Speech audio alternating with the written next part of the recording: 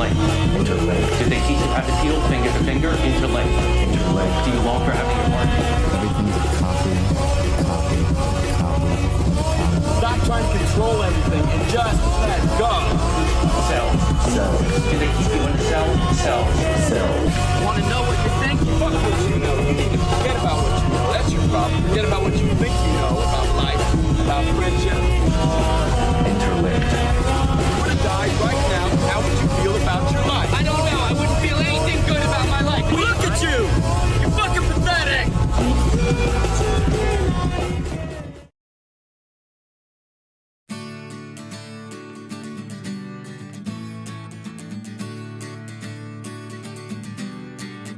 You'll say we've got nothing in common, no common ground to start from, and we're falling apart.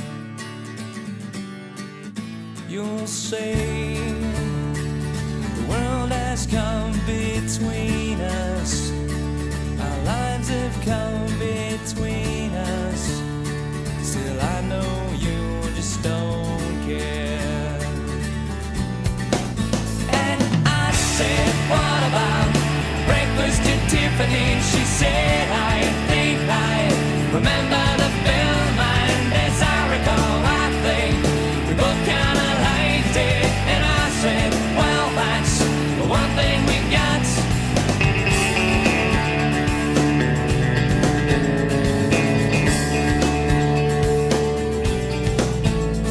I see you, the only one who knew me, but now your eyes see through me. I guess I was wrong. So what now? It's plain to see we're over, and I hate when things are over, when so much is left undone. And I said, what about breakfast at Tiffany? She said, I think I remember the film, and as I recall, I think we both kinda liked it. And I said, well, that's the one thing we got.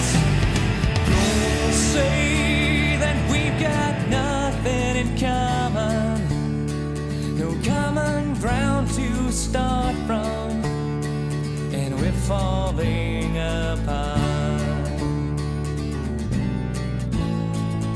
You'll say the world has come between us, our lives have come between us. Still I know you just don't care.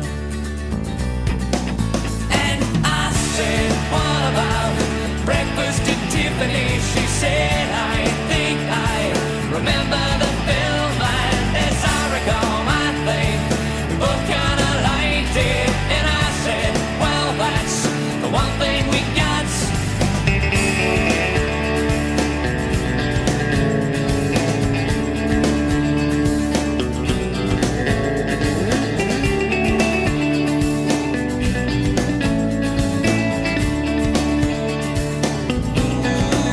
And I said, what about breakfast at Tiffany? She said, I think I remember the film, and as I recall, I think we both kinda liked it. And I said, well, that's the one thing we got. And I said, what about breakfast at Tiffany? She said, I think I remember the film, and as I recall, I think we both kinda liked it. And I said, well, that's the one thing we got.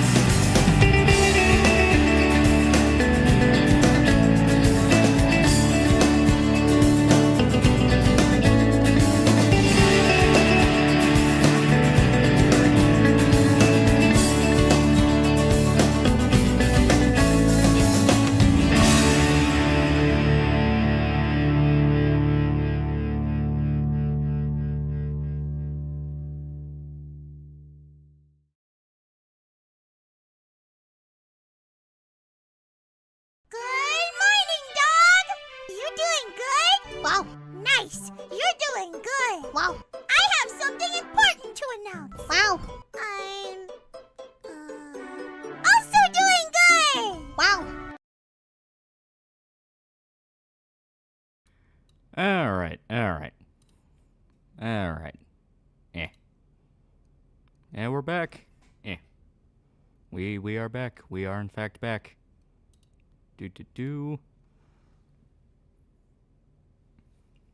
Everyone going bow bow. Yeah, bow bow. Gotta love the dog. The dog is so much fun. It is very fun. It is very fun. Yeah, bow bow. Yeah. Help if unknowingly been Vosh pay pick by doing my tax. I'm having an existential crisis. Yeah, those US aid leaks are yeah. It's nice having full confirmation about just how much money has been going to places it should not have been going to. That's very nice. That's very nice. Yeah, so Vosh apparently being paid by the government. Yeah, literally the same day they announced that USAID is going to stop paying all these different programs that leaked out. Vosh got on stream, was like, guys, I'm scared of losing my job. And people are like, what the fuck did you mean by that? Keith Farm saying KCD2 is insane. People are seeing the game didn't fail, saying it's disrespecting history, and they're calling for acceleration in the games industry. It's a fun game. I keep getting mauled by wolves, though. It sucks. Man, the whole USAID thing is practically a rebel of mass proportions. How the hell do we allow the government to use our tax dollars to brainwash and gaslight us globally? No, that's the best part. That is the best part. All those like transgender comic books and like condoms for Gaza, like those places weren't seeing any of that shit. That money was not going anywhere near where they said it was fucking going. It was all being laundered. Like it was all being laundered to the places they actually wanted it to go to, which was Swiss bank accounts for politicians and basically, let's just be honest here, buying all those important Politico subscriptions so they can have influence in media companies, you know? Zoom Despot, $5. Just got done paying my taxes for my Japan saga. Not time to get drunk, cry myself to sleep. Yeah, tax season's not going to be fun. It is not going to be fun. Hey man, play KC2. Did Varva ultimately lie about the role-playing stuff? Was overblown? It was 100% overblown. The only people claiming he's lying is the fact that he wasn't showing off the gay romance stuff. Like that is their idea of him lying. He just didn't show it off. Even the whole point is like, dude, it's a fucking video game. You play it. It's an optional thing as part of a route you can go down that takes several hours to get to. Maybe you focus on the main story instead and all the stuff you can do in the game, like gameplay-wise. So basically, all left is me is a massive psyop. Kinda. Trump might actually tweet about Gamergate now. Yeah, Vosh is a Fed. Say it ain't so. KST2 drama is stupid and it's good. Most people are seeing past the outrage. Yeah, basically. Yeah, how dumb is JDA? Keeps coming after KC2 after getting nuked by Varva. Oh, he's just a spiteful asshole. You have that Madam Savvy chick on Twitter who expressly said that like JDA would like insult people, like try to tear them down, gun after them, and then later will come with like his hat in his hands, try to ask stuff from you, and then he'll just repeat that cycle over and over again. He's just a piece of shit. Totally Boss Detective for $5. Day 3, my cancer treatment's going just fine. Need more berries though. Yeah, eat more berries. Endless berries. Berries will keep you good. Berries will keep you good. I almost had an actual mental breakdown of the USA shit today. Everyone salute him. Everyone salute. You know what? In fact, he gets a heart. Heard Joe Cat got in some hot water game. What was the context? He said that VTubers need to drop the idol roots, even though that's what built the genre in the first place. Your tax stars go to furry art commissions. Yeah. Don't you know Veilguard also had optional stuff? KCD2 is clearly a little woke. Yeah, it is kind of funny how that's just been blown up in everyone's face because people are going like, these are not the same fucking thing. If you think they're the same thing, you are just crazy. Call person now with $20. Someone whose former work had Bloomberg terminals and Political Pro. It sucks because those are really useful databases and dashboards, but it's clear they use that insane amount of money to pump up propaganda via media outlets. Yep, that's the whole idea. And now saying they hate gays in general and want them gone. Yeah, JDA, that one Korean guy, a few other people, they're now expressly saying that yeah, we just want to get rid of gay people in gaming in general, which is like no concept for the idea of hey, maybe you want to sell your message to people that might be on the fence, because if they see you saying that, they're going to go, well, what's any different than these other guys say they want to get rid of white people in gaming? People do not want to be told what to enjoy anymore. You are not going to win if you tell them what they can and cannot enjoy. I understand people being annoyed that Henry technically got retconned to be bi, but also, yeah, the whole KCD2 thing is a nothing burger. It's worse than a nothing burger. It is outright just making them look worse. Yeah, Korean guy was also retweeted by Racefist and also Millennium Active Defender. Yeah, it's the same circle. It is literally the same circle. The same circle of people that literally just last month said we want to censor your video games are now coming out and going, well, guys, aren't these things being pushed in gaming bad? Don't you want to get rid of them? It's like, fuck off. We know what you want to do. God's sake, some of these political influencers are backed by the government. Why can't I have propaganda money? Yeah, they said the quiet part out. Yeah. Reminder when a bunch of BreadTubers simultaneously all defended Anita at the same time. Remember when H-Bomber guy said BreadTube doesn't exist and they're all independent entities? I remember. Yeah, right? I expressly remember. Candy is back. Candy's back. Candy's back. What do you mean? Joe Cat, one of the VTubers, doctors are facing relationships and normalize them more. Yeah. Expressly, hey, they need to put more of their information out there, probably so they can be, targeted next time there's a big blowout like the Hogwarts Legacy one. I've been playing Yakuza 3. I get the hate, but I made it to Kamurocho, so it's getting better. Yakuza 3 is good. It's just flawed. Yeah, did you see Redface use BG3 to shit on KCD2, even though he also shit on BG3 as a bear sex simulator? Well, more than that, different circumstances there. Baldur's Gate 3 was, one of the best-selling RPGs in a very long time. That became such a massive explosion. No one could have predicted it got as big as it did. So trying to use that as basically a vestige of what is and isn't a flop, that's like trying to compare games to GTA 5. You can only do that in a sense of when they beat it. Because, yeah, no shit, no game's going to really match up with GTA 5. It's the best-selling game of all time. Or at least one of them. 100 taking smells, $2. Waka, why is your job title say Grand Wizard? Yeah, he later deleted the tweets and ran away again. Yeah. USA had also found in certain parties like Feminist Frequency really puts what happened with Gamergate in a new light. Yeah. That is why they desperately wanted to turn it into political shit-flinging, because then people lose sight of the bigger picture, which is that you had basically a pseudo-tyranny of, not even a pseudo-tyranny, you had a tyranny of pseudo-federalized agencies. Because once they get that government money, they're beholden to government interests.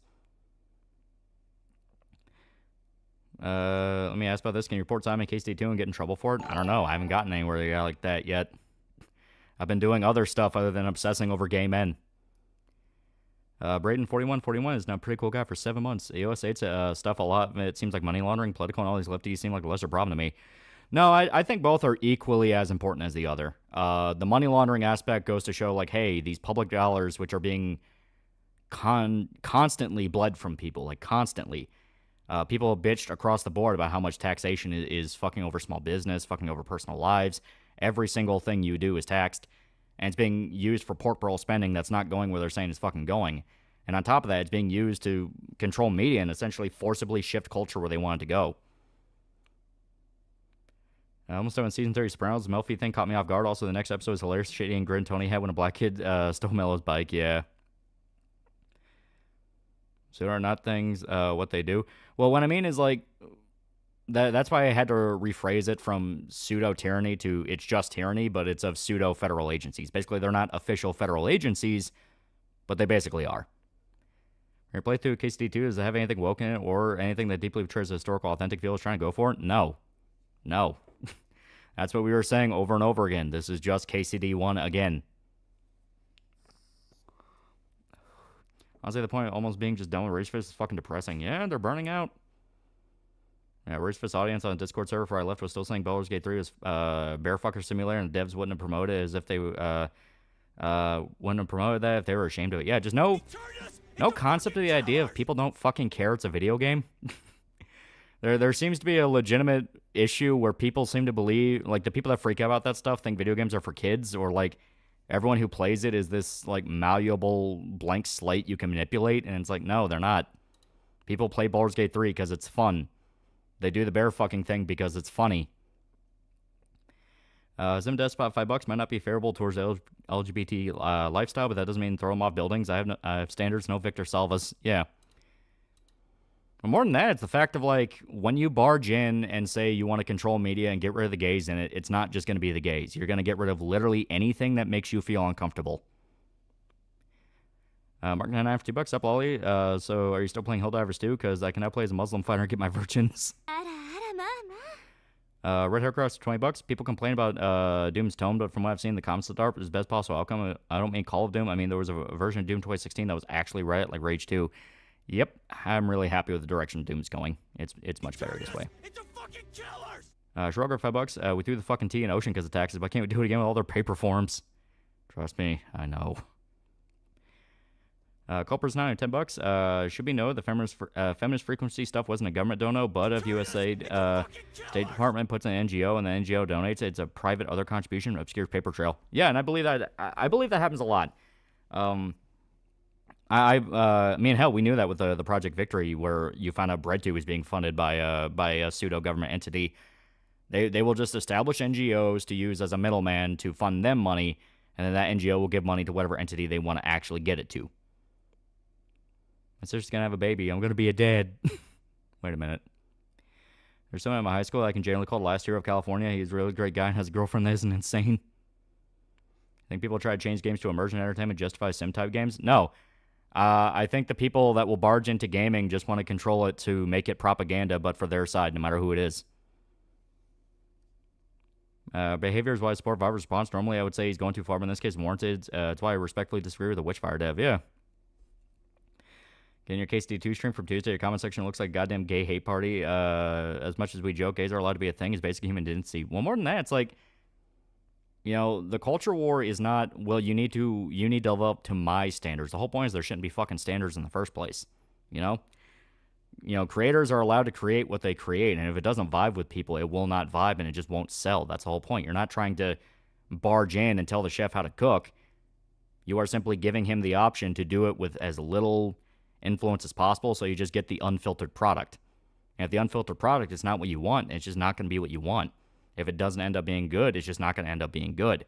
But the whole point is they're not some asshole barking in their ear to tell them what to do.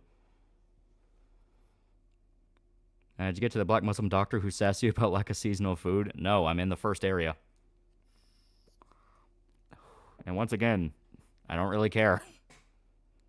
See the new MGS3 Delta trailer? Monkey Season back on the menu. Yeah, we got the monkey minigame back. It's great. Seg 162, $5. Baldur's Gate 3, Bear Shapeshifter is the West answer to 5,000-year-old lolly. Once again, the bear fucking scene was a reference to an old joke about druids and D&D lore that existed for decades. Yeah. I'm getting Baldur's Gate 3 flashback from this whole Kingdoms Come controversy. I said before that, and I think I even outright said it yesterday, but the big problem is everyone keeps latching on to whatever the loudest voice is saying, and the loudest voice has shifted over for somebody with legitimate complaints to a guy who is actively trying to warp things for their own agenda. And unless they acknowledge the existence of that agenda and what the guy is doing, it's going to blow up in your face. You cannot keep pretending it's not a problem. A lot of the guys who got pissed off at Varva because Varva outright posted John Del Rosa's court document about how he has a restraining order on him from his wife because of domestic violence. And they're going well, you didn't prove he was wrong. And it's like, dude, you do not want to be seen in the same corner as a wife abuser. You do not want to be seen in the same corner as this guy. The best thing to do is to disavow as fast as humanly possible. Yeah, Rage Fest going down that route. He might as well get rid of his mail collection. Stop listening to it. No, his church will fuck him over and love of it. Yeah. By the way, don't forget to update your 14 seasonal events happening Valentine's Day in Amphitheater in Gridania. Oh, okay. That's actually a good point.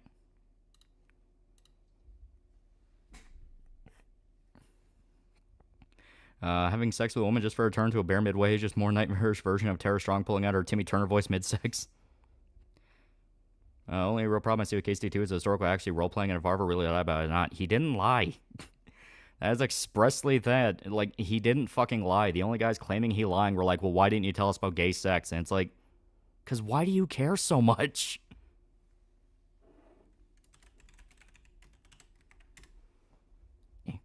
2032, there's a 1.2% chance that... There we go. That an asteroid with the size of a football stadium would hit Earth. Gotcha players, how fucked are we? I heard the metal band called Pathology. Music's undead and disease theme. Oh. Yeah, he did. No, he didn't. That is the thing. They keep screaming, he lied, he lied, he lied all over again. The only thing they can quote is like a YouTube comment from like 8 fucking years ago. Like, he wasn't consistently saying there's not going to be any gays in the game. It's not like a thing of he had a massive press tour about it for Kingdom Come 2. Like, it's just, at some fucking point, you have to understand, pick your fucking battles, man.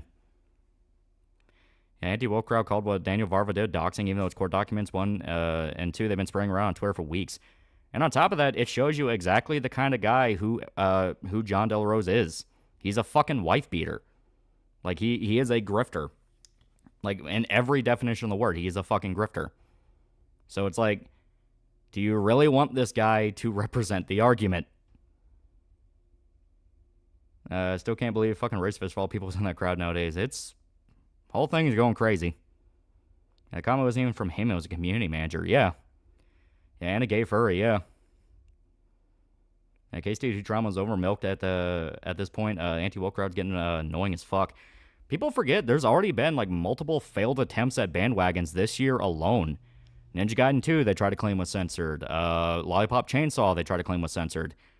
Fucking Doom the Dark Ages they tried to claim was woke. Like it's gonna keep happening, and more people are gonna start noticing that, like, why do you keep using the same script for every situation? Yeah, worst I could do to my ex is yell at her for dubbing me over trivial things till she cries. That's only if I see her, that is. I haven't seen her for 3 years.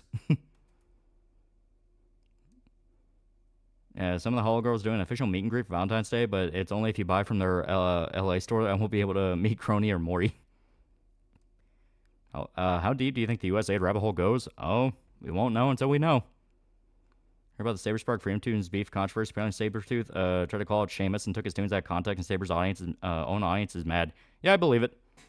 Like, I believe it. I saw the video Freedom Tunes put out about it, and it's like, yeah, he was selectively editing videos and trying to make them look racist. Yeah, Varva told Razorfist he didn't write that comment. All Razor told was he should have wrote the second game too because he's more base than him. Yeah, it's ridiculous. Like, the whole thing is just ridiculous. I just don't find KSD interesting enough at all. Like, these games don't give me enough hope that the industry can be saved. Well, it's not about one individual game fixing everything, because it's not. It's not one big spark. It's a trend. It's multiple things all together over a period of time. That is how you change things. That's why I keep saying, like, don't rely on one big name to fix everything. You can't do that. Mabel Attikin for $2. It's like they have ODD. USA is responsible for the downfall of Doctor Who. Yeah, Elon Musk is not a Nazi for the simple fact that unlike Musk, the Nazis make good cars. So we're going to have to gloat. Been posting JDA's court docs and Varva's tweets way before anyone else. Varva actually posted that, and I'm very happy for abuser beat the fuck out. Yeah. Wasn't revealed. Now that some people who push the woke right, like James Lindsay, were paid by the government during U.S. aid, makes me wonder if some of the anti-woke types are the same. We won't know until we know, but as stated, a lot of weird coordination.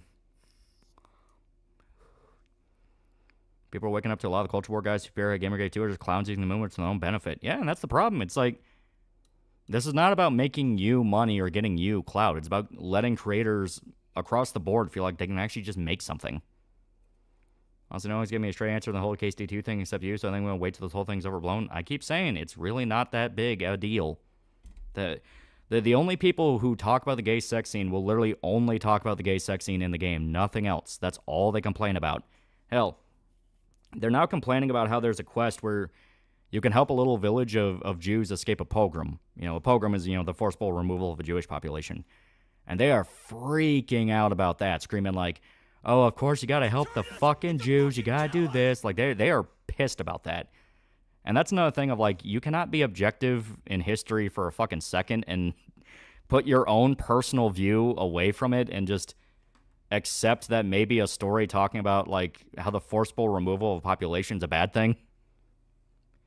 Culper's $9 for $10. I think part of the controversy is due to Varva & Co. so heavily using the we're being historically accurate defense, whereas with KSD2, they're more so going with it's an RPG defense. I mean, it's true. It's an RPG. Player choice is a good thing. Big Lad is now a pretty cool guy for 4 months. 4 months. Once people need to start looking at a gay ops Discord used by these figures, some of it can be chalked up to people getting caught in the wave, but some of them are purposely sinking the ship. That's what I think. Yeah, Culture Wars capitalist plot. Not being a champagne socialist about that. That's what's going on. Champagne socialism is part of the capitalist plot. And people focus only on the gay shit. The same people claim to hate gays, but their hard drive's full of femboy porn. That's also kind of a way to look at it. That's on us taking over Gaza Strip. I don't want us to be involved in the Middle East. That's Trump's one fuck up so far. It's like, I don't want to be part of the Middle East. Was the only thing about KSD1 about being historically accurate, now Varva's kind of being disingenuous about KSD2 doing the same? No. It is still extremely historically authentic. Because that's the thing. Claiming KSD1 is historically accurate is not even right because of the fact there were massive anachronisms of history. For one, Hans Capone was not a fucking, 30-year-old, ladies' man. He was a fucking kid by the point of the game. People are even pointing that out. Like, hey, Hans is 13 at this point. On top of that, the Cumans never invaded Bohemia. They just weren't in that region, yet they're a main enemy faction. There are anachronisms in any kind of historical thing because they're just operating off of, well, this could have happened and we need this for drama. It's media. You're not going to get a fucking time machine and go back in time and see how things were. You just see as best of an approximation as they could be. And the games really did match pretty well to how medieval culture probably was, where you had your areas that were violent, you had your areas that were very chill, and most people were just kind of people. Someone was an asshole, someone was nice, someone was this, someone was that. I mean, it's all you can do. No matter how valid the point, even though JDA had none, isn't anymore when spoken by a wife beater. Yeah. The whole point about it is when you have a guy like that screaming the loudest, people will look into him and find his skeletons. And if his skeletons are exactly as egregious as the thing he's screaming about, people are going to forget what he's screaming about and just focus on what he did. Actions speak louder than words. And then Despot for $2, gotta go. There's Papa Murphy's for dinner. Ooh, that's pretty good. Yeah, where the fuck were they when a side quest for KSD1 help a family who worshipped a different kind of Catholicism? Oh, damn it. It would be nice to spotlight their own shit and or promote smaller indie titles and projects. Now they're starting to sound the same, and it's weird because they don't want to. It's not about the products they put out. It's about making money. Previously told people on the anti-woke side their points are relevant now due to the massive overreaction by them. Yeah, it's going to become more and more of a thing. The more they freak out, the more they feed the next generation, which is people making fun of them. Yeah, one of Racefist's favorite band is Judas Priest. Lead singer is gay. Yeah.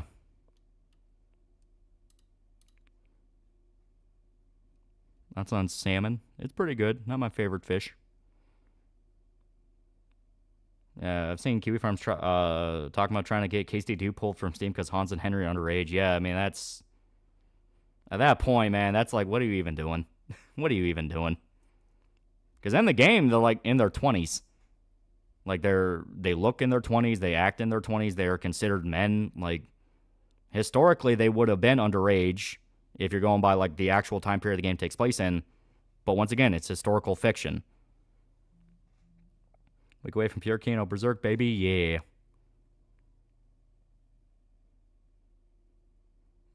Yeah, wasn't Racer's favorite band Bathory? Yeah. That's what I mean. When you start getting to that level of moral crusader where no, you have to change things so it's the standard I want, people are going to go, well, why are you so fucking special that you get to make the rules? And that's usually when things go bad. A lot of good news. Trump has changed his decision on the Gaza Strip and is more or less going to let our allies rebuild it. Thoughts? Well, so long as we're not involved, I'm happy. Whenever the pre-release Steam reviews point out that you can do this or that, but actually can't, need to be flagged down as disinformation. Well, just the game is out. Just look up stuff about the game. Look up streams about it. Play it yourself. You can pirate it. There's no de novo. Waldesian's quest, where you help them escape a vicar who is looking for them, get you one of the best longswords in the game. Knowing the blackmail shit, Razor likes one of his favorite bands is Queen. Nothing needs to be said. Yeah.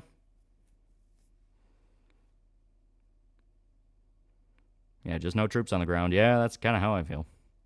Be fair with the humans, the game does say they're mercenaries, but you get the point. It's not about, oh, well, I'm not saying oh, well, they weren't there, therefore they shouldn't be there. It's no, the game came up with a reason for why they're there. They're mercenaries. The whole point about it is they actually go out of their way to explain why are they even in this area at the time. It's well, because of this. It's context.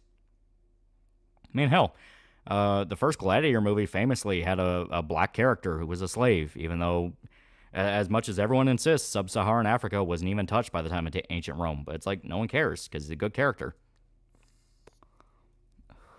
Problem is, nobody so far except you is giving me a straight answer. Don't really trust anonymous people. Tell me truthfully. I say, just look up a stream. Look up a stream of people playing the game where, they're not editing anything. It's just the gameplay footage. More often than not, just, hey, this is fun. The only people who are gonna not this is incorrect as history autist. By your comic, will you support overseas delivery? We are gonna try. Shipping's gonna be a pain in the ass for it, but we're gonna try. And we do have we do have plans in place for a digital release, so that'll also help. But yeah, we're 100% gonna see about overseas delivery working out, because yeah, gaming industry to be able to recover through the successes of indie. Yeah, Robin Hood, Prince and Thieves of the Muslim, and he was a good character. Yeah. Well, Robin Hood in general is kind of considered more just a legend. Yeah, that's on USAID funding NGOs getting teabagged by big balls. Yeah, I think I paid $25 for Aussie delivery. Yeah, I stay. It's gonna be a pain in the ass. TheAlmightyLoli need to tell me how I think. I need guidance. Yeah, I think Massacre does not do trolls anymore. He's just a simple hat salesman. Yeah. And Massacre makes it very clear. It's like, I'm just a guy. I'm just some dude. Which means it was a mistake. It's fucked things up more than it helped anybody. Watched 2004 Dawn of the Dead movie. Wasn't awful, but I do wish Zach had stuck to movies like that. Heck, a sequel to that over Army of the Dead would be better. Yeah. Well, James Gunn wrote the script, so they were kind of working in collaboration, which is why I personally think it worked out. Even Kotaku and Action Subreddit lost their minds, and also calling Varvara a traitor and a liar, saying he tricked him to fund his first game, put the shit in the second game. Yeah, just absolute, like, just play the fucking game, man. When we played it on stream, the intro was like really fucking great, and it was funny as hell. Like it was a good game. It's a good game. Like I said, you can pirate it. Like there's no copy protection on it. People are posting out there pirating it. I never got the hype for KCD. Not the kind of game for me to be that invested to hate it. It was a niche little RPG that had some really good ideas and some wonky systems. 2 fixed up a lot of it, but it's still wonky in all the right places. Fighting wolves fucking sucks. Yeah, defund the government is bad because guess how much Boeing charges the government for soap dispensers? He asked this late in the conversation. What's the short version? What's Razor doing? Something about white knighting for hose dirty laundry. He backed Melanie Mack during the Goonergate thing, and Razor's whole thing is, well, we need to have better standards for media, and basically shit talk like the gotcha games, and going like, oh, well, that's all just gotcha slop. Which right there, it's like, okay, that's reasonable. That makes sense. There are better games out there than gotcha slop, and we don't want to be, promoting every single game to be gotcha slop, because then everything's gonna be a money trap. Only. He was expressly on the side of a woman that said in no uncertain terms she wants to ban aspects of media. So while he was going, well, we just want better standards in media, in truth, he was backing a woman that expressly said she wanted to censor things she did not like.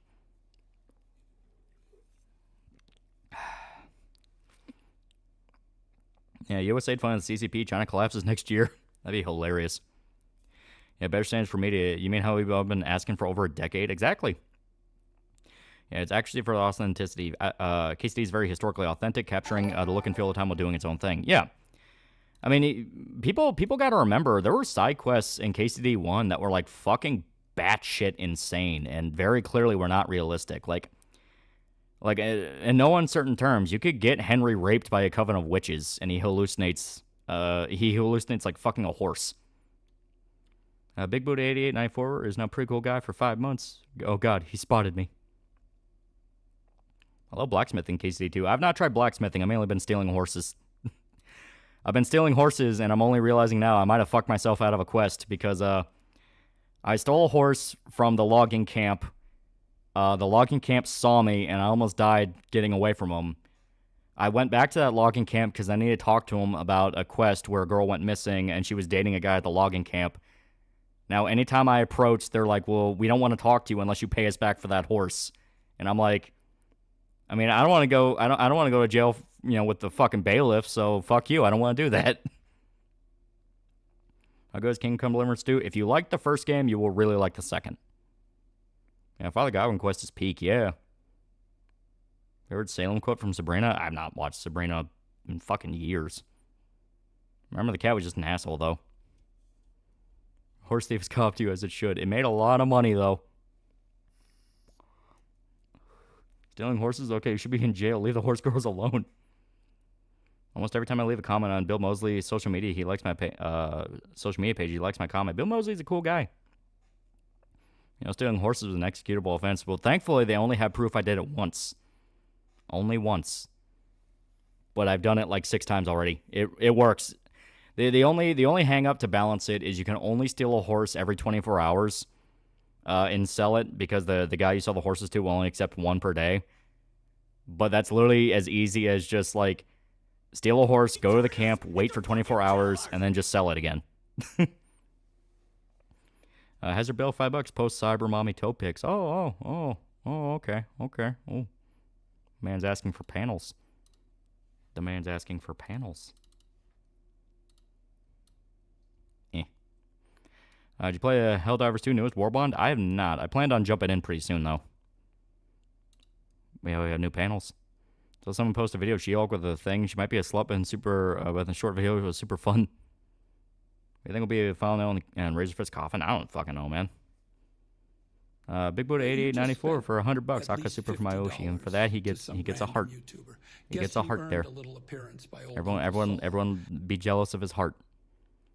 Joeytron's now pretty cool guy for 7 months. 7 months. Yeah, nice Predator reference. It is a pretty good Predator reference. I like it a lot. Yeah, I like the Predator reference a lot. But I went to see Chicago with family, and you can really see the inspiration for Gotham City, especially in the oak architecture. Yeah. Looks like an awesome page. Yeah, it's super fun. Super fun.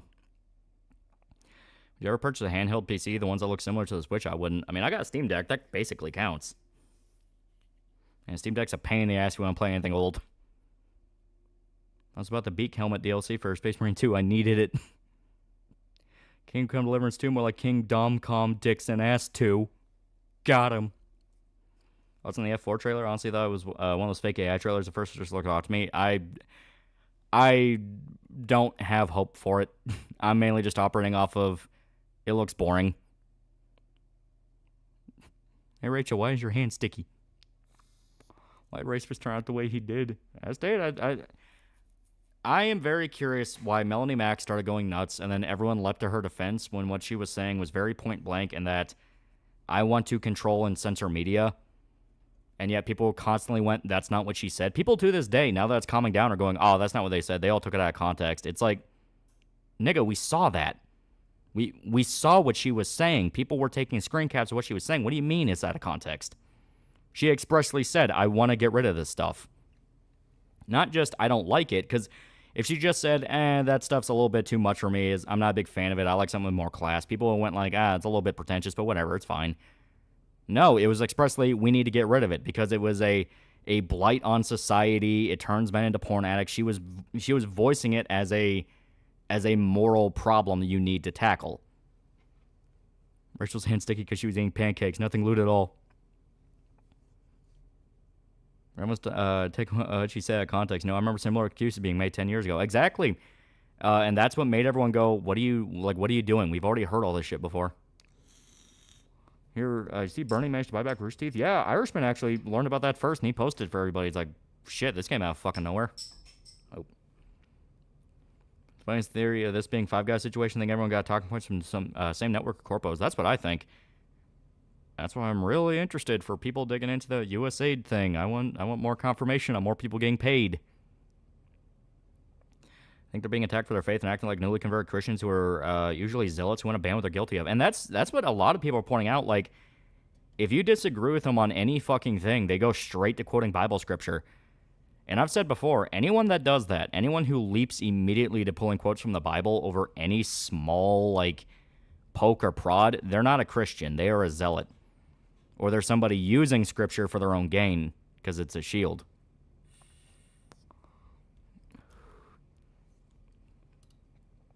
Yuki's hands feel cold. That will be explored later.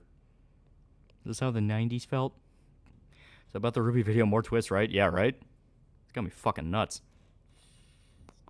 Now Rachel just didn't wash her hands. They're spilling some Coke. Reckon Rachel's cooking food could be based on drunk, easy to make food, i.e. noodles and gyros. Watching Apocalypto, good movie so far. Yeah. Do you know Roosty's back? Yeah, we were just talking about the Bernie thing. Yeah, Bernie, one of the original creators of Rooster Teeth, bought back the company. Grab Punisher story not in the MCU, what would it be? That's a good question. I don't know. That'd be one I have to think about. Probably someone like an old man, Frank. I like old man Frank. Father turned 61 tomorrow, and I'm getting him whiskey for his birthday. Yeah. Honestly, I don't know what to think about the whole KST2 debacle thing. I was wait for TR4 to 6 remaster. As stated, you can just pirate it. You can just pirate it or look up a stream, you know. Either quoting Bible scripture, act all snarky while running away, or ain't bothering to considering anything. Yeah. Yeah, Bernie Sanders bought Rooster Teeth. See the trailer for the new Jurassic World movie? A T-Rex versus Rancor could be fun. It'll probably be mindless, but as long as it's got good kills. Jorta sent wait for it. He's a little gif of wait for it, and it's 19,900 fake monies. I don't know what the exchange rate is here. I just assume that's fake monies. Also, for the sake of vocabulary, term for allies, people who demand homosexuals be treated like gods is homophile. Expand your vocabulary. It's good for a character limit. I really believe in piracy lists for some not easily available. Thanks for suggesting anyway. Last day, just look up a stream. When's Cyberpop coming out again? The goal is this summer. This summer, maybe around June, July. That's kind of the vibe I'm feeling, June, July. IDR's Indonesian money. Ah, okay, that's pretty cool. So Punisher Max movie. Yeah, basically, that's what I think. I love Punisher Max. Mabel Atkin for $5. Tired of being called hag by strange internet people. Hag. Welcome to Dinosaurs coming back. Ooh, that's pretty cool. When I first saw Punisher, I didn't see Cowboy vibe, but more I read Max, more I watch the video, I see it now. Yeah, it's slight, but it's... Personally, I think it's there. It's especially there if you watch the Thomas Jane movie. Since you're from Kentucky, have you ever seen an alligator gar? We don't get alligators up here. That's more towards, like, Georgia, Florida. But I've seen alligators. Word Circle of Blood, it was really damn fun. Yeah. Currently very worried about sick days in Fallujah. They laid off 30% of their staff. However, they said it would be a temporary change. Well, hopefully they can keep chucking along on it. I like the game. I like the game a lot. Seeing Kotaku in action kind of spring about KC2 just made me turn off all of Reddit automatically. Don't know why I didn't do it earlier, honestly. Like I said, I like the game. I think it's fun. It's like how people said Meat Kane just thinks a lot is creepy, ignoring the fact he directly called Sailor Moon child porn. Yeah, exactly. There is an attempt to obfuscate and change around definitions and terms. Close to 40 now. Oh, that is advanced tag. Alligator gar fish. Oh, alligator gar the fish. I didn't know that's a thing. Alligator gar is a fish or is about as old or older than dinosaurs. Oh. I've never seen one. It isn't hard for folks over 40. I can't trust anyone these days, and I'm beyond paranoid failed relationships that may never begin. Okay, Rich, I'm going to wash you. Water coming off her body's pitch black. It's not that bad. Rat runs into and comes out a skeleton. No, we need Punisher in the 80s movie or show. Since Frank's supposed to be a Vietnam veteran, put him in the middle of the 80s after his family death and then start his crusade. That'd be fun. Especially since 80s was the cocaine boom. He can be fighting like the cartels and the narcos. Only have one god. His name is What If Altist. Right, the man that has long hair and likes heavy metal. Those things are frowned upon in Christianity. As stated, it is one of those things where the purity spiral will kick off, and it will kick off hard, and a lot of the guys that kicked it off in the first place will be eaten by it, and they'll be wondering why it even happened. I'm burning forgetting is coming back, but I think sometimes dead is better. How'd you like Marvel Rivals? It was Overwatch, and people are already going like, yeah, we need to introduce something to fix the meta in the game, because they found a new healing meta where if you have like 3 support characters, you can basically get through you can basically get through most games just fine, because everyone will be healing each other and it'll be impossible to match the healing output. People are already going, they need to patch that, and as soon as I saw that, I was like, ever get increasingly angry when people pronounce Louisville wrong? It is always hilarious when someone tries to correct me and go like, oh, it's not Louisville, it's Louisville. And I'm like, what the fuck are you talking about? Nobody here ever calls it Louisville. It's Louisville. Is Razor gonna disavow an openly Satanist band like King Diamond? People, as stated, once that door's open, people are gonna keep asking. And it's like, hey, what about this? What about that? What about this? That's why you don't really set yourself up in that situation.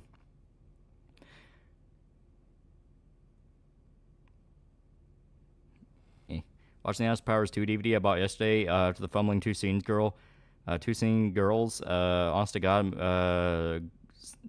scene girls in 2025, and I didn't even speak to them. Movie's good, by the way. Honestly, what was really annoying is the fact a lot of the anti-woke crowd practically have Jew derangement syndrome, and that's also going to make people not take it seriously. Yeah, it's like, I've said before, watch how the conversation is constantly trying to be warped and forced into directions nobody asked for it to go. That is why you avoid the political angle. Because when you talk politics, you get political stupidity. Ken Nakamatsu has now been able to bring up his website again with a combination of new investors and crowdfunding. Hell yeah. I sure do love getting called a Jew because I don't want games to be censored. Yeah. Not wanting censorship means exactly that. You don't want censorship. I think Japan reacted to the US aid bombshell. I'm very curious how that's really going to affect things.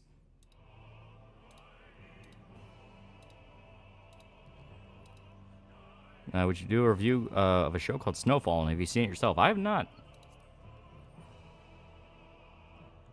I reckon Rachel would have an extensive knowledge in alcohol. She can explain the difference between dew balls from taste and production quality in a spurgy way. That'd be funny. That would be funny. Mary Fisk's gonna look like such an ass when he still ends up in hell, and the only people in heaven are Mormons and Scientologists. You have a hard time watching horror movies with torture? Not really. Like, I'm pretty desensitized to a lot of horror stuff. Like obviously, if it's like a movie that is really, really, really good and set up the torture scene in a way where like I'm really invested, yeah, I'll start going like, oh fuck, oh man. But like most times in horror movies, you can just kind of watch it and not really care. Culper's $95. Meanwhile, woke Aussies are censoring Crocodile Dundee. Yeah, same. Yeah, exactly. When I heard Rooster Teeth was getting bought back, I had an intense flashback to watching Ruby in high school. Familiar with John Forbes Nash Jr.? That sounds familiar, but I don't remember. People make fun of it, but anti-Semitism didn't fall out of the fucking sky. Jews tend to piss off a lot of people either intentionally or unintentionally. Like I said, I don't care if someone wants to do the whole, like, if someone wants to do the whole, like, 6 million joke or talk about how many CEOs are Jewish. I don't really care. The problem is when it starts becoming a thing of, no, you will talk about it, or you are not allowed to do this, you're not allowed to do that. Like, it's, like, I will remind you, Kirsch got called a BBC-loving Jew whore because she said the Holocaust happened and she presented an award for Barrett in FF7. That's where you get to the level of you are allowing it to control your mind. You are not talking like a reasonable person. You have lost your fucking mind. I don't think Australians are woke per se. I think they're just kind of weird socioculturally in a way not easily comprehended by American me. They look woke to me. For me, I find that Jews run 99% of porn, however. Actually, 0 for 2, $10. Absolutely correct. Your pronunciation of Louisville. Louis is pronounced as Louis. Louis pronounced as Louis. Louis is French. Louis is English. Yeah. So apparently, Square Enix is going to make FF11 free to play after all these years in the next few months. Oh, that sounds awesome. Yeah, Kirsch must be a terrible Jew. She did the Real Game Awards for free. Yeah, she did it as a favor. Like, she did it as a favor for her friend. Yeah, do not early F people and then demand they answer for the slightest thing you dislike. This would cause the case to do controversy to start. Yeah. Like I said, that's one of those things of what the hell did you think was going to happen? I thought it was pronounced Louise. No, it's Louisville. Louisville. That's how we pronounce it. Whether it's grammatically correct, no one here cares. They pronounce it Louisville. You just kind of mush the word together.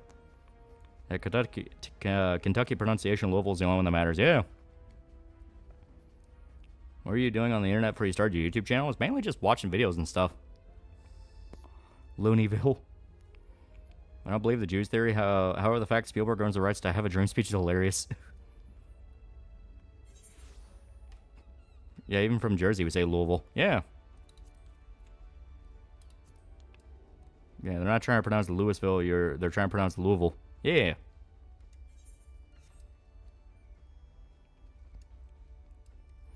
Hey Lolly, and loves a few days back about Sopranos complete collection. I just finished the first episode. Can't say yet until I watch all 3 episodes. What do you mean? I was saying with Bone Tomahawk, it was very slow burn, not a lot of violent stuff for one scene, but then the scalping scene just shook me. Oh yeah, it was great. Differs $5, like when the woke say you're not allowed to make something taking place in the 19th, 20th century without talking about American slavery and racism. Yeah, it's like, There's not supposed to be rules in media, and the problem is we are slowly seeing a faction grow that expressly want there to be rules in media. They just want it to be their rules. You know, they see you as tools for a political agenda, and they get angry and snappy if you are not doing what a tool should do. And it's that Craig wanted to do something for fans, by fans, but people still ain't happy. Fuck people, man. Stop dooming. Damn. I mean, you can criticize the Game Awards all you want. The whole $30 to vote thing. I mean, yeah, that's just funny. They had an excuse for it where it's like, well, it has to make sure that there's no botting or anything like that. But people are still going to look at it and go, you're going to charge people $30 to vote in a not Game Awards thing? You know, it's just one of those things. The problem is, once again, the well is poisoned by taken to the absolute nth fucking degree. Oh, look, and they do have things set up for Valentine's Day. Yeah, the Nightmare Cart game is fun. Why does it even matter if people are doing the things you don't like are Jewish if they are Jewish? Like, Democrats finally died out with this US aid thing. It's worse than Iran-Contra and Watergate. We'll have to wait and see. Big Boot 8894 for $100. They're all wrong. It's pronounced as Loserville. Get it right, chat. I mean, that's the unofficial name, but you're not wrong. They're pretty bad. They're pretty bad. They're not great. They're stinky. No one likes it up there. It's all fucking meth heads. It's all meth heads and black people. $30 last month to start as $5 to $30 to vote. Yeah. I just want to be careful buying and supporting stuff from people and companies who are scummy, disingenuous. I'm hoping Varva isn't, but you never really know. Varva isn't. Like, he expressly isn't. Yeah, Craig is basically treating it like a Patreon tier. The problem is bad faith actors lost their shit about him, even hosting one in the first place. That is true. Well, you know, one of those things of even attempting it will have people go like, well, fuck you. Donald Kuhn, get rid of Chipotle. What exactly happened with Iran-Contra? Oh, boy, okay. Iran-Contra was a program in the 80s where the American government sold guns to people they should not be selling guns to, and then slightly maybe sort of got involved in the cocaine trade. Red Hair Cross, $5. Based off stuff spotted in the Doom TDA presentation, seems like you can go all in a single gun if you build for it with mods and skills. Yeah. They seem to be addressing some of the complaints from Doom Eternal where it's like, well, I didn't like the weapon switching. And it's like, all right, we'll make it to where you can just main one gun. Not as much high-flying stuff, which makes me sad. I like a lot of the agility stuff in Doom Eternal. But some people didn't like that. Yeah, not only guns, RPGs and missiles, yeah. Like, Varva just doesn't want his product being used as ammunition, dumb culture war shit, which is honestly fair. That's basically what it amounts to.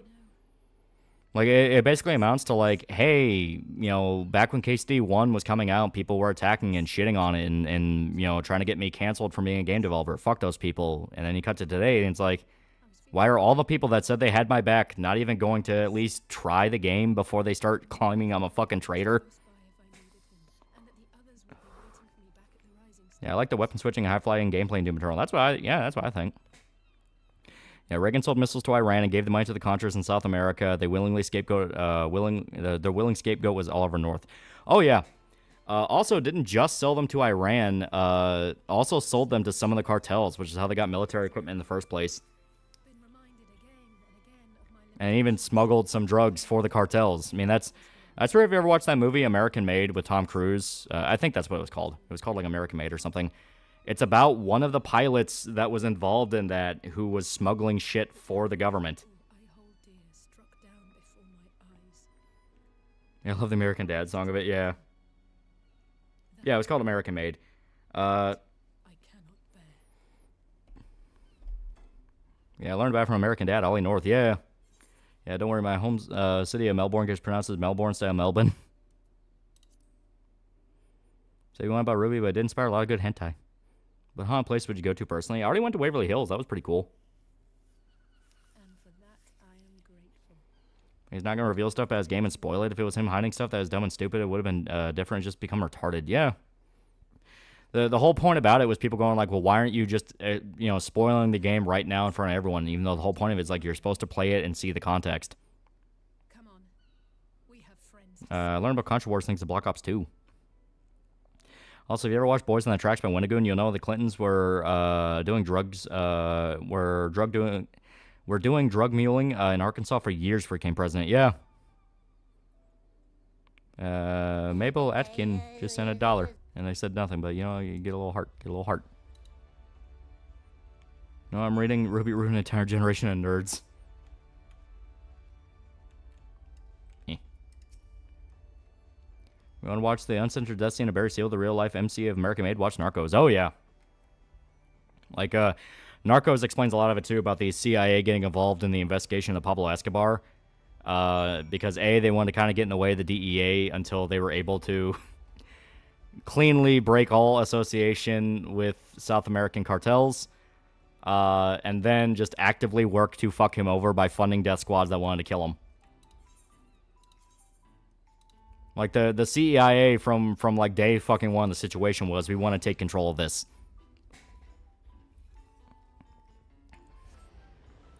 Yeah, American Made movie was good when I watched it, but after I read further, the movie would be better if they cast Jonah Hill as Barry Seal. That would have been funny. What shows you used to watch growing up? You used to watch a lot of Cartoon Network shows like Regular Show and Adventure Time. I used to watch a lot of Billy and Mandy and like SpongeBob and stuff. In fact, Trump didn't know about the USAID stuff, and his first term shows how compartmentalized and crooked the government is, able to hide it all from the president himself. Yeah. I've seen the movie Nora. I have not. Also, there was that banana company that paid for death squads, right? Yeah, that was, what was it, Chiquita Banana? Trump's birthright ban has been blocked by a West Coast judge along with Congress trying to block every Doge probe and succeeding with one. Treasury, how will this go down later? Oh, they're going to get bullied into doing it. Trump has made it very clear this term. It's like, you're not doing that shit. You're going to fucking do this. You are going to fucking listen to me. Yeah, base Billy Mandy with his shit. It was super good. Yeah, Archer Vice is all about the drug trade. Yeah, that season was good. It was fun. I feel like that shot woke Trump up. Oh, he's pissed. And he's like, I don't have a second term.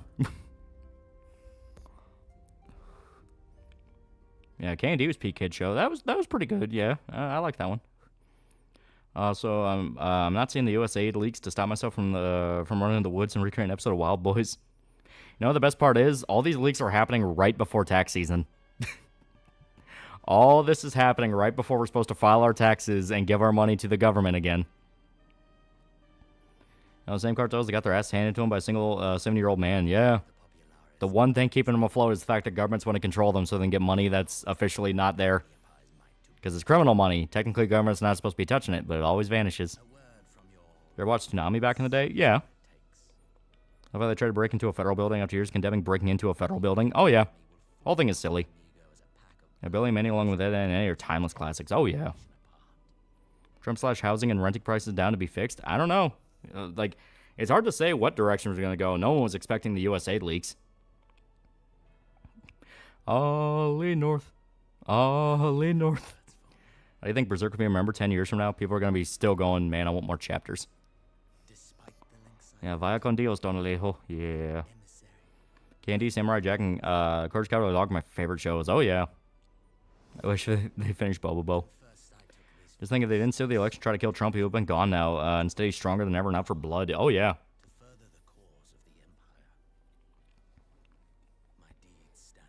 Seeing Trump burn the USA to the ground is a massive white pill, considering how much it sets these fuckers back. Oh, it's massive. Like, a lot of the shit we're seeing, I said before, like with the fucking, the Martin Luther King leaks, I said before, those, like, the long-term ramifications on just culture itself, we're not going to really comprehend what those are going to be. Because, I mean, that's an outright American institution being exposed in no uncertain terms as a fraud. Tomb Raider 4 to 6 Remastered is releasing 1 week from now. From tomorrow, you gonna play it? Probably not. Probably not. All the Billy Mandy specials, the Chocolate Milk Spiders, the Vampire Santa Claus, and the Horror Hands were great. Oh, yeah. They don't follow money how Nancy Pelosi afford a fourth yacht, thinking the poor corrupt politicians. There's a new manga called Marshall King you should check out. It's a Western manga by the creator Dr. Stone. Oh. When the MLK leaks came out? Yeah. They declassified a lot of the files on MLK, which proved in no uncertain terms that he had, like, various sex parties in D.C. and would, like, treat prostitutes like shit. And on top of that, he would knowingly, like, intimidate towns with threats of like riots and violence, and go like, oh well, you know, there might be violence here. You might want to just give us civil rights. And on top of that, he was outright an agent for the Communist Party. He did not actually give a fuck about civil rights. It was all to promote communism.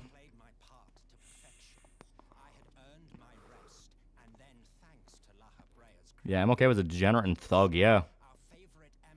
Watch a video called The 9 Lives of Fritz the Cat, goes into history of Fritz the Cat and how it paved the way for animated stuff like South Park and Simpsons. Oh. So the bullet was karma. It was both the dumbest thing they could do and also the only thing, because the momentum MLK had, like, J. Edgar Hoover completely fucked up the FBI in ways that no one can really fully appreciate until you look at something like the MLK situation. If the papers are right and they weren't just slandering them and it was all like, you know, because remember, the government did kill him, so obviously they'll try to paint him out to be like the worst guy possible, and these are just the declassified papers we're allowed to see. But if it was true and MLK was the bad guy that they kept claiming he was, J. Edgar Hoover being such an over-the-top sleazeball who just wanted to do underhanded tactics to fuck with people and show off he could do it, made it to where no one would have ever listened to him in the first place. It's like, why would we ever listen to you? All you do is fuck everything up and treat people like shit. So even though they might have had smoking gun proof, this guy who was trying to start an entire, like, you know, cultural movement in America and supposedly was trying to influence African Americans to become communists, because they kept fucking with him, because they kept stalking him, because they kept outwardly trying to, like, strong-arm him, they made him look like the victim. So anything they might have had on him didn't matter, because all they saw was one man being beaten down by the government. How much of the MLK stuff is CIA disinformation and lies? Exactly, that's the question. That is the question. Like, how are people even supposed to believe this, considering it's coming from the people that shot him? Yeah, J. Edgar Hoover would have trooned out today. He was a troon. J. Edna. Yeah, fucking Hoover's Fairy Brigade. Yeah. Yeah, wasn't J. Edgar Hoover the FBI just overall thugs given their COINTEL Pro programs? Yes, that's exactly my point. Like, if they had this documentation and it was real, because of the reputation they allowed themselves to build, it didn't matter. So how about Malcolm X? That's actually a good question.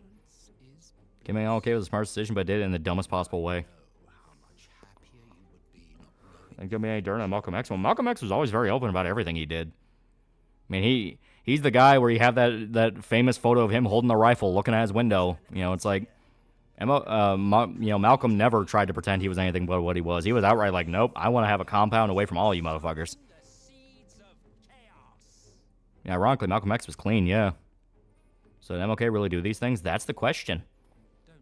They have no reason to lie since these papers were never to be seen, plus rumors of MLK being very unkind to women. Yeah, it is one of those things where if it's true, then we've allowed let's be honest here, massive piece of shit to be lionized in American culture. I was taught that Malcolm X was the violent alternative to MLK Jr.'s peaceful methods. A lot of people thought that, but apparently that just wasn't really accurate. Amazed the past 8 years of harboring goodwill for fighting against mindless wokeness has been undermined in less than a month. I hear people terming anti-woke inquisitors. Yeah.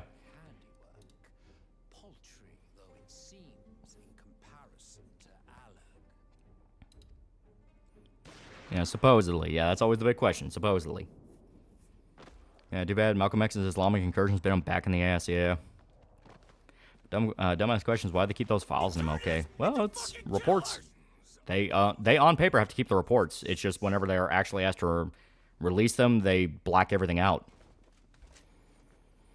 Sugar $5 has learned Rise of the Ronin's coming to PC. Also very much looking forward to Return of the Party Boat. Yeah, it's going to be great. This stuff is why I don't like the CIA, FBI. They just want to control us. Yeah, exactly.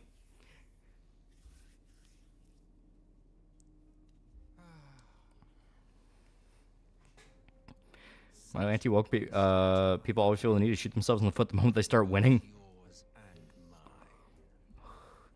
So the file's been fully released. MLK ones? Yeah, they've basically been fully released. I think there's still some they keep redacted, but the rest you can see. Yeah, Malcolm X was paranoid, mostly right, but his methods would have ended with a race war starting in the streets. Yeah. Speech in the Boondocks makes so much sense, and also why he went to Canada, a place full of commies. It makes you question which of those reports is the green light to MLK assassination. Yeah. That's why I say it was both the dumbest thing they could have done and also the only thing. Because, you know, because I was talking with the bros about it. I talked to Dick Bro and Art Bro about it, and they're both like, well, I mean, if it's true, you know, if it is true and MLK did do all this stuff, then if they just try to arrest him and accuse him of communist subversion, he could have just used that and said, well, you're only accusing me of that because I want racial equality and all this shit, and you claim I'm a communist. And even if they had the evidence proving, no, you are associated with these communist groups, he could just say, well, that's all planted. He already set himself up as the perfect victim. You will only want to stomp me down because I'm saying things you don't like. That's all what it would have amounted to. Yeah, it would have led to riots, exactly. So they really didn't have any other choice but to kill him. The problem is killing him also only created a martyr, and that's where you got the beginnings of the Black Panthers. I don't trust the MLK docs. You have full right to, because as stated, like, the papers come from the people that shot him. So it's one of those of it is just a mess, and we're not gonna know the truth for a while. Yeah, Game Mode Productions for $2. What about the JFK files? Anything new there? Funny enough, I haven't really heard people talk about those. Of course, all the names are probably blacked out. I was wondering, MLK was a known adulterer. Where can you read the MLK documents? There was links going around, but they might be up on WikiLeaks. The only thing could really be proven is that MLK cheated on his wife. Even then, we can't get answers from a dead man. Exactly. How about JFK? Why was he killed? Was he a piece of shit too? That's still debated to this day. Some people think it had to do with the Bay of Pigs, him wanting to gun after the CIA. Some people view the mafia. There's all sorts of reasons about why they killed JFK. Was JFK killed by the CIA or no? I believe he was killed by the CIA because the extent of the cover-up about it is way beyond just like normal, average, everyday organized crime. I mean, assassination caused riots anyway, so damned if you do, damned if you don't. Basically. Like, one of the papers outright said that he was being groomed by a communist group to become president of the United States. They were going to use his political momentum to push him upwards to outright he could campaign for president. He would have been a literal Manchurian candidate. I told you about him, okay, but you didn't believe me. Why didn't you believe me? Yeah, decentralized world banking system is main theory. That's a big one, yeah. Yeah, kitty history, just like us. When JFK's assassin and no communist. And that's the thing. He's the best possible fall guy. Because you can just blame it on the communists. Like, oh, well, you know, a communist shot him. But you look into it and there was a lot of details that were weird. It's basically proto-Obama. Yeah, he would have been like proto-Obama. We're waiting on the RFK documents. And yeah, I'll admit Trump did that as a favor for RFK Jr. Yeah, I mean, people want to know. Was on the Mafia killing JFK? The Mafia was involved because the Mafia... Well, wasn't it like a known Mafia affiliate that killed Lee Harvey Oswald?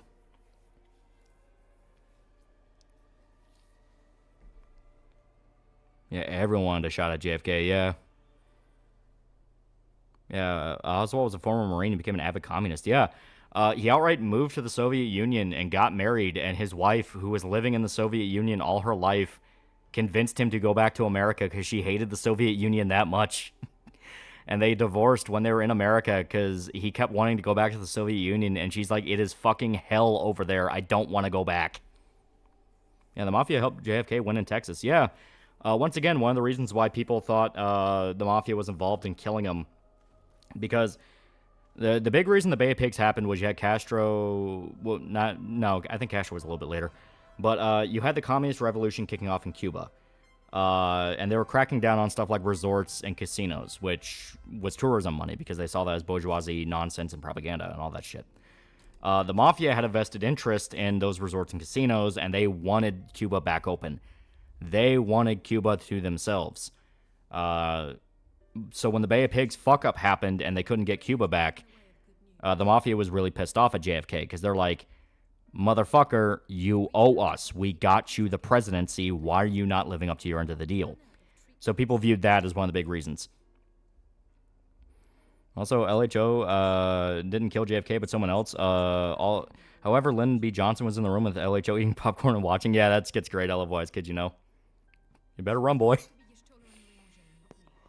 And the only time marrying a man for a green card is morally justifiable. Mafia 3 proposed the idea that the mob killed JFK. Yeah, as stated, it's a well-known theory. The Irishman, if you ever watch that movie, they also go with the idea the Mafia helped kill him. Well, what happened to Bay Pigs wasn't a fuck-up. Hopefully, Cuba would have been capitalist again. Because it was another case of, oh, it's just what the people want. They want to be communist. Meanwhile, the death squads were executing people.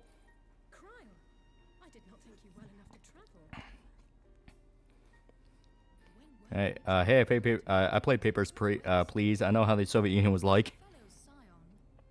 And it was a complete operation for all the parties that we have a conspiracies for, and Oswald was their op. Yeah, well, it's like the guy who killed MLK. He was just the fall guy. Well, this conversation makes me depressed.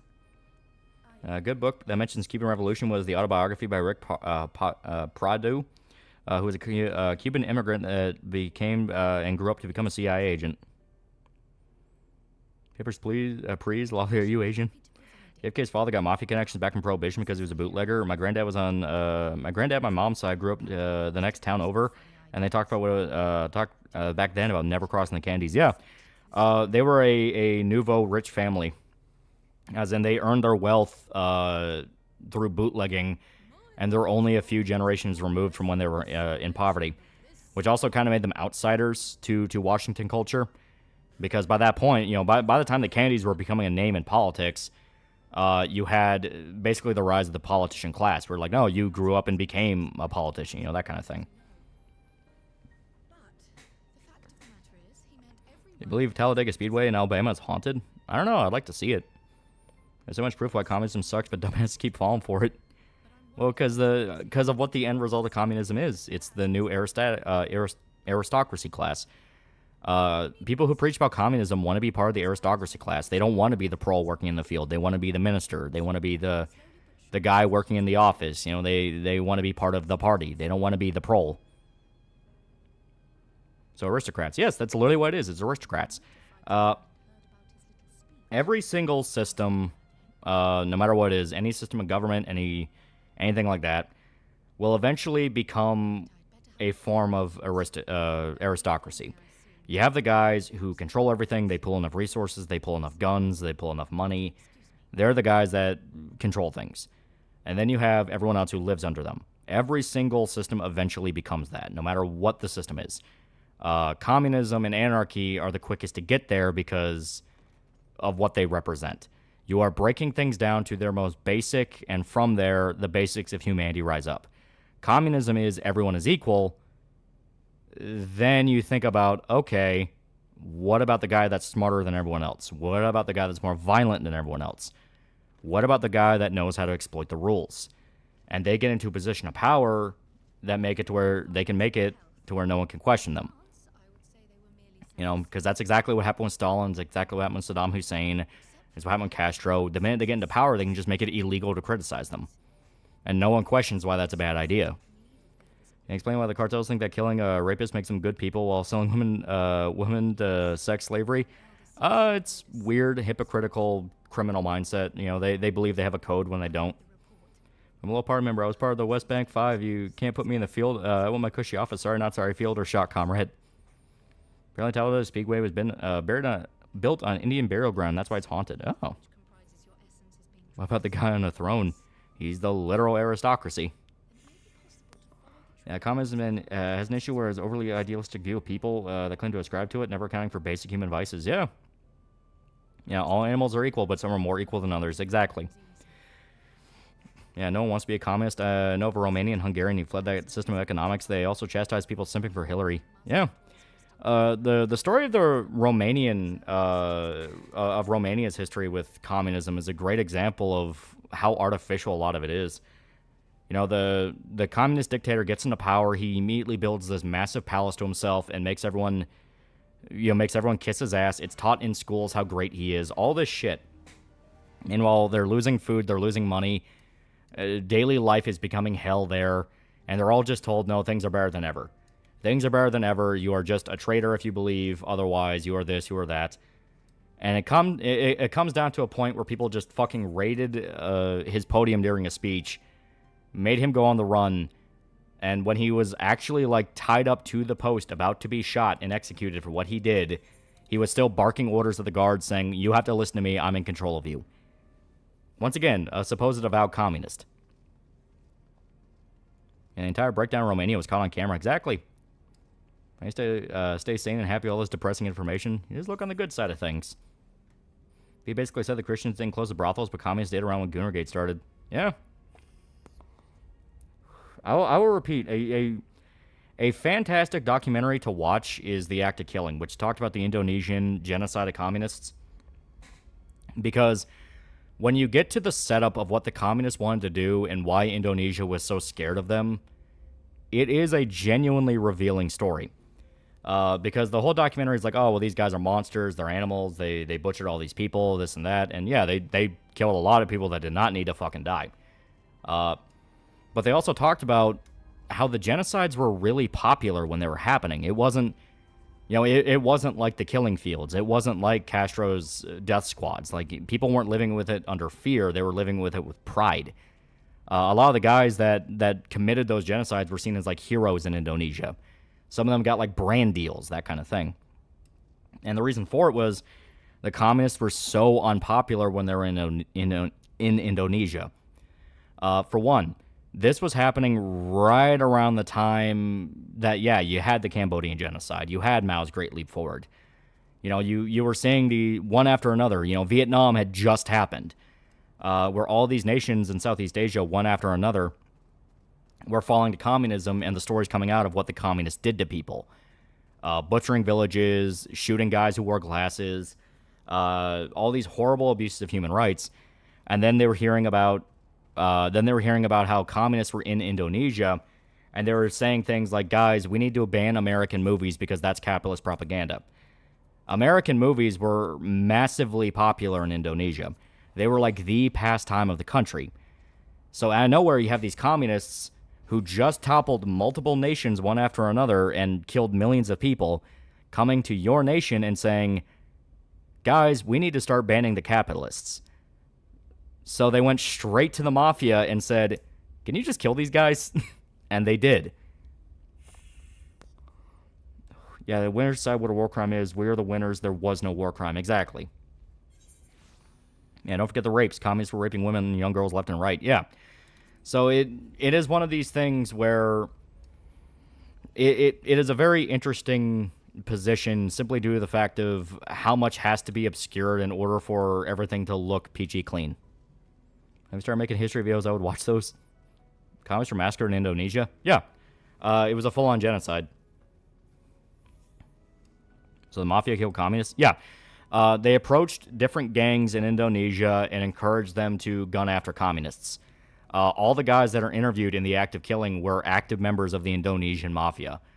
And they would just take them to offices they would rent out around different cities and just butcher you in the office. They would they would get so bored with it, they would just put you under like a table, like just a regular like oak table or something like that, and just put one of the legs on your neck and then just sit on the table and break your neck.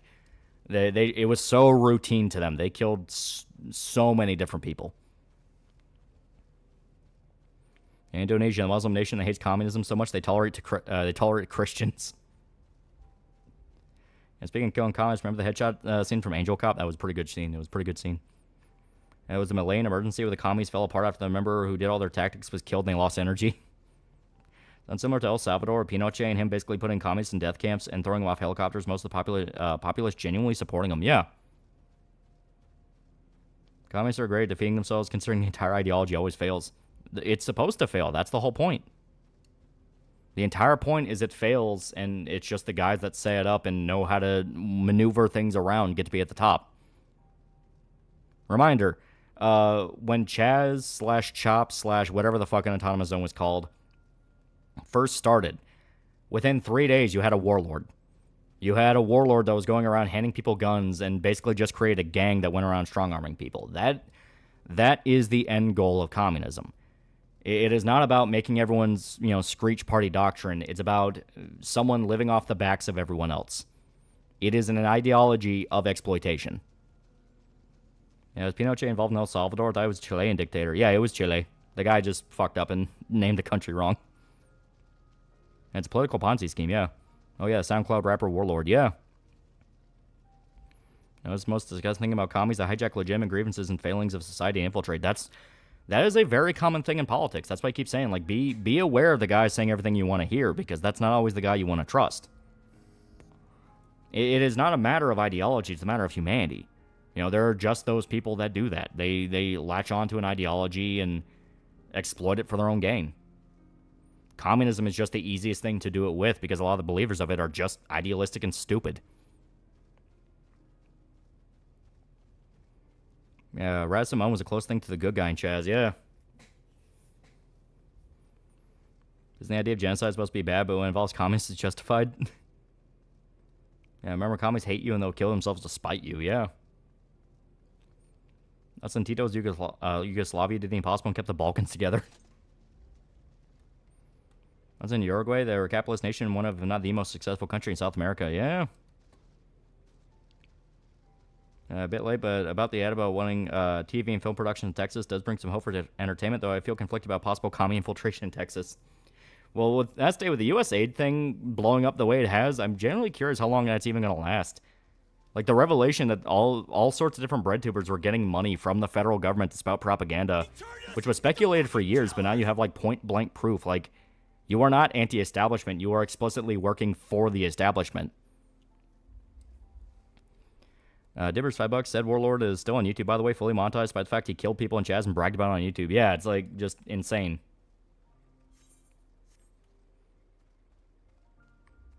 It was used for Trump-Russia hoax. Honestly, if I were in charge, there would be no survivors of Chaz, declaring them all domestic terrorists. Everyone involved in that showed their true colors. Yeah. Reminder, they shot children. They shot children. Wait, Dems, blow the fuck out from you said USAID freezing and calling for insurrection. Yeah.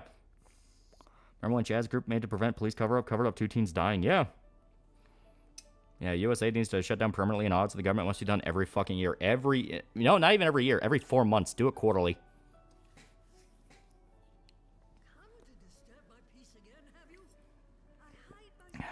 All of a sudden, after USAID ended, bread tubing scene became not as popular, yeah. Destiny got even more of my tax money. I don't get it. Genocide should be abhorred, but what Indonesia did was still wrong. I say, watch Active Killing. It addresses a lot of it. The whole point around it isn't that genocide was cool. It was that this genocide is not a black and white issue. Something even the filmmakers didn't really want to admit to. Which was, yeah, it's horrible, and a lot of people died that didn't need to die, because some of the people they killed were just expressly not communist. They were just accused of being communist. However, the public sentiment in Indonesia was so rabidly anti-communist because they saw multiple countries in Southeast Asia collapse, and the communists were getting into their country. Yeah, it was basically just McCarthyism on steroids. It was, we are going to stop it here, and you will not fucking stop us. You know, Yugoslavia almost had the nuke. Seattle mayor only tolerated their bullshit to own Trump and only called the National Guard when they showed up at her door telling her to come out. Yeah. Didn't Werner Herzog direct Active Killing? No, he didn't. It was somebody else, but it was very much in his style. I think there's a way to ensure that aristocracy class does not rise. No, there's literally nothing you can do. It is just the lifespan of a civilization.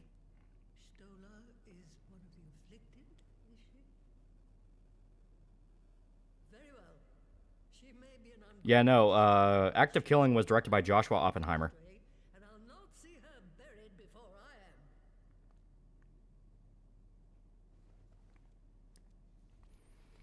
I think the idea of Yugoslavia was good, but the breakup destroyed it. I don't know a lot about Yugoslavia. Remember when Pepsi tastes good? Yeah, Jazz declares secession for the United States, create a revolutionary vanguard communist state, gets glazed by the same people who say Sherman didn't go far enough. Yeah. You know, I'm beginning to think communism just isn't very cool.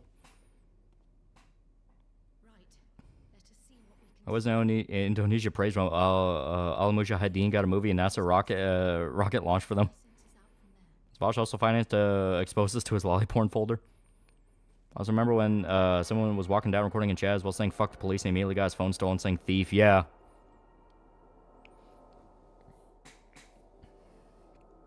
What happened with bread tubers? With the USAID leaks coming out where the federal government was propping up certain institutions and companies, people are realizing that even influences a lot of YouTube people. And there's already precedent with the Project Victory stuff where that one guy, I forgot his name, the one bread tuber who was being paid by the Brianna Wu super PAC,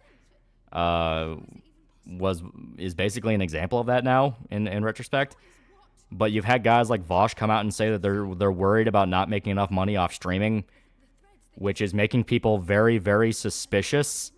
Because people are going like, what do you mean you're not making money off streaming? I thought you were doing good. And this is coming right after the federal government said they're slashing U.S. aid and they're not going to pay people anymore.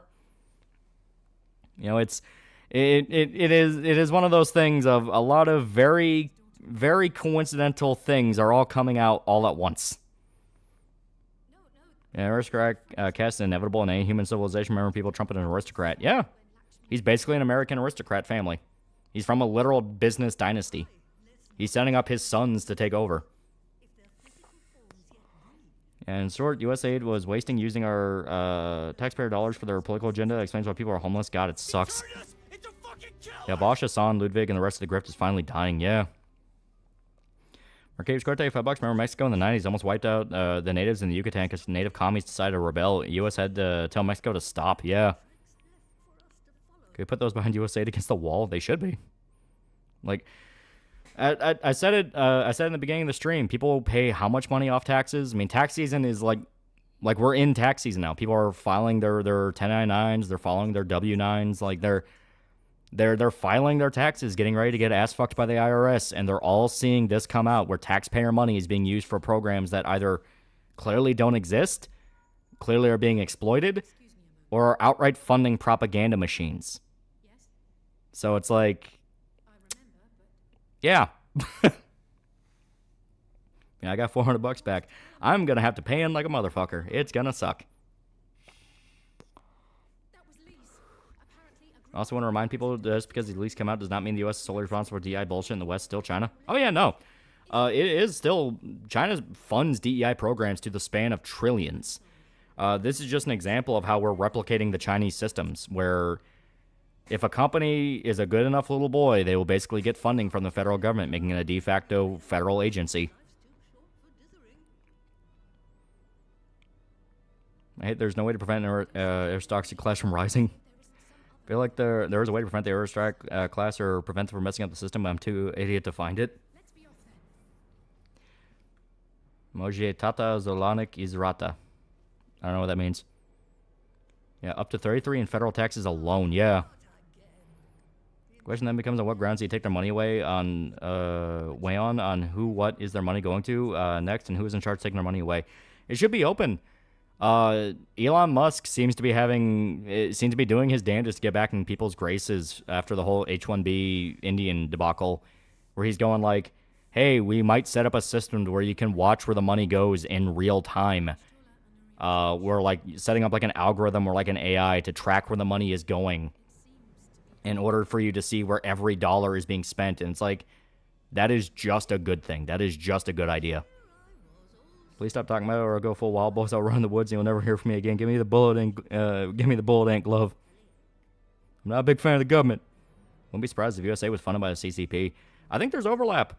Reminder, DEI programs explicitly influence our corporations and even our government. And when you have DEI shit in our government and they're spending money on DEI programs, they're propagating a system. That's why it's important to get that shit out. Also, I love playing the command board and Birth by Sleep more than I should. It's really fun. Also, Dine and Shine is one of the best Kingdom Hearts soundtrack. It's so groovy. It's very good. It's very good. Big Booty 88.94 for $100. Oh no, I have to pay more taxes. Oh, at least $50. Oh, I haven't even told you guys the best story. So,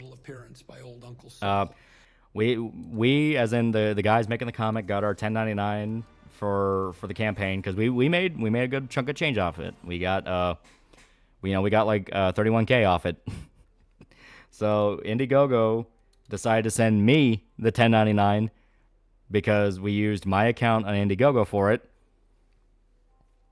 So now they report to the IRS that I personally made $30,000. Now, obviously, there's ways around that to where it's like, no, that is not my bank account on file. That is not where that money's going. That is clearly not true. But they still reported that.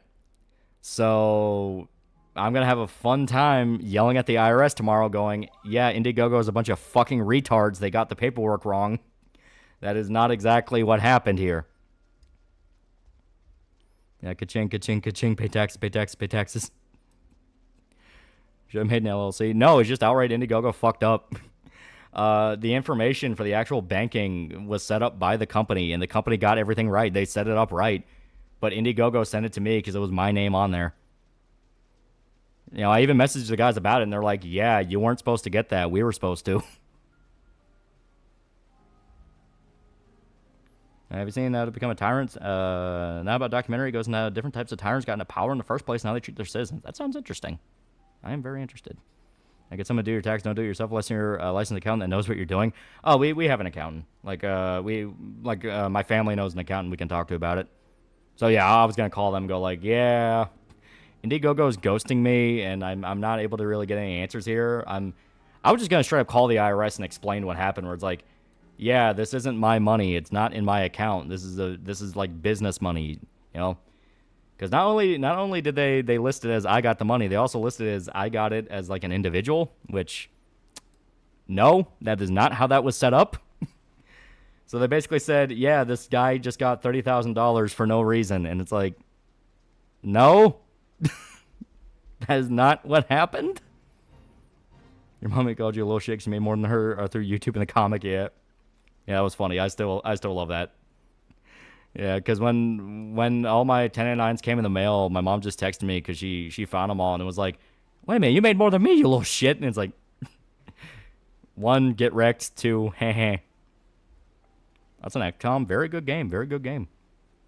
Yeah, you can fix that easily, but it'll take a while. Yeah, exactly. That's why I'm doing that tomorrow, because I tried the Indiegogo route and they just refused to talk to me. So I was just gonna call the IRS and go like, yeah, Indiegogo fucked up.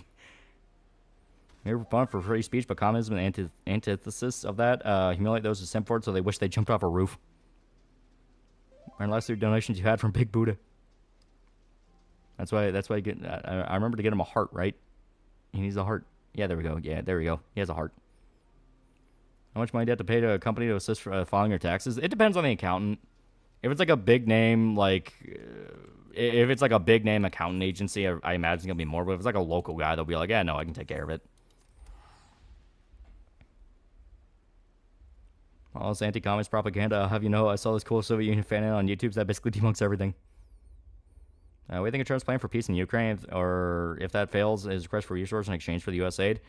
I hope he gets it done. No more theaters of war. No more proxy conflicts. You just L+ ratioed your mom. I mean, I make the real. I'm a visionary. Though slowly crashing out from being unemployed and seeing my passions, I've been fucked by these comments. I want blood on my hands right now. Can't wait to see what comes out of the Ukraine stuff. I'm also curious about that, because Zelensky's been coming out and saying we've not been getting the money they say we've been getting. So it's like, ooh boy. Tried mine FF6, but I'm starting to fucking hate the SF fanbase calling her my Goonerbait. Yeah, it's stupid. It's like, quit trying to water everything down to be corpo nothing. You know, that's something I'm going to be really interested in. If after the USAID stuff gets cut across the board, how many different people who complain about everything on Twitter start shutting up? I don't order no PC parts because my mobile died, so after ordering new stuff, I get AC shelves for free. Yay. My local community college is the thing where they do your taxes for you for free. Oh, yeah, I can imagine that. Yeah, for like accounting students. I'd watch them like a hawk, but yeah, that's kind of cool. I just realized if Vosh was paid out by USAID, does that mean the pedo shit and age of consent shit were from the government? Interesting to think about. I want all taxes to dial it the fuck back, especially if the proof where our tax dollars are going, but if I can only pick one tax nuke, inheritance tax, why is that a thing? Ah, God. Like, if I had a choice on what tax to nuke, there'd be 4 I would kill immediately. Property tax, fuck that. You are paying rent on land you own and bought. Income tax, fuck you. You are taking a cut of money I earned because you think that you are entitled to it. Inheritance tax, fuck you. You are charging me for a family member dying and trying to leave me something. And the fourth one, fourth one's hard. There's a few different ones where I'm like, where I'm kind of torn on.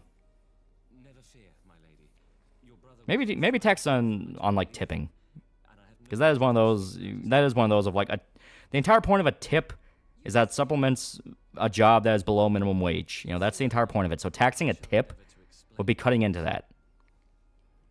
Fourth would be no taxing tips because that's the dumbest thing. Yeah, gift tax. Yeah, inheritance tax, property tax, and income tax are the biggest ones I would get rid of. Everyone agrees those are the ones to nuke.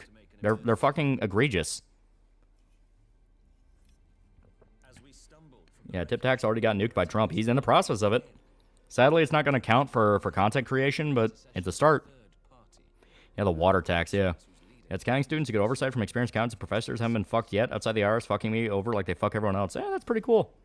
I think they decided to eat that. Like, it wasn't even on the Bush. Was just that stupid for being a debate, bro. Yeah. Sales tax.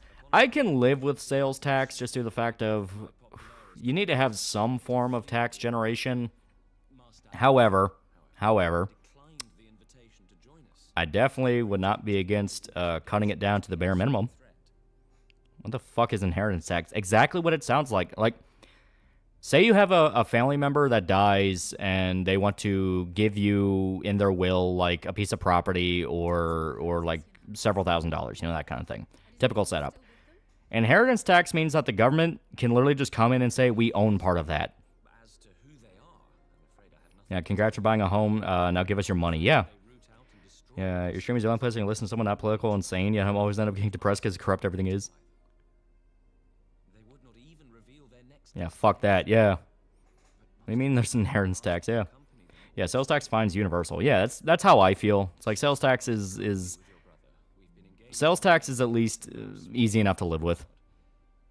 Inheritance tax when someone leaves you something after death and the value is over a certain amount, the government can demand a cut of it. Yeah. Hell, the UK is using it right now to seize farmland. Like, I'm not even kidding. They are expressly using it to chip away at family farms that have existed for centuries by going like, well, we own this part. Well, now we own this part. Now we own that part. Like, it is fucking sleazy. Elden Ring update, finally fighting Radagon. Yeah, it's good shit. Your favorite Mudvayne song? I don't remember a lot of them, but I like Forget to Remember. That's the plot point in Yellowstone is about how the inheritance tax will fuck the entire main family out of their fortune. Yeah. What was Ozzy's most incoherent interview in his music career? That's a hard question. That man's brain was mushrooms. Yeah, sales tax more of a pain in the ass to me when I have to pay for shipping or buying something only that's international. Yeah, that is true. So let's come out recently. We shouldn't be paying taxes at all. I am genuinely curious what the response to all this is going to be. If there's going to be like a full-blown like wave of people that just refuse to file this year because they're like, fuck you. Like, fuck you. You were using our money for this all along, and you're going to have the gall to say that I'm not paying my fair share? Fuck you.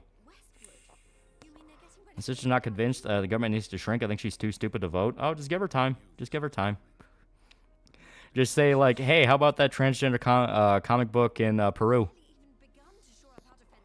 Yeah, I'm sorry, sir. My land belongs to the king. Mods ring these whispers is a joke related to what the stream is talking about. I do not own the 14 account. It's a joke. Trump's gonna trigger a tax revolution. Thank fucking God. I'm curious. I am genuinely curious. Yeah, sale tax should have a limit. $1,000 should not become or $11.50. Yeah. No, I agree there. There needs to be a limit. It needs to be cut to the bare minimum. I'm okay with sales tax and fuel tax. They use it for upkeep of the infrastructure. Yeah. Like I said, I'm okay with tax generation. The problem is you need to watch it. Extra bias against inheritance tax. Since last year, the IRS took nearly $20K from the money I got from my grandma dying. That's for my college tuition, assholes, not yours. Exactly. Inheritance tax is one of the most egregious forms of the government just swiping your money. Have you heard of the Secret World series? That sounds familiar. It comes to Gaza, scholarships to junta-controlled Burma. The U.S. aid was literally being sent to our geopolitical enemies. Yeah. And that should have been the first sign of like, hey, this is money laundering, because if it's our geopolitical enemies and we're not even allowed to be in those regions, how the fuck would we get any of that to them? Trump removed the IRS and my life is yours. The first year I have to do my tax here, and this shit makes me want to wait till next year. You have to do it, or they're gonna jam you. However, At this point, I think a lot of people are going to be talking to accountants and going, fuck these people as hard as humanly possible. Yeah, point is that servers are never paid below minimum wage, even if they make $0 in tips. I'm pretty sure they prefer physical money, so they don't have to mention it to the employer or IRS. That is true. $1 in your hand is just $1. A majority of our politicians aren't even American. That is true.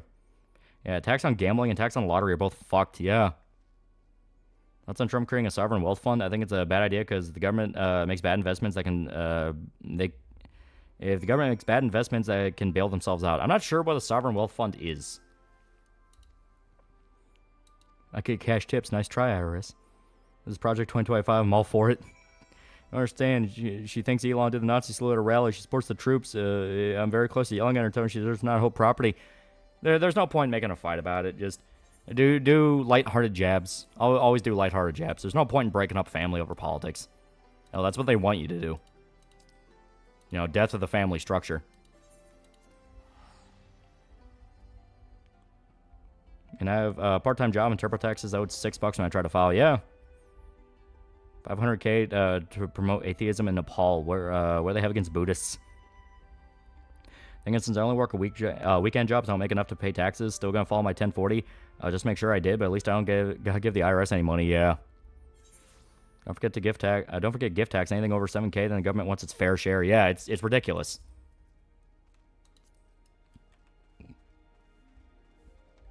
Man, tax on lottery is so ridiculous that $1 billion turns into like $300K. Yeah. Speaking of supporting troops, that Anthony Mackie story. Remember when whoever did your tax last year, you can claim as an expense this year. That is true. I'm trying to pay my tax, not to pay $100 extra just to fucking send the damn thing. Yeah. You know, people are quoting it left and right of like, the government knows how much you spent. The government knows how much you need to pay in or get back. You don't have to know. You have to figure it out yourself. And if you're wrong, they get to punish you. Like, it is fucking ridiculous. I don't understand people who don't want more government transparency like Doge. Makes you wonder, doesn't it? Makes you wonder. My only contention has been when people try to gaslight me about service workers are paid because they think I have no understanding about it. Yeah. Anthony Mackie, all I know is he's been trying to salvage the Captain America movie in interviews, and it ain't working. It ain't working. As Fat Electrician said, even the King's goons tell you how much you owe them in crop yield. Yeah. Their paycheck being cut off, that's why. Yeah. Yeah. Tubers think removing inheritance tax makes billionaires richer, and then just forget that common people can get inheritance too. Yeah, it's like no one's ever heard of like that relative who has a bunch more money than they let on because they want to give it to, you know, their kids or their grandkids or their niece or nephew. I mean, like, that's a thing. That's how billionaire families are set up. It's multiple generations over a period of time building up to it. I say I do not quite care for Vosh. He seems at least mildly unpleasant. He may have questionable political opinions, and his taste in women concern me. Let's talk to this guy who's both Hispanic and Jewish. How the hell do those two groups meet? Like 25% of my paycheck goes away when I get paid. It's an abomination. Yeah.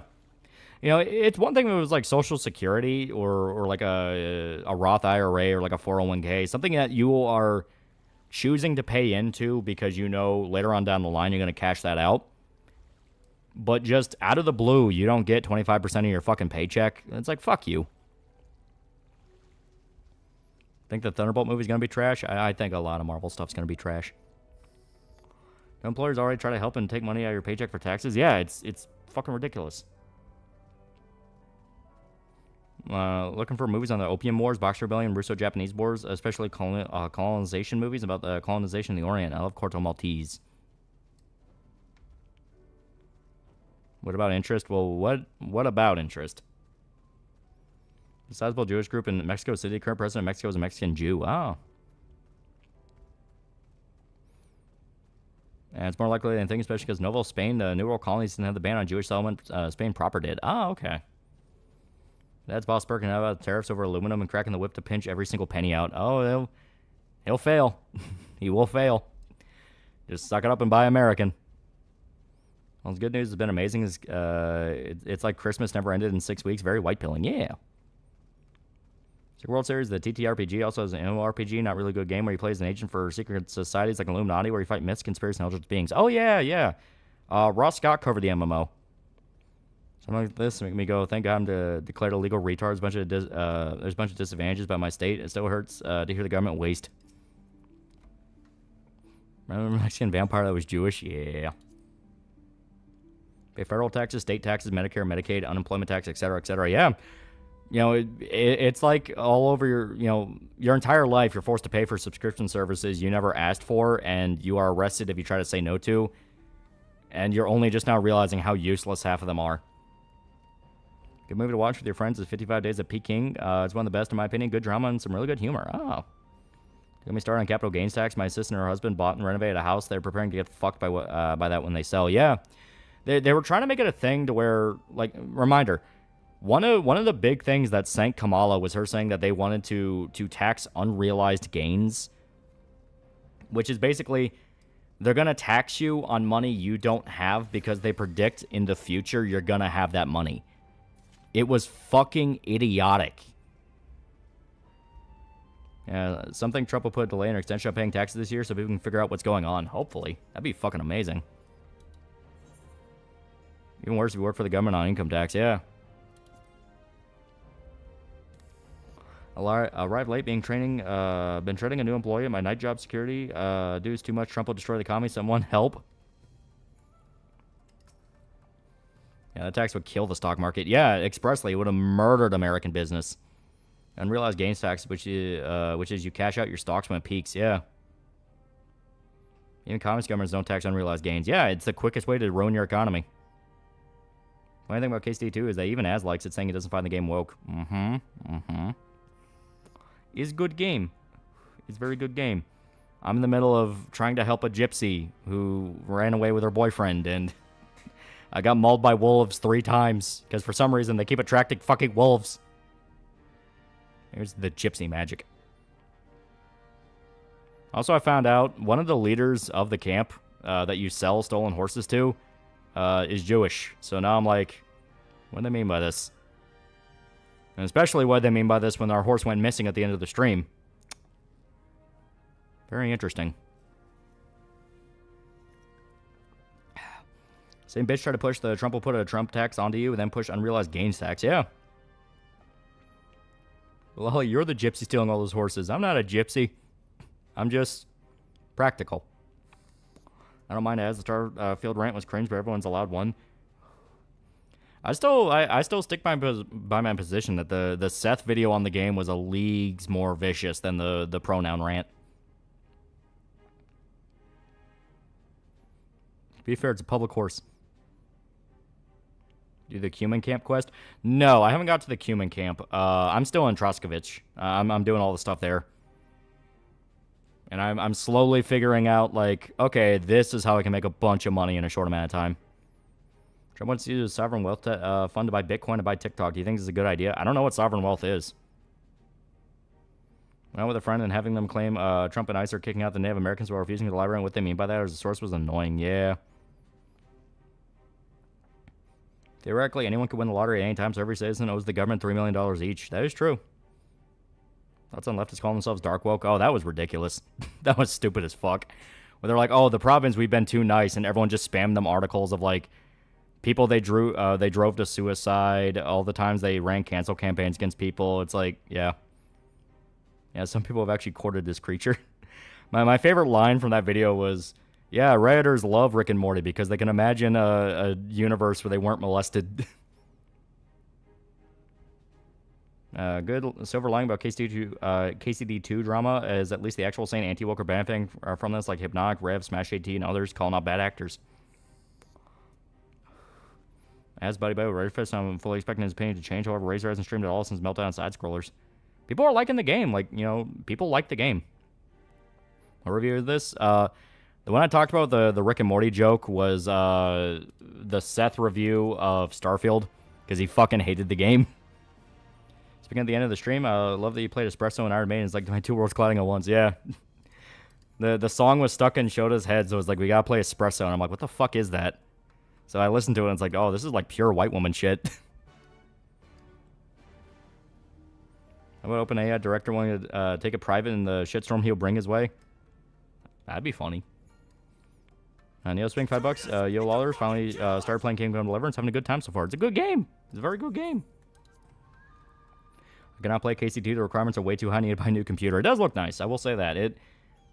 It looks nice, and now that... because I have the day one patch installed on my system, and I have it set to Fidelity. And I can actually run it with Fidelity because I'm not streaming it. It looks nice. It looks very nice. Was the Iron Maiden song claimed the stream, so the live chat replay is dead? Yeah, I went through and tried to mute them. Cope right now is all the woke elements. KCD2 is too far in the game for Nomaries to notice. I tell you, there's been a lot of goalpost moving with it, which is fine because they just accuse everybody else of that. From the girl with shallow Veilguard, the Spanish girl, she says Hypnotic kind of handled it in a very level-handed manner. Who's that? Again, subject after Trump declassified MLK. I'm wondering what we'll see in the JFK and RFK senior assassinations. I also want to know. That'd be fucking amazing to know.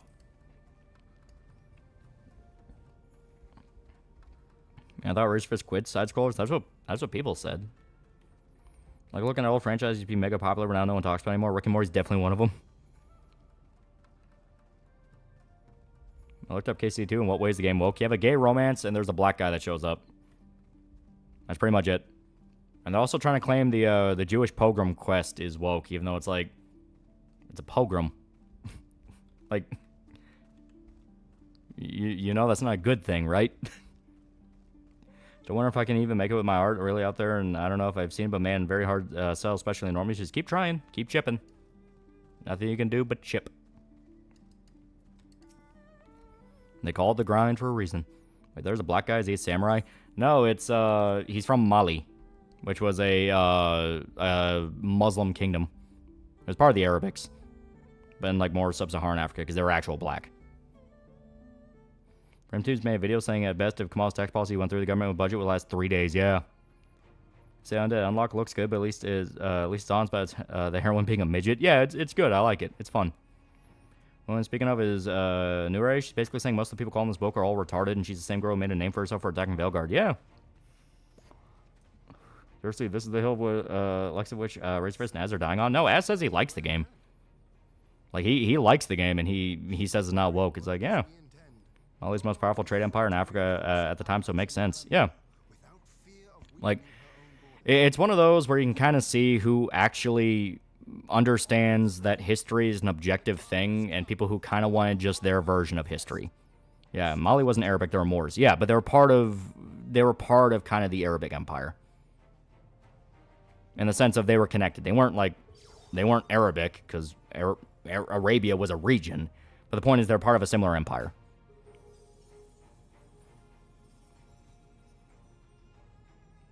This game is woke. There's a nigger rabbit. Been KCD2, how was it since I left your stream to go rest up? Like I said, I was playing it earlier. I really like it still. It's very fun. The fucking gypsies are assholes, but I like the fact they're just very asshole-ish. Like, the entire quest with the chick who runs off with her boyfriend was 100% the gypsies fucked everything up and made the situation leagues worse. Because, basically, a gypsy girl goes missing from the camp, and her dad, who's the leader of the camp, wants to find her. And you finally track her down in like this stone cave, like fucking miles away from where the camp's at. And her boyfriend is like bleeding out and dying. And you talk to her and you find out that part of gypsy custom is they'll go into an area and a girl will try to like kind of rope in a guy from the area they're in to marry them. Because at that point, the village then needs to pay respect to the gypsy camp and give them stuff.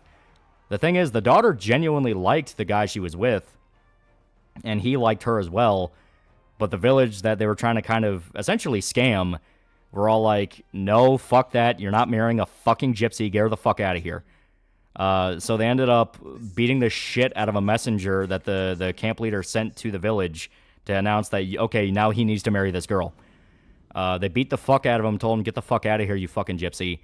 The dad got so pissed off, he talked 2 of his sons into trying to murder some of the villagers. The villagers then beat the fuck out of those guys and even killed one, and they arrested the other one. And when Henry finds all of this out, he talks to the guy who leads the camp and was like, what the fuck were you thinking? Like, did you just not realize that was going to backfire? And the best part is, as stated, the guy actually wanted to marry the girl. He did genuinely love her. But the only response they found was the messenger that got the shit beat out of him. So the dad assumed the boyfriend did it and rejected her. And part of gypsy culture is, well, now you dishonored my family, meaning I need to kill you. So he sent his sons into the village to kill the boyfriend that wanted to be with the girl, and then it backfired, and the villagers just turned on them and beat the fuck out of him. He didn't even know they were there. They only found him later and beat the shit out of him there. So basically, the whole thing is a mess of nobody talked to each other, and no one really understood what was happening, and the gypsies fucked everything up. It was fucking great. Jesus Christ, why don't I just shut the fuck up about female pastors? Oh, I thought you were talking about the quest with the daughter of the old lady who saves Henry and Hans. No, that's a different quest. I'm also in the middle of that one. But that one I kind of find myself at an impasse with. This quest kind of sounds convoluted. I'll wipe my hand, cleans that shit quick. The entire joke is it's convoluted. Because it's literally, you go to one person, they tell you one detail. You go to another person, they're like, oh, they're full of shit. They're fucking lying. This happened. And that happens like 3 or 4 times. And it's like, what the hell is even happening anymore? Was it Mansa Musa's Hodge just around the corner in KCD2's time? I think so.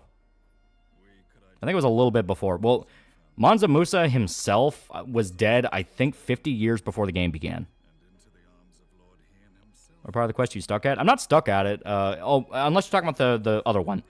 The other one where you're helping the daughter of the chick that saved you. I pissed off the wood camp. Sounds like an overly complicated way to say never date gypsies. Speaking about the black guy, I heard from Arch about a rumor that the black man cucks your girlfriend and your options are forgive or kill him with your girl breaking up with you. I would like to see that. I would like to see that. Because the Steam forum that clarified a lot of stuff about the rumors outright said, yeah, you can fuck him over and get him killed. So, yeah, if it's a thing of he's an asshole and, like, fucks your girlfriend and you get to just go, hey, yeah, this guy raped her. That'd be fucking amazing. Old lady that you and Shota found dead? Yeah, this playthrough, she's not dead. I have no idea why she's not dead, but she's alive in this playthrough, and I talked to her, and I'm helping her. You know, I love that. People keep bitching about poor nomad gypsies, then you realize their culture revolves around scamming people. The entire quest is a scam. It's sad I learned who Mansa Musa was in Epic Rap Battles of History. I personally define a psychopath and a sociopath. Sociopath and capable, they're kind of the same thing, but it's basically sociopath does not really feel empathy, and psychopath is basically the same thing, but a little bit more violent. He broke the bro code. He must be avenged. Tried to lockpick the cabin door in front of his friend. No, okay. So, in the middle of doing the Gypsy quest, which is Find the Missing Girl, I stumbled into the Pavlina quest, which is also a Find the Missing Girl quest. So I am in the midst of trying to search for 2 different missing people, and I'm under the assumption they're both under a time limit, where if I don't do it fast enough, they'll die. So I'm bouncing from village to village, going like, all right, I need to do this, I need to do that. And in the middle of the Pavlina one, well, no, this is before I started the Pavlina one, but I was helping out the gypsies. I wanted to run my usual scam, which is I found out the meta behind selling horses. When you steal a horse, you can go to the gypsy camp and sell it, and you can only do that once per day. And obviously, the way to exploit that is just steal a horse, go to the camp, wait for 24 hours, and then you can just steal it. That whole thing. Well, when I stole a horse near the lumber camp, they saw me. They saw me and started chasing me, and they remembered that. They remembered who I was. So anytime I go to the lumber camp, the word workers there are like, hey, you stole our fucking horse, give it back. And I'm like, no, I'm not going to do that. And I already spent all the money I got from the horse, so I can't pay them back. So my only choice is get a lashing from the bailiff, which I don't want to do because I assume that takes time. And I don't have time because I'm under the belief if I don't get this done, these people are going to die. So basically, I have to find a way to earn enough money in a short amount of time that I can pay these people off to make them shut the fuck up and forget about the fact I stole their horse. Kill them? I can't kill them. I have to talk to them. I have to talk to them so I can figure out where Pavlina ran off to, because supposedly she ran off with one of the woodworkers because they were dating. Steal another horse? That is true. I can just go to Troskovich and just steal a horse there. They didn't really care. But is Pebbles dead? No, you can find Pebbles. Pebbles and Mutt you can get back. The whole point is you want to get them back. More horse theft. That's a that's a good idea. I can just do that. Horse deals and gypsies are a fucking joke meme. Big on Free Tomb Saber Spark made a video about anti-woke cartoons, spent 10 minutes talking about them. Yeah, and Free Tombs ripped his ass for it. Your favorite comic artists that aren't Japanese? I like the guys that did Punisher Max. One of the guys that worked on it, I think he did the Mother Russia arc. He also did one of the arcs for the Titan run of Conan comics, and it looks fucking good. So he invented a pyramid scheme. It's not even a pyramid scheme. It's more just outright, it's more outright just a theft ring. I just steal horses. Sounds like gonna need a load to save. No, I can make this work. I can make it work. Yeah, horse stealing got you into this mess. Horse stealing get you out of it. That's what I think. I want Teresa back. Sociopaths more impulsive, while psychopaths are more cold and calculating. Oh, okay. Who's on your manga Mount Rushmore? Miura for one, definitely. Akira Toriyama, obviously. I'll go with Naoki Urasawa. He's made some incredible stuff. Takehiko Inoue. And the fifth guy, I will go with... fifth guy's hard. Maybe the guy that draws Fist and North Star, or Araki. They're both great. Horse theft, the cause of and solution to all your problems. Hans, we should have went home, Hans. I miss my wife. Yeah, going to Guy Junji Ito. It's hard. Like, there's so many. We're saying it's found an infinite money glitch. It's not so much infinite money glitch. It's more so, yeah, you can make that work. Because I do feel like if you steal enough horses from a village, they'll either A, start to notice, or B, they're going to start running out of money themselves and won't be able to get more horses. I'm gonna lie, I thought Johnny Too Jealous would have gone for Freedom Tunes for a saber. Osamu Tezuka is basically Godfather of all anime manga. That's actually a good point, yeah. Selling horses to pay off the witnesses. My last horse theft feels like taking out credit cards to pay your credit card debt. But yeah, I mean, it is my solution. It is my solution. I can make it work. My only real big problem is there's a segment in the Gypsy Quest where the girl and her boyfriend are in their cave and they're about to get attacked by wolves. And being attacked by wolves fucking sucks in the game. Fighting wolves is such a pain in the ass. Because there's like multiples of them all the time and they're everywhere. And they can attack you from all angles. Like, anyone who said enemies won't attack you from the side or, like, from behind you, oh, no, that's bullshit. They will 100% do that. They are cheap motherfuckers. I hate this place, Hans. Everyone's an asshole. Women don't like me. How you turn horses into money? As stated, there's a gypsy camp in the first area you can go to who will buy horses off you no matter where they come from. So you can literally just run into a farm, swipe their horse, ride straight to the gypsy camp, and so long as no one saw you, like, you won't be chased, and you can just sell it right to the guy.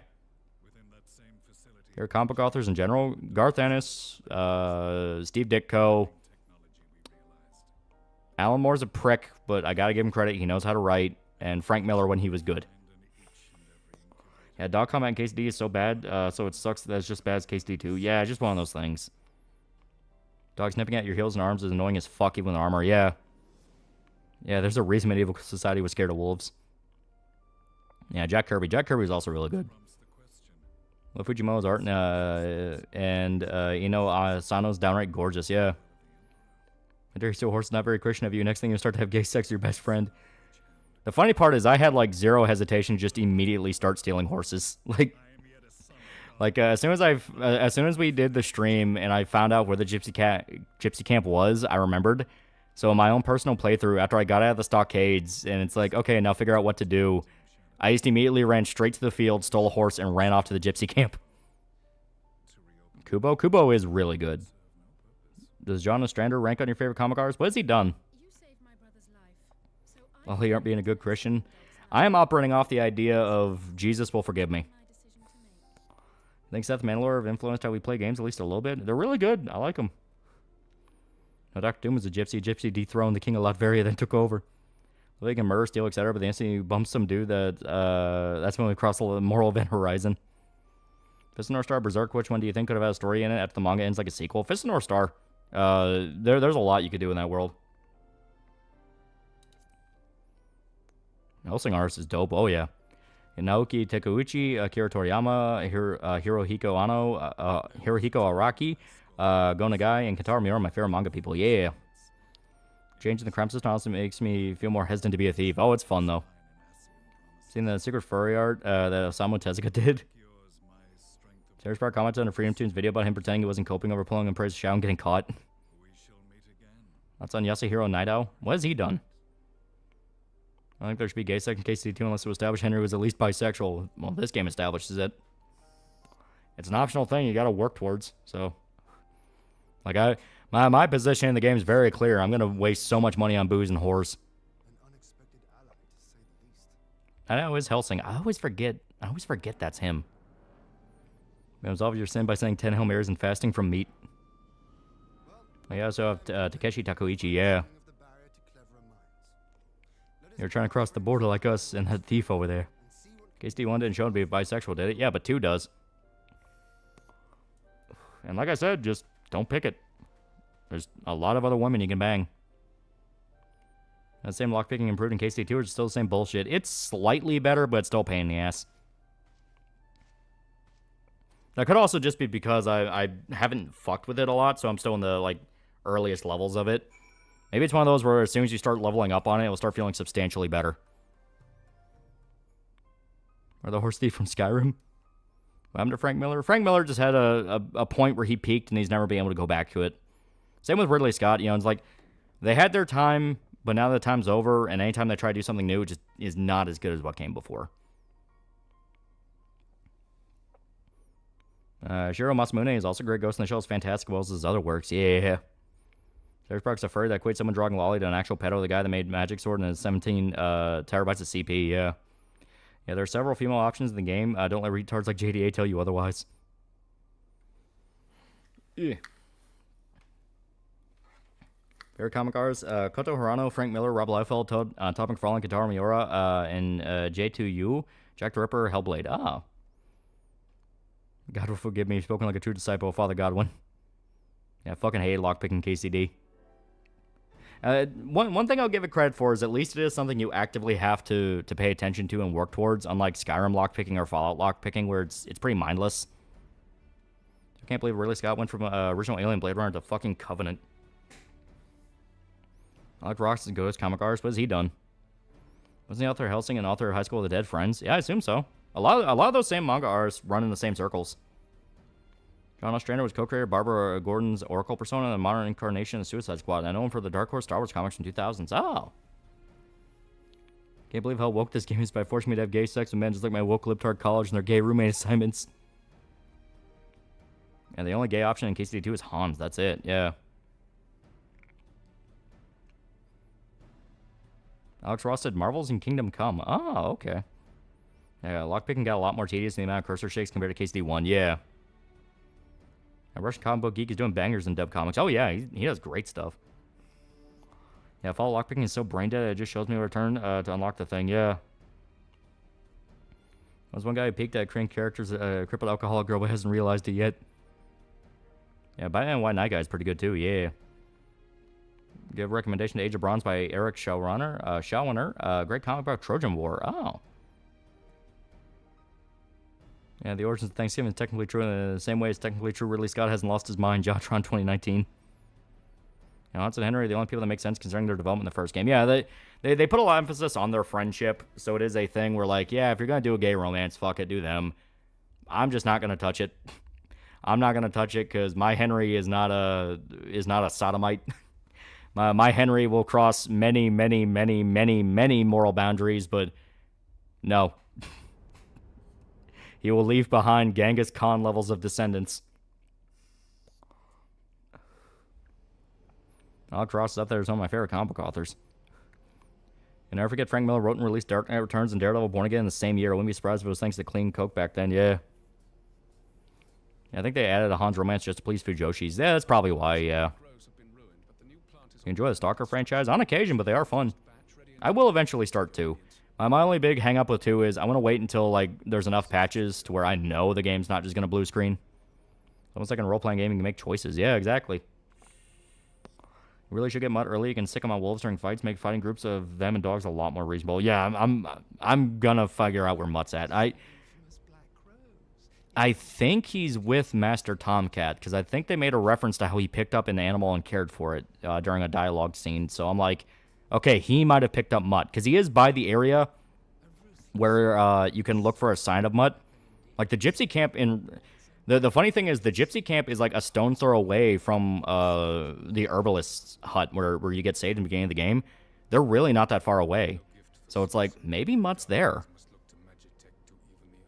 His favorite game of all time? If it's bad, I don't remember it. But probably something like Dead Rising 4. Henry can be like adultery, I will go to, but sodomy? No way, hoes. Yeah, no way, Jose. Leave being gay to the fags. Isn't there a quest to find Mutt? Won't there be a quest marker for him? There's several steps to finding Mutt. You have to look for information about him, and that's not always like indicated clearly to you. You're supposed to go around and talk to people. Because the whole idea is, it does like the good RPG thing of it gives you the general idea of what you're supposed to do, then it'll lead you to an area, then it won't tell you anything more because you have to organically find information about them. So like you'll break into places to look for stuff, you'll talk to people, you know, it's like an RPG. Hans, help me move this flower so we can make money. No, and I'm gonna start bar fight. Yeah.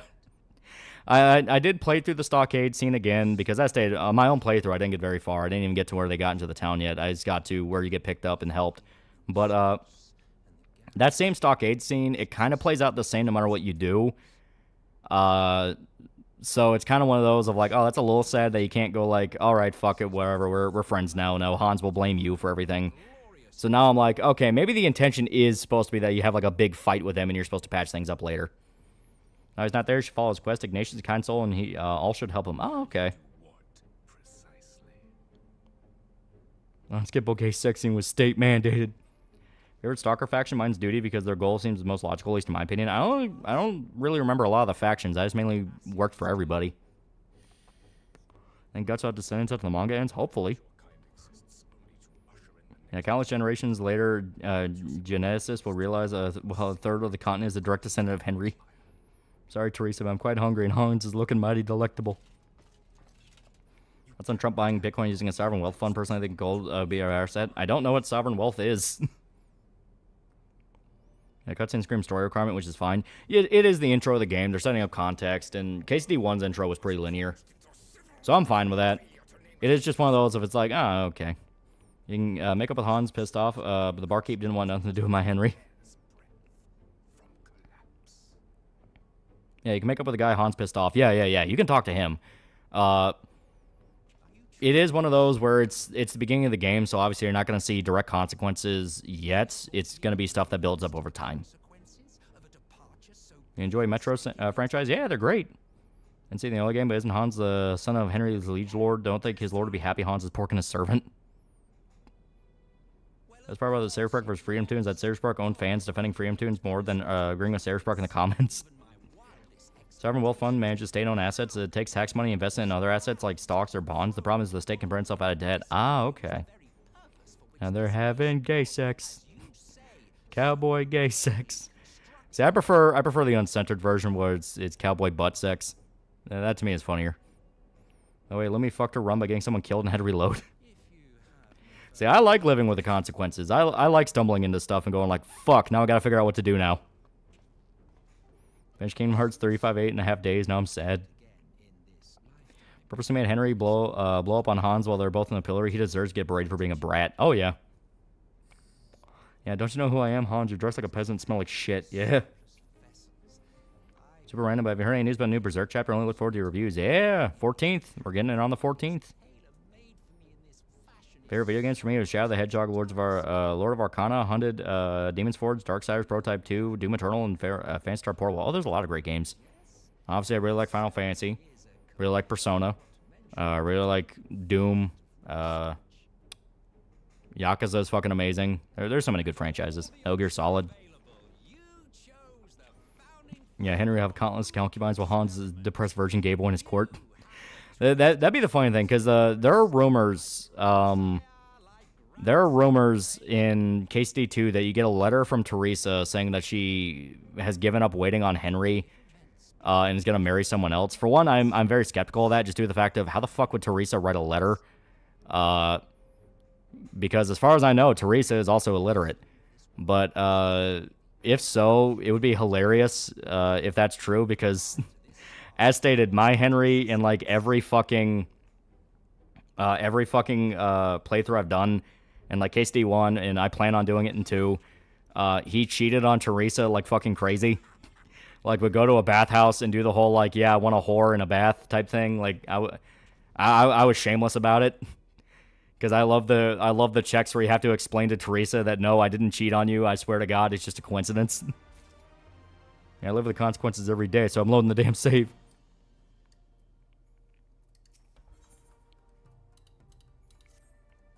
Your Henry sounds like a slut. It's funny this way. She's a witch. Yeah, Henry can get that homely-looking chick with the huge cans. Teresa's gonna have her bull write the letter for her and cuck him in letters and penis. Which Arca Berserk do you like the least? Black Swordsman's a little too simple for its own good. It's still really good, but it is the weakest one. I would never do that. Yeah, that sounds like a psychopath that has the gore in both KCD 1 and 2. The only gore you get is like set dressing stuff of like areas that have already been pillaged and people are ripped apart or something like that.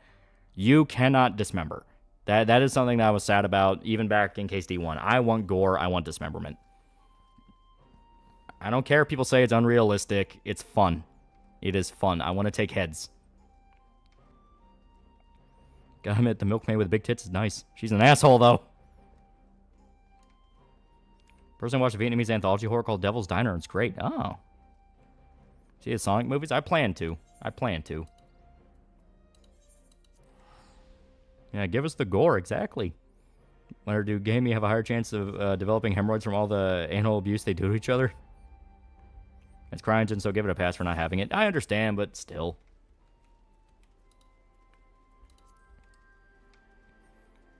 Yeah, Black Swordsman worse than ship chapters. The boat goes by a lot faster than people think. The boat was only a meme because of how long it took to get chapters. Yeah, we paid for blood, exactly. And there's some pretty grisly moves you can pull off in 2. Like, now if you get close to, like, killing an enemy and you manage to pull off a combo on them, Henry can just straight up grab them and shove his sword straight through their throat and, like, impale their neck. It's like, that's pretty dope. Seen Storm of the Century? If not, you should, but one of the best horror TV shows. Oh. Someone who didn't care for the first game enjoy the second? They do a lot to recap you on what's going on, so you don't need to play the first one to understand it. Do game have a higher chance of developing hemorrhoids? I don't fucking know. Can you play KC2 without playing 1? So can you play Henry clean slate? Yeah, as stated, you can. They do a lot to recap you on the events of KCD1. Both chapters released like a single page a year. It was something like that, yeah. Storm of the Century was an excellent miniseries. Hate skill-based matchmaking, but we don't have SBMM in our game. EOMM, EVMM, MBM. I don't care what you call it. Take that shit out of games. Hot take. I like the Farm Arc and Vagabond. The important KCD 1 save in the 2 a la Witcher games? No. You pick what happened through dialogue options like Witcher 3. So it's a thing of like, someone will say in a conversation, hey, do you remember when you did this? And you can pick the outcome of what happened. Was the time distance between the first game and the start of the second game? It's like a week or 2. It's really not long. You fuck Shota in that cave in winter. You have experience in being gay. Yeah, Farm Arc is one of the best parts. I just don't want to be lonely anymore.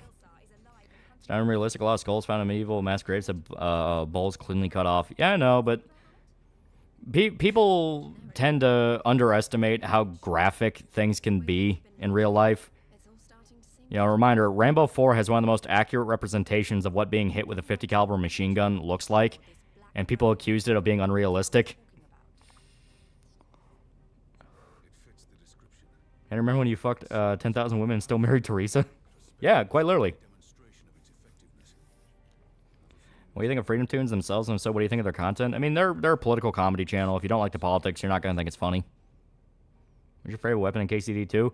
Right now, I've only been using the hunting sword because I haven't been able to reliably get new weapons. But swords are, once again, nice. They're great. Yeah, that was Rainbow 4, yeah. Yeah, skill-based matchmaking in theory is good, but in practice is horrible. Mainly because it never works right.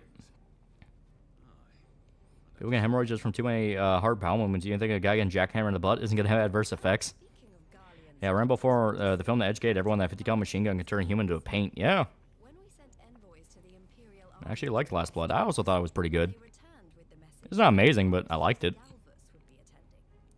Yeah, that's why we call people get hit in the head by 50-cal zipper head. Yeah. Let's get materials. I am going to craft that Hero of Legends polearm. Yeah, from what I hear, doing like the blacksmithing is really fun. It's like actually really in-depth. My big thing is I don't want to work. I want to steal.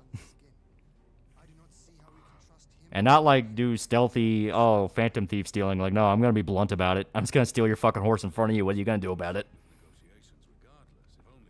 Yeah, Frame Tune's alright. I love the turn Baron and Trumpet to the height of a skyscrapers is normal. They've now got skill-based damage. Oh my god.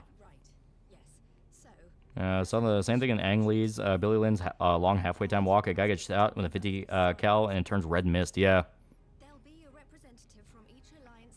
And military sword, you swiped off the guy checking the body around the Irv woman's house. Pretty good for a while so far. Yeah, as long as it's reliable. When owns KSD wants to play it, would you recommend I play it first before 2? If you want to, go ahead. Last Day 2 does a good job of catching you up on a lot of stuff. Honestly, I think a romance between Hans and Henry is kind of interesting, at least from a storytelling perspective. Last Day is not something I would have picked. It's not something I would have done, but it's there for people who want it. Yeah, let's not mention it's more based on a KD ratio and not your actual skill, yeah. I've seen The Strain is one of the coolest vampire shows. It is pretty good. It kind of falls off around, like, season 2, but I like it. Seen the new Invincible episodes? I have not, but I saw they are out. Yeah, Anti-Woke Dog is my favorite Freedom News cartoon because dumbasses like Saber Spark are too stupid to get the very simple message, yeah.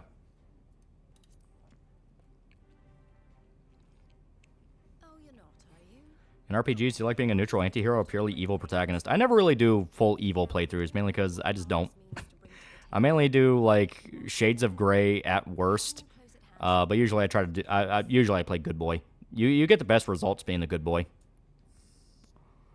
I like 4 over Last Blood. It's far more gnarly, and I still wish the extended piercing made into the final movie were still nothing but animals. Yeah. I let gay men live their lives, not and not other them. I think I deserve to call them slurs occasionally. What if Hans act more like a pompous asshole, but he's still a brother to you in the end? In the end, you manage to reconcile with him as you care for each other like brothers. Well, I'm pretty sure that's the main arc. Like, the gay romance is a purely optional thing. You actively have to, like, pursue that angle. But no, it looks like the whole idea is he gets humbled and understands, like, okay, just because I'm a noble doesn't mean I'm invincible. I actually have to understand how this world works.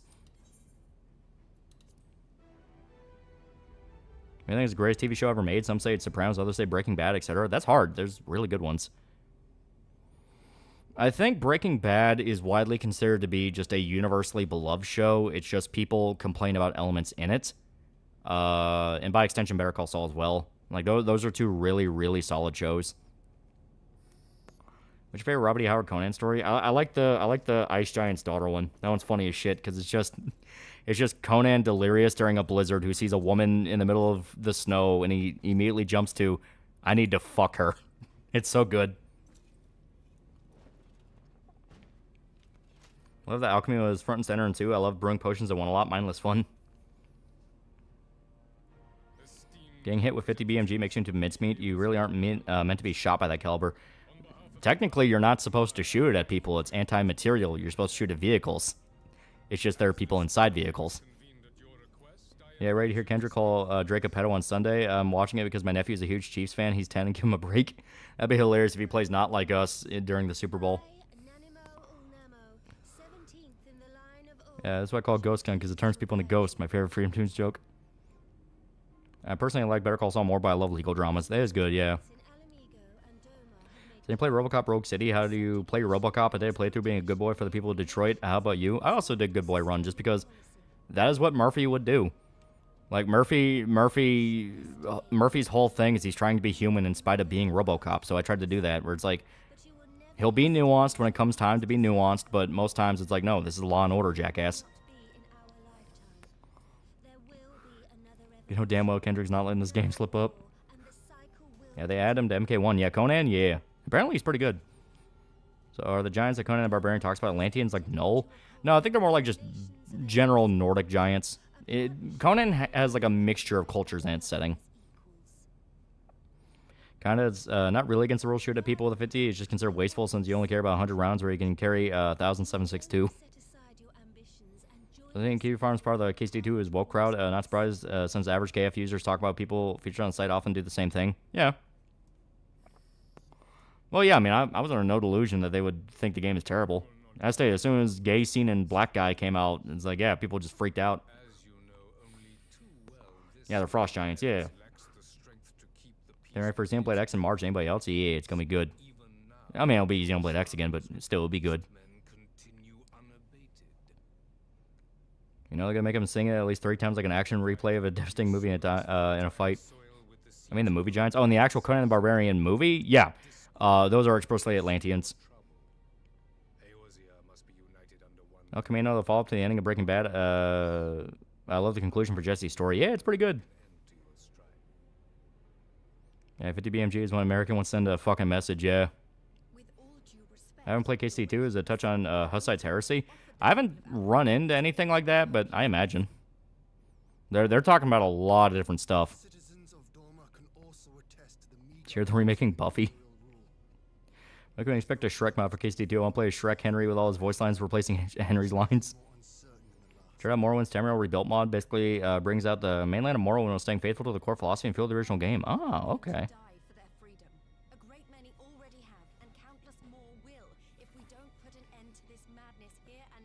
What TV shows dropped off in your opinion from for me? It's Walking Dead. I mean, yeah, Walking Dead's the big one. It is the big one. That's an hypothetical DMC 1-3 remake. I hope they are good. I hope. There's a good start to where's a good place to start when it comes to Conan comics? I say the Titan run so far is really fucking good. Pilgrim is now a pretty cool guy for 8 months. 8 months. At the very concept DEI, if I get to where I want to go based on my race instead of my skill set, I'll be pissed. And search the Sandstorm to 50 gal, send people flying into paste. That was a Mafia movie about the true kid being adopted by the Mafia. I mean, that's... Do you have any idea how little that narrows it down? The only one I can think of that you might be talking about is Goodfellas. Conan's the best 3-pronged philosophy. Can I kill it, conquer it, or fuck it? Yeah. You hear about the new Vegas Mario got pinched by ice? Yeah. There's one round bigger than that, and it's considered explosive bullets, and requires changing the barrel of the bear to fire. Coin's there monologue, eat, fuck, kill, and not in that specific order. KSD 1 and 2 brings up that you would directly lead into the Hussite War. If you know history, it really is sad what happens to Radzig. They're probably going to cover that in, too.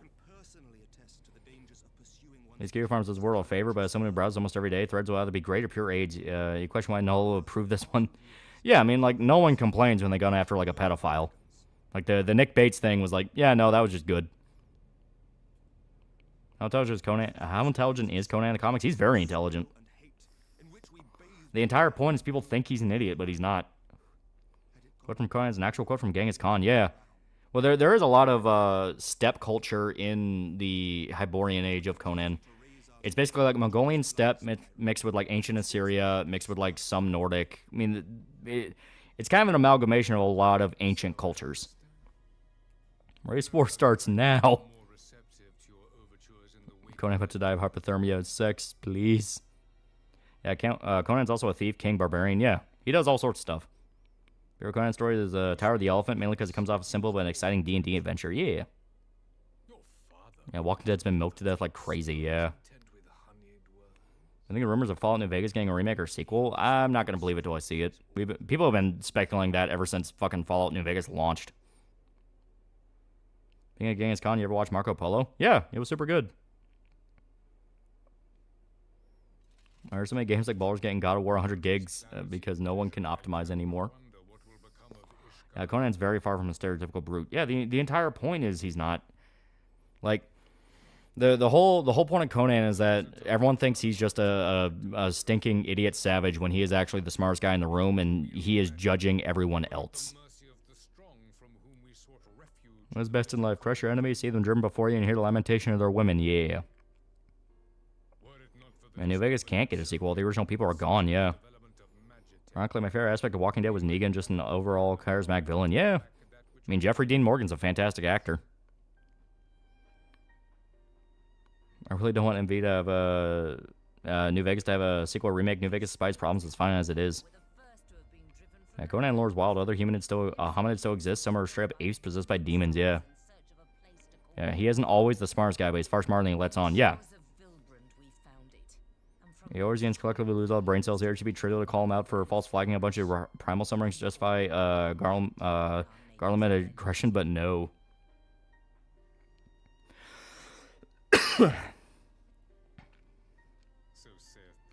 What city we want to see focused on a good Fallout game? I don't know.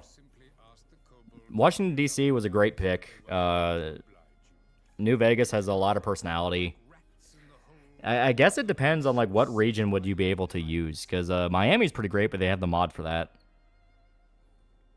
Maybe like an official game in Miami.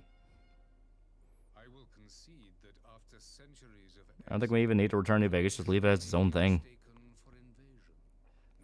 Why does Nintendo understand compression when no one else does? Because game companies operate off the idea of if you have a big enough game to eat up enough hard drive space, that's less games that can distract you, and you only play that one game. Michigan, that could maybe work. Yeah, Detroit. To me, a good Fallout setting needs to be something with a lot of history and personality behind it. Yeah, like New Orleans. Yeah, and that'd be a great pick. Yeah. Yeah, some phrase from a manga describes best Conan tactics. Those stronger outsmart those. Yeah, those smarter brute force. Yeah.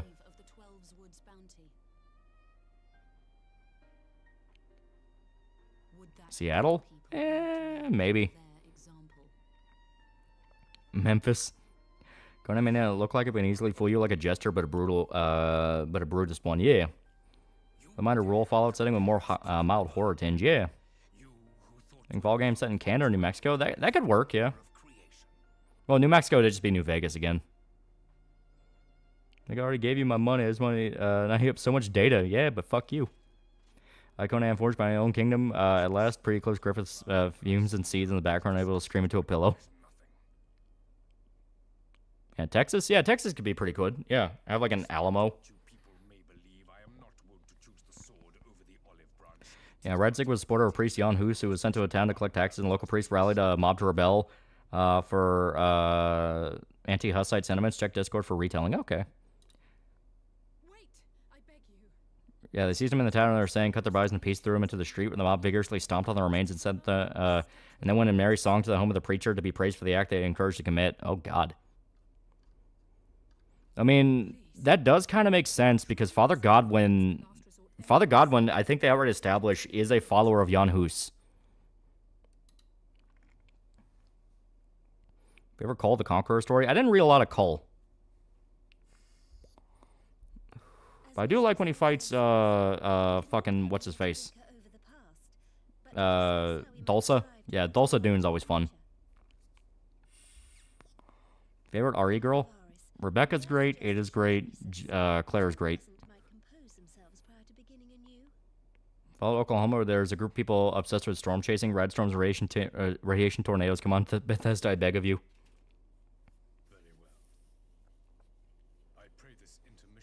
I've been wary of Fanblade of Xenoblade. Her blew up. I had to deal with new Blue Sky members who are pretty much woke scolds. How about Fallout games set in Detroit, but it's like real life Detroit with buildings that look like World War I battle took place? Yeah, Fallout Detroit just named Meme and Caesar talking about how the Legion discovered niggers. Yeah, Fallout set nuclear winter yet? That could be an interesting setting. Yeah, you can. You can put up in Canada. Like maybe like a Fallout fucking Vancouver. I don't know. That could be cool. Because Canada was annexed by America. I think Fallout game should have a nuclear winter storm. Yeah.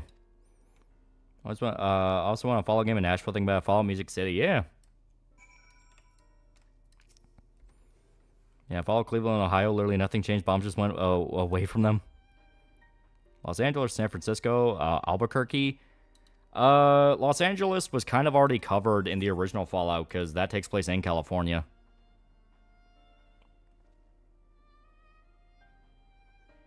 Yeah, Fallout cannot be outside of America that defeats the purpose of Fallout. Yeah, but that's why I say Mexico or Canada could be technicalities. Ain't the Red Xenoblade fandom where they just want everyone to be gay. Fallout Louisville. I don't think you'd really be able to do much interesting here.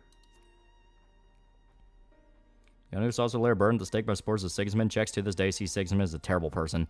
Yeah, it makes sense. He's the main bad guy in Kingdom Come Deliverance, and they're outright saying he's a horrible fucking monster. Hawaii? Problem with Hawaii is that'd be really, really small.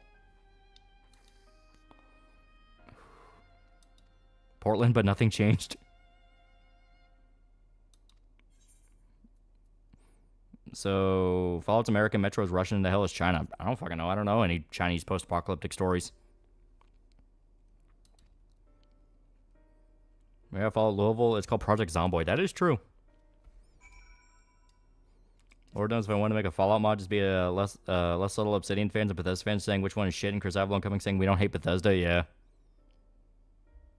Yeah, LA is the boneyard in Fallout 1. Yeah.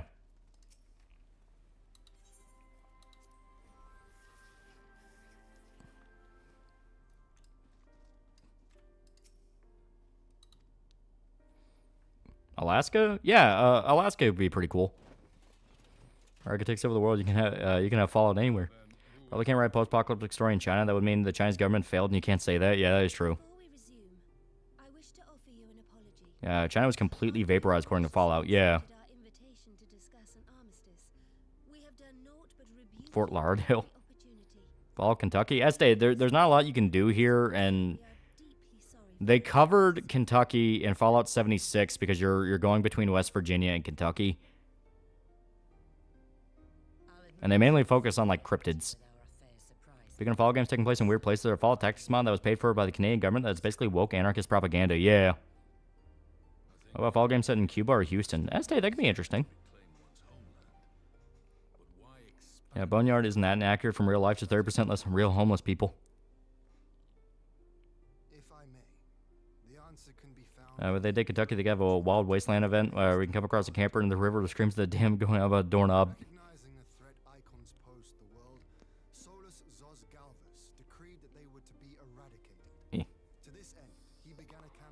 Fall game set in Kansas.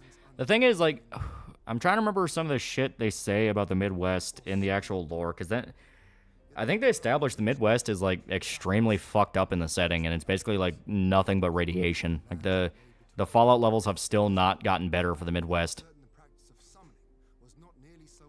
Would you like to review the RoboCop franchise someday? And if so, what would you like to review more than the movies or Rogue City the most? I like RoboCop a lot. It would be fun. Right, no one said New York yet. New York would be fun. That would be a fun one. Why are you really waging this war? Yeah, Fallout Chicago, where surprisingly the quality of life improved. Yeah, Fallout Tactics set in the Midwest. Okay.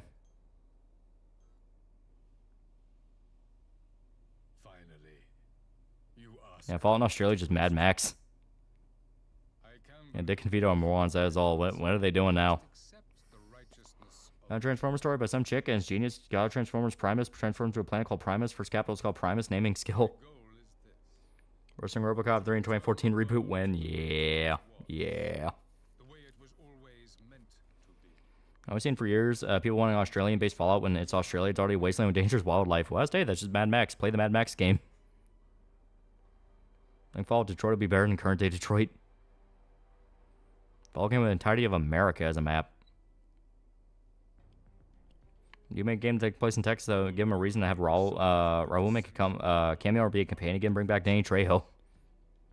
And a bed good night. Yeah, good shit, good shit. Fallout New Jersey, but the entire story is Tony Soprano surviving his hit. What in Rolga's name are you talking about? Yeah, play Lost Paradise. Yeah, super good game. Fallout Tactics takes place in the Midwest. There's Division, the Brotherhood of Steel, super mutants, ghouls, and every more dog-like looking Deathclaws. Tactics is a weird game. Which phase goes to trust to guard a nuclear missile? Pippa.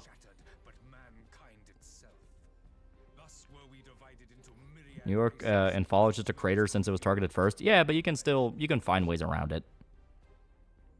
American Werewolf in London review for Spooky Season. I do love that movie. It's such a good movie. Want Fallout Nashville because you can still go to places like Kentucky, Georgia, and Alabama, and the Tulsa itself, Fallout Music City. Maybe, yeah. There's a Fallout game set in Florida. You think there would be a cult worshipping NASCAR? New York did not survive whatsoever. They're completely cratered during the war due to NYC importance for America. Nah, it stayed. You can find ways around it.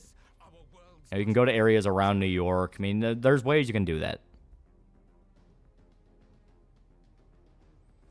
And Bethesda was once more location focused in 76. Then I hope we get several cryptids based on Virginia, like Fairfax, Bunnyman, and the Wood Booger. Speaking of Transformers, I saw some comments on the Culture War channel calling TF1 Troon. It wasn't always this bad. I still haven't seen Transformers 1. What are they talking about with Troon? Are these not the self-same desires as the Asians? Which Fallout's your favorite? I like New Vegas. New Vegas is good. But can you have sex with cryptids in Fallout? I have no fucking idea. I just watched the movie. Yeah, I must admit, New Vegas is my favorite, but unfortunately it's full of Reddit fans and faggots. Yeah.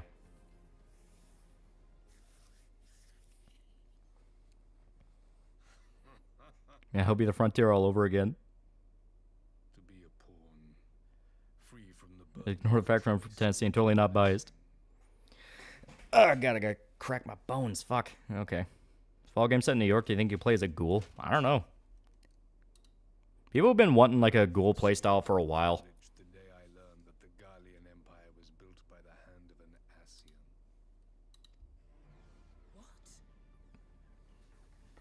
Yeah.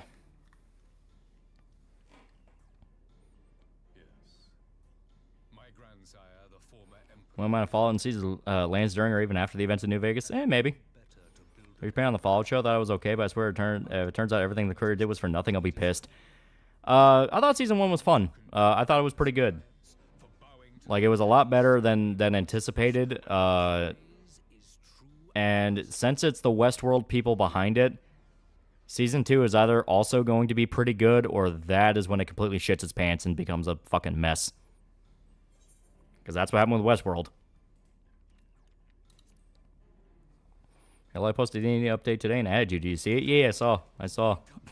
It's pretty good. It's pretty good. Well, it's at Memphis be a good excuse to bring back the Kings. Have a member travel there from Vegas and starts his own offshoot in the Graceland Mansion.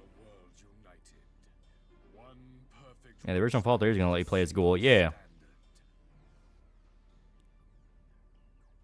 Gonna handwave the Fallout show as fan fiction and they make the events in New Vegas void than fan fiction. I mean, I kind of always treat it as fan fiction. I know they said, oh, we're going to try to keep it to canon, and it's like, no, it's a show. It's going to do its own thing. They already changed the rule around the ghouls. Because, yeah, like, ghouls are people basically trying to stave off becoming zombies. Saying on Amazon, how Amazon goes, Season 1 good, Season 2 decent with signs of rot, Season 3 complete faggotry. Well, I stated, Westworld is even more egregious with that, because it's like, Season 1 was good, Season 2 already started going up its ass. So it's like, yeah, Season 2 is going to be the make or break. If it sucks, I'll just say, just watch the first one. Thing is, other than JDA and Razor and other channels have said as crazy shit as these anonymous Twitter accounts that can easily tank the movement. Yeah. Guys, you gotta snatch defeat from the jaws of victory. Why would you want to win? You always really do love war, huh? Yeah. My brother Steel gave you the ghoul option. That game is shit. I have no faith in Season 2 of Fallout. It will shit its pants and then it's going to be Westworld over again, but if I'm wrong, I'm wrong. Yeah. Like, the only thing we know about it is one of the showrunners told the main actress who plays Lucy to go play Fallout New Vegas. So right there, I'm like, okay, that's at least better than, no, don't play the games. We want to do our own take. It's better than that. I think Todd Howard said the show is canon. Well, Todd says a lot of things. Like I said, it's already not canon just based off how they changed how ghouls work. So it's like, yeah, no, it's just Todd saying stuff. As the boys still going, you seem pathetic now, like a dying animal trying to get up. Yeah, Utica and Albany survived. Their tribes are the Skinners and the Chalmers are at war. Oh. An example is Oz. He didn't really believe any of it and just waited till the game is out and is streaming it. What does that tell you about people who calling it woke? Yeah. Well, like I said, it says a lot about the situation when even a guy who does in fact get money and benefits from whenever a game is shit and woke, is even going, hey, this is not one of those times. I think the boys will crash and burn. It's already crashed and burned. Yeah, at least they played the games like the Halo show. Yeah, exactly.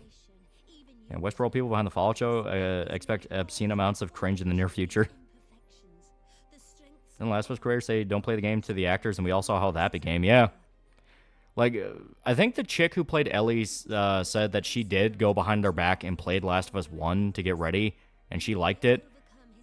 Pedro Pascal, I think he didn't give a single fuck and didn't even remember what show he was working on because he did not care. Like, he had moments in the show where I thought he was pretty good, and it's like, you know what, that's actually not a bad way to do Joel. Like, when he's bantering with Ellie in the woods, it's like, that's kind of fun. Every other time, he did not give a fuck. No, she watched the cutscenes on YouTube. Oh, okay. I mean, to be fair, that basically is just playing Last of Us 1. So what character do you think they're going to put in Season 2? I've seen a lot of people want to see Courier 6, but I don't think that's a good idea. Yeah, no, there's no way they could do Courier 6 and have that make people happy. The only one we know for sure is going to show up is Mr. House, because they showed him in Season 1.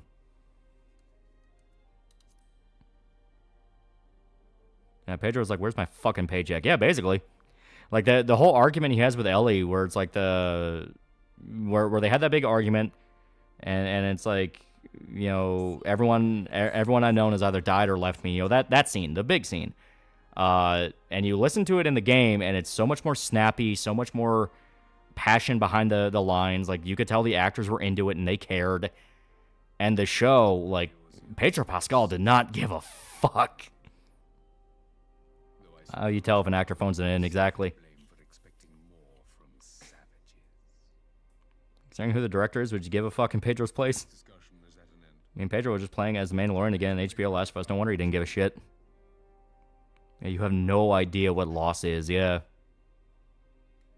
As a good boy, he made that Starfield after playing the game, after playing it for like 20 hours besides Starfield shit. Yeah, but I still think that rant was very gay. That was a very gay rant, because the pronoun selector was not even a tenth of what was wrong with that fucking game. Which is sad because there was ever a chance to do an Eddie Guerrero biopic, but Pedro would be my pick, but yeah, he sort of chooses when he phones it in. Yeah. Yeah, goals haven't been consistent since Fallout 1. That is true. I mean, if I was cast as Joel, I wouldn't care that much knowing my character's dead in the first episode of the next season. Yeah, that is true.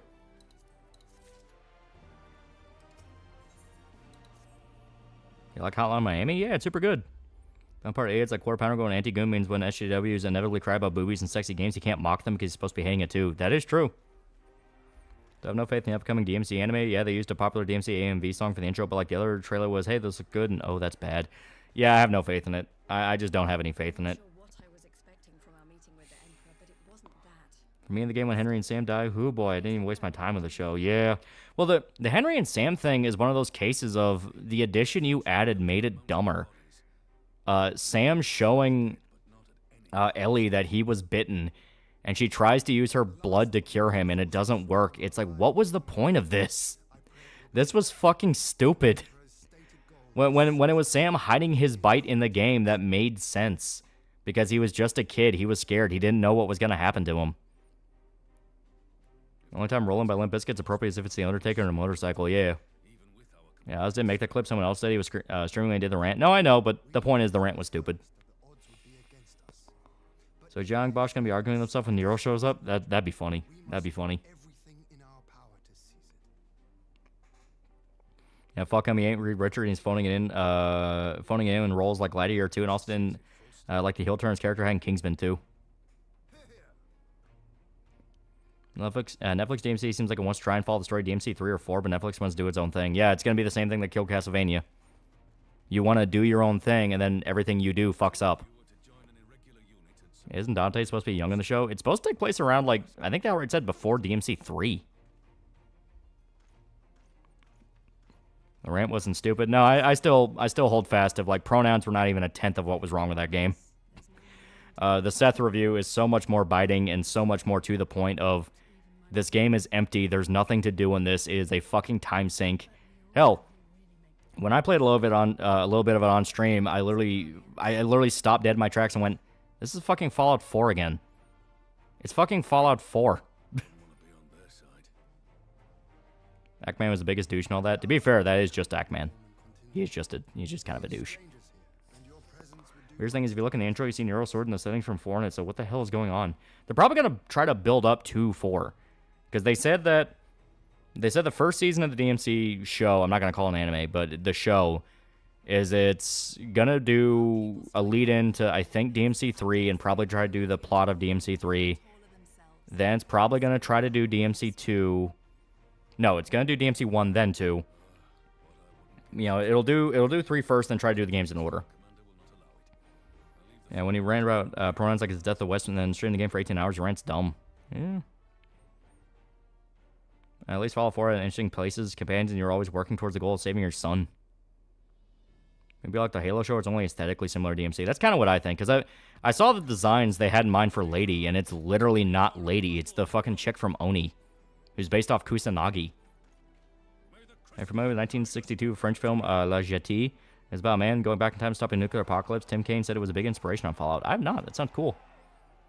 More people criticize Bethesda, the less they want to try, they just give up, and then their games get less interesting. No, they just rely on fan mods. They just rely on fan mods to fix everything.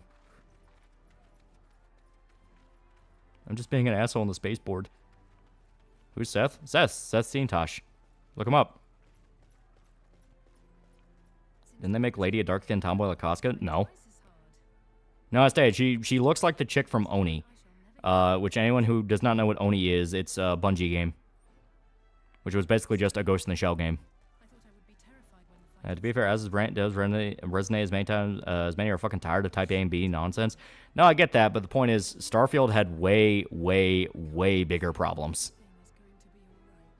Yeah, he straight up said Oni, yeah. I've seen that that Netflix sumo show Sanctuary. I have not. I was sincerely baffled when I saw Grums on Twitter ranting about Assassin's Creed vandalizing a shrine while he, as the player, chose to break it. That's one of those where it's like, argue about that all you want. I'm not going to defend AC Shadows. Fuck that game. Fuck Ubisoft. Yeah, Seth with 2 S's, you'll find it. Yeah. Yeah, they try less because they know modders will save their game. People don't even want to mod Starfield. Yeah. Yeah, why play Starfield when No Man's Sky is there? Yeah. Netflix DMC is trying to be a prequel to DMC 3 to start. Why is Lady and Nero's sword in the intro? Because I stated they're probably going to try to build up towards Nero. Like, if they're going into it with the idea of they're going to adapt each game, then eventually they will talk about Nero. So they'll probably dip in hints. You're probably going to see Nero as a kid and maybe a subplot of him, you know, fucking discovering his demon lineage and all that shit. Yeah, relying on mods is a bad idea, yeah. Man, I hate that id's tied to Bethesda, yeah. Yeah, 80 said Oni was inspiration. Base her off Lady.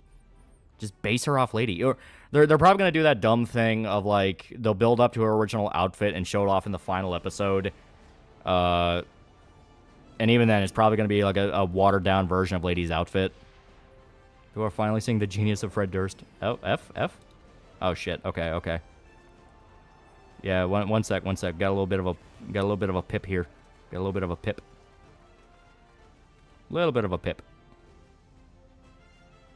Yeah, give it a sec. There we go. Okay, we're back for right now. Yeah, a little bit of a pip. A little bit. There we go. Yeah, we're still green. We're consistently green. We're so back. Yeah, stream spaz for a second. Yeah, it did. Oh, it's still trying to. Okay. Give me one quick second. Let me make sure that... Yeah, one fucker. Let me make sure that nothing's trying to download without my permission. Damn it. Son of a bitch. It's gonna be annoying. Okay, no. Okay, so it's just a natural internet pip. Okay. Come on. And once again, this is a YouTube thing, just due to the fact of, my internet's running fine on this end here. Yeah, the stream is dying. I know. I'm still waiting for it to come back, but it's wanting to be jumpy. So, come on, you fucker. Come on.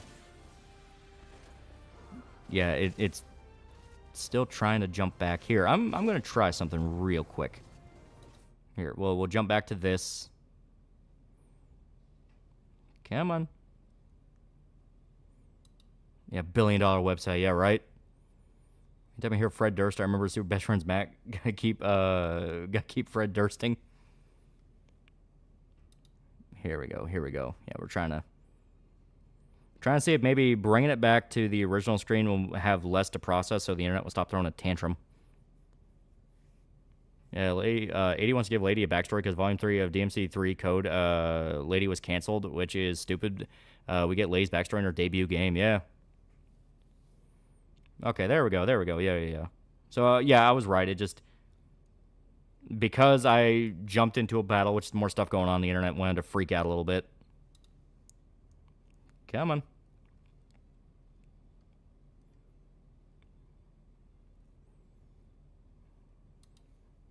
Yeah, please don't be like that hatred stream, dude. That hatred stream was fucking violent. I never had a game get that violent towards a stream before. You go Red Dead game set in Australia during 1930s would sell? I don't know. Maybe.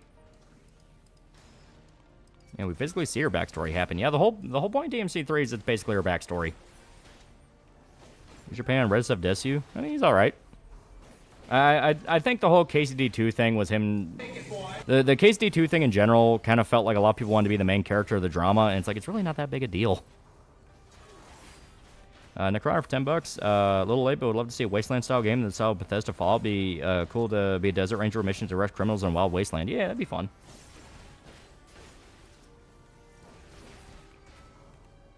Yeah, Lara Croft suffered a straight decade of becoming who she was supposed to be. Yeah.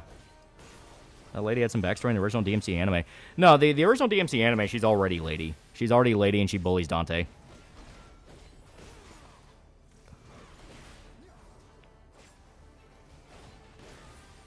What about Hatred? We had a stream where I tried to play Hatred because it's the haha funny edgy mass shooter game. The stream got so fucking bad with compression and trying to like stream the game, it physically killed the stream. And it was specifically the game because my internet was fine. I could physically like go into websites and browse shit, but like OBS was refusing to process it. Ever do a deep dive in Higurashi when they cry? It's pretty good. It's pretty good. Rev did give us the phrase "Your likes are public." Yeah, like I said, I don't think he's a bad guy. I just think the whole KCD2 situation was like that was explicitly dudes were monetizing every single thing that came out for content, and it got to the point of even other people were starting to go like, "Dude, you know what you fucking did? You clickbaited."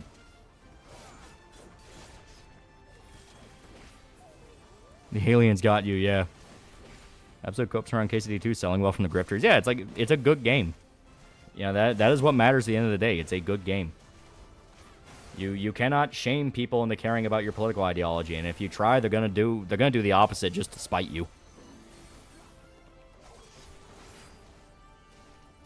You know, a lot of people don't really want to accept that lesson, which is you cannot force people to care about your ideology, and if you try, they're gonna do the opposite just because fuck you. I could play the Violent Cringe as Hatred. I missed it. It's so over. Hatred's on sale for like $2 on Steam. Should I have to hang out for Daniel Larson or Andrew Ditch? Oh, God. Probably Daniel Larson. If I had to choose between the two. In the good old days when all you had to do to get clicks was that tits to a thumbnail. Good old days.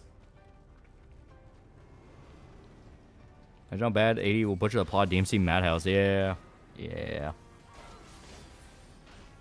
So Fred Durst be in DMC because of the song in the intro. A lot of people are making jokes about that. That'd be funny. Like have an episode where Dante has to save Fred Durst, and it's just it's like one of those like Yakuza side stories where blatant product placement, and they're just puffing him up to be the coolest thing ever. It's like Dante's like, man, I love Fred Durst. His music's so good, it speaks to me.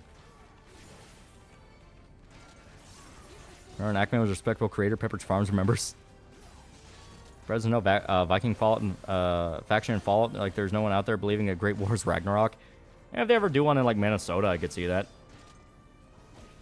You know, the Minnesota Vikings. What's your favorite Stanley Kubrick film? Mine's The Moon Landing. I like Full Metal Jacket. Full Metal Jacket's so good. There's a reason people remember Postal 2, not the original Postal. Yeah. All the Erie plane incidents happening recently. Would you still go on one? Well, we have a flight scheduled for May, so I'm going to suck it up and do it. Wonder if Fred Durst knows about DMC. I mean, probably. Yeah, it's like Baldur's Gate 3. People were clamoring that it was woke and shit because of the bear sex. Ignore that shit because I like the gameplay system of D&D 5e and turn-based combat. Yeah. I've said before, but a lot of these guys need to start learning to pick their battles because otherwise you're just going to be seen as the guy trying to piss in everyone's soup. Yeah, Fallout Fargo. Yeah, that'd be fun. But it's like, yeah, you know, you'll be seen as the guy trying to piss in everyone's soup, and eventually everyone will get to a point of, like, basically just shut the fuck up. And if any movement reaches the shut the fuck up stage, that movement is destined to die. Because that's not just people want you to be quiet, it's now you are actively annoying people that you need to be winning over. Nigga, the Y2K film was blatant advertisement of Fred Durst. Sergeant Harchman, holy shit, I didn't know they could stack shit that high, yeah.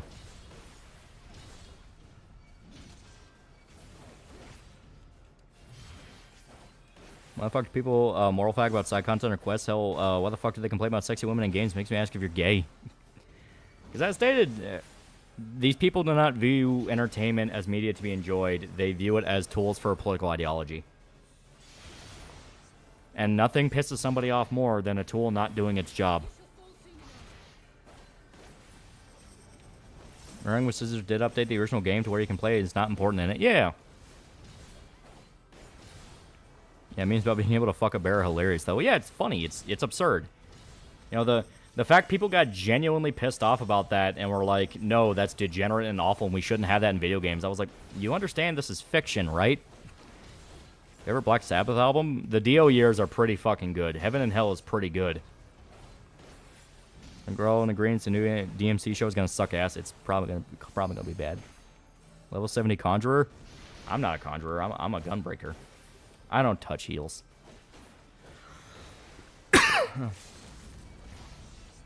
Animation of the show looks good, but the biggest problem people are gonna have with is Ruben isn't voicing Dante. Yeah, at least it's Johnny, so it's still somebody tied to the franchise. But it's like, it's fucking Ruben, man. Ruben Langdon is Dante. And Biscuit's music video for Roland was the last to be filmed in Twin Towers. They later got a letter of thanks from the World Trade Center after 9/11. Stepping my cornflakes. Let me tell you about stepping on other people's cornflakes. It's a weird way to eat cornflakes. Once they start calling their bad actors, that Abu Salim business was a fumble. The whole thing is a massive fucking fumble. Like the problem is the fact that people will get so burnt out on an argument that they'll bit by bit they'll make a little bit more compromises in regards to, like, well, we can bend the truth a little bit more in this case, a little bit more in this case. I mean, you have that SEAL guy who got into an argument with some dude and was like, I'm willing to lie in order to destroy the woke agenda. And it's like, no, you don't do that.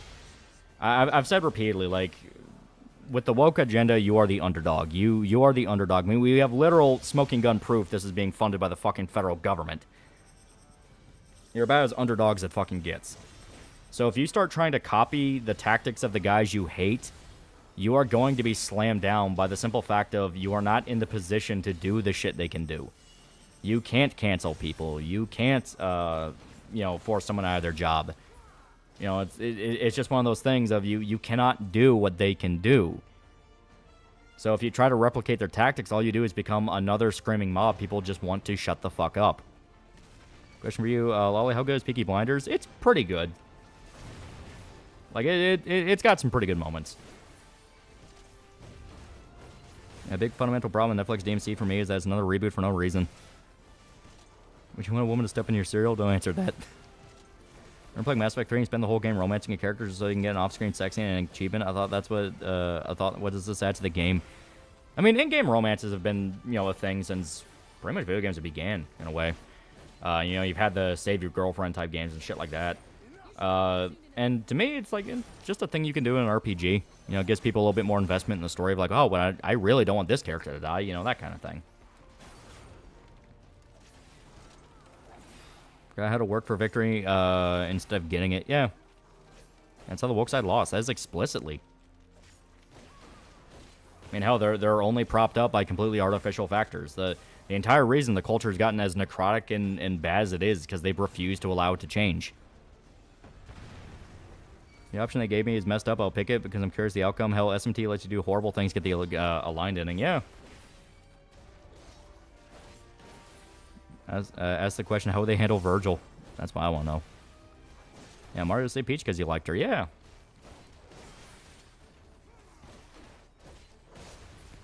But yeah, the whole point around is the fact of like you're seeing a growing trend where a lot of the guys that insist on taking the microphone and propping themselves up as representative, you know, the consumer representative. I'm there for the little guy. I'm there for this. I want to be a warrior for the consumer. That whole thing. They are actively making themselves look like massive jackasses. They want to be the leader of the movement. The exact thing that made fucking Medicare leave Gamergate and go, hey, this is not going the direction it needs to go. Because once it becomes a leader-led movement, you get the issues that come with that, which is, well, if your leader fucks up, all of you look bad now. At least you know if they fuck up Virgil, you know shows can be scalping Netflix execs, yeah. Oh, my representing thing works so well for Angry Joe. Wouldn't be fine. Netflix used the DMC reboot Virgil one with a fedora. Everyone's got main character syndrome. Yeah, that's what I said was a big problem with the KCD2 shit, which is everyone wanted to be the main character of it. And it's like, dude, just no. Didn't A say you compare Virgil to Thanos in one interview? Yeah. I don't have a lot of faith in the DMC show. If it's good, it's good, but I'm going to hedge my bets. Macker's still alive? Yeah. He still does streams. Rare, but they happen.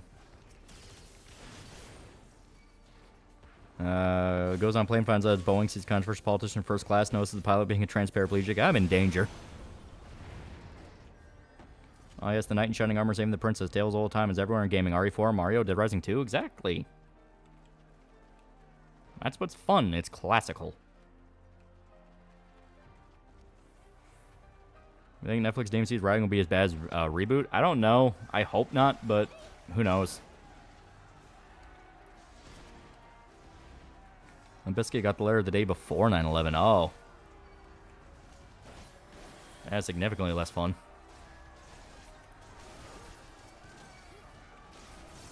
There we go.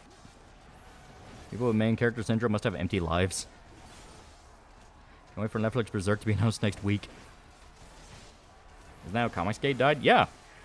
There's a reason why I keep telling people, like, hey, you need to understand this is a real thing that happens.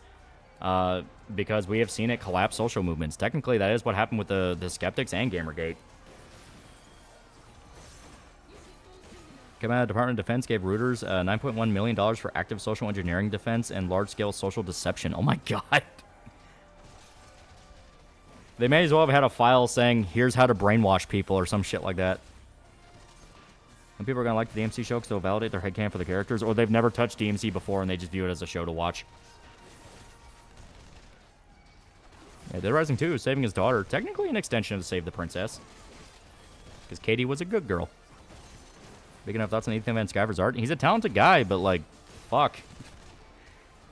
Like, he kind of fucked the indie comic scene for a lot of people.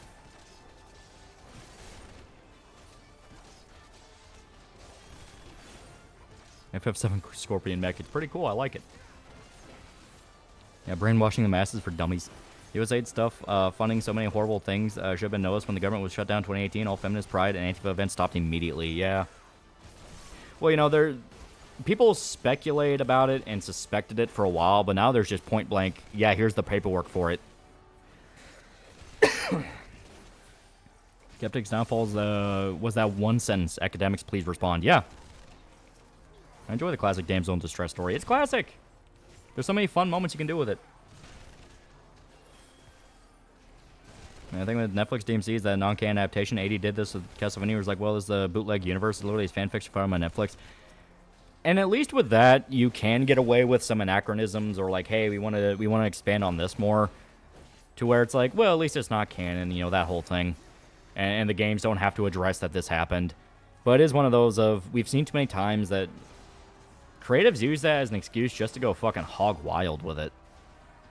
Where it's like, listen, I get this is your version of it, but you are literally creating something that this is not even tangentially involved with. Please don't make Virgil depressed foul-mouthed dork who's crying about his mother and father all the time.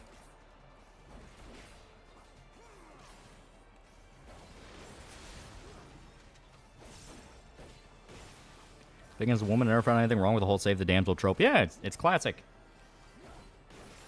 There's a reason people use it, because it works. Reminds me, after Trump was elected, the FBI went after image boards and would constantly shitpost them to death to use mass shootings to take down 8chan, for example. Yeah. EVS is such a grifter. Guy gets successful, he takes sweet-ass time to fulfill a project and then tearing down other careers like Eric July for being more successful. Yeah.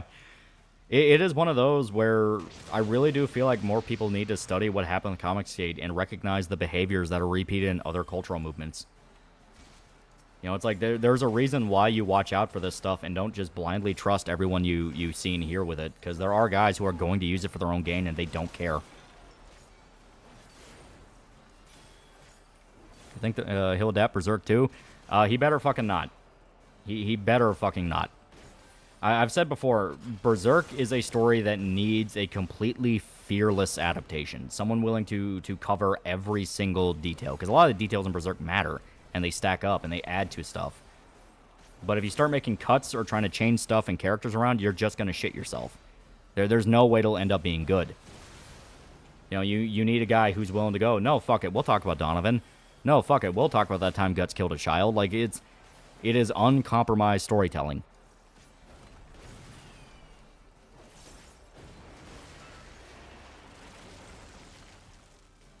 I mean, how does a PS2 game cover what happened in a shitty Netflix show?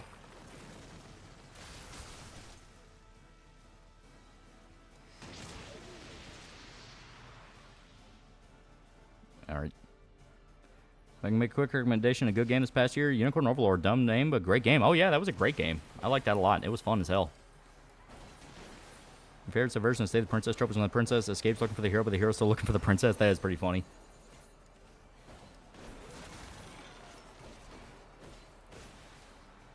Besides Eddie Shankar's filmography, what are other examples of soft edge media? The Boys. Look at The Boys for a perfect example of that.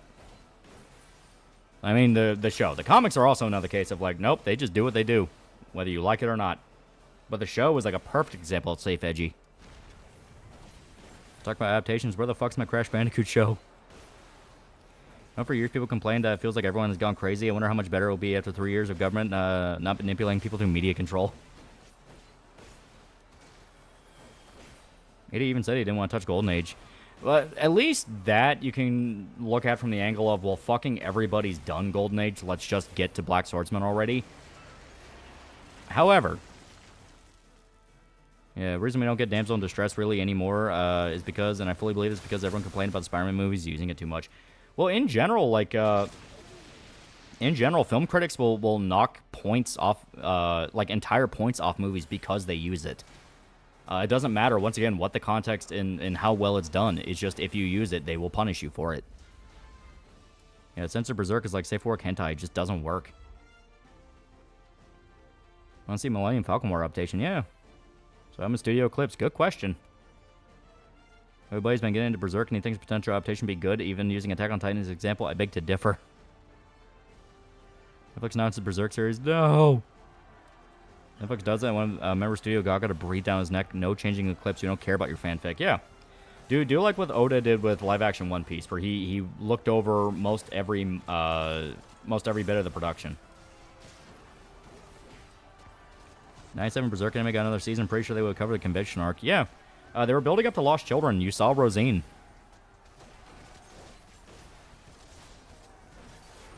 Golden Age isn't a perfect adaptation either. Show and movie skipped wild. Yeah.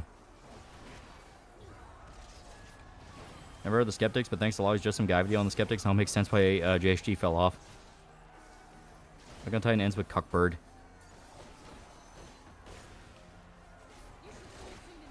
Denzo in Distress, the safe trope critics hate safe shit unless they get paid for it like Star Wars. Anytime Star Fox gets brought up, prepare the boost for inevitable talking down on Crystal's role in Adventures.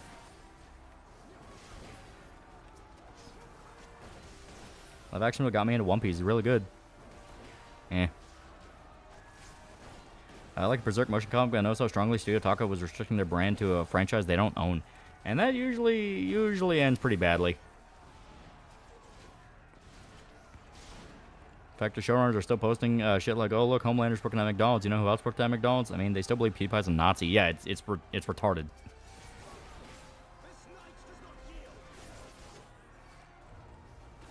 Playing KCD1 for the first time now. I'm actually really surprised how engaging it is. It's really good. It is really, really good.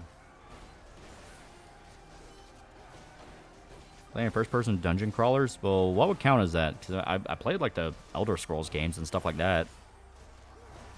Choose anyone to be a showrunner for Berserk adaptation, who would it be? The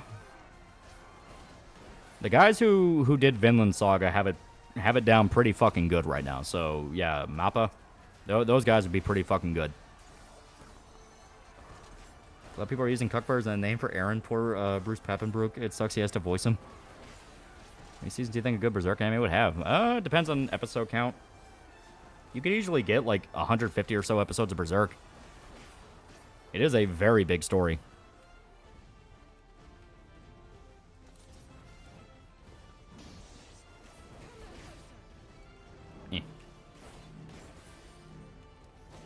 I made X a black character in Band of the Falcon, but Pippin was black. Who the fuck is Pippin? Well, I mean, you did have, like, black background guys in Band of the Hawk. The problem is they would make that guy, like, a more substantial part of the army. You know, that whole thing is, like, they dedicate a whole subplot to him when no one cares. Yeah, games like Wizardry, the old SMT, etc. Well, yeah, I played SMT.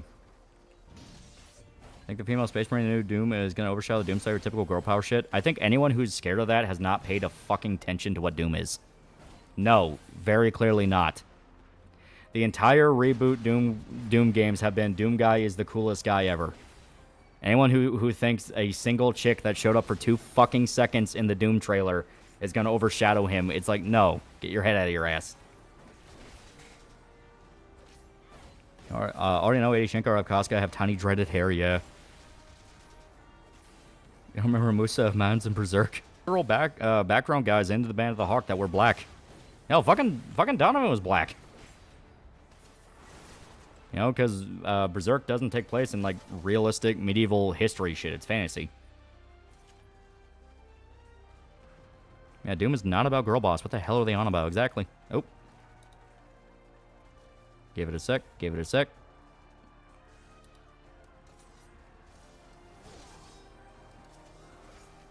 Come on. Come on. Come on. Quit acting up. Quit acting up. It's trying to come back. Yeah, there we go. There we go. It's starting to come back. Starting to come back. So this must be a little bit fighty tonight. It must be a little bit fighty. Yeah, rip frames, yeah.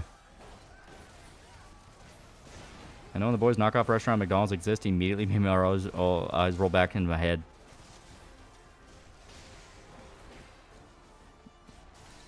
Yeah, here we go. Here we go. Yeah, we're green again. We're green. Is Casca black? There's theory she's Kushan. Because she looks a lot like some of the Kushan children they saved. And Casca's more Spanish. That's another one. Yeah, she's more like a Spaniard. Because her armor kind of looked a little bit like Spanish style. Berserk 97 did establish some weird things beginning, like Griffith becoming king, known for destroying the world. They'd have retconned that if it continued. Well, that is because when the anime was coming out, the Golden Age arc wasn't finished yet, and yeah, I think it was the Golden Age arc wasn't quite finished yet, and they were like by the time the anime ended, they were just getting into Conviction, so they didn't know where the story was gonna go. They did live action Berserk, you know, Devon would be the only character changed from black to white. They shouldn't do live action Berserk, period. Yeah, the main villain of both Doom 2016 and Eternal were women, yeah.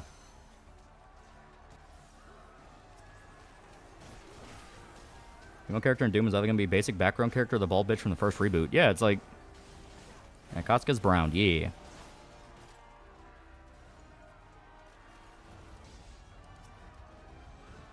Yeah, live action Berserk doesn't work. That's what I've said over and over again.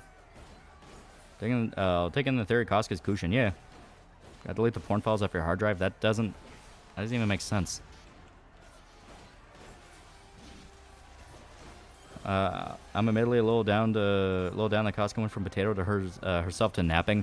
Yeah, hopefully the new chapters will flesh that out a bit more. Like I said, it's one of those of Berserk. Berserk always feels like it goes nowhere when you're waiting chapter by chapter. It's only in retrospect when you look back on it that's like, oh, that's really fucking good. Like I said, people were complaining about the boat. Meanwhile, the boat itself has some really fucking good moments for characters.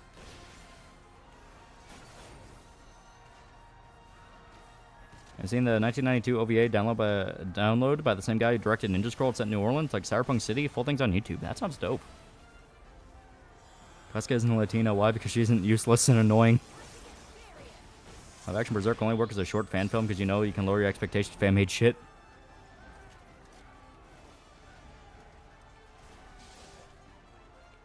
Token black character, instead of seeing a beautiful woman during the eclipse, sees KFC and Jordan's story goes towards it.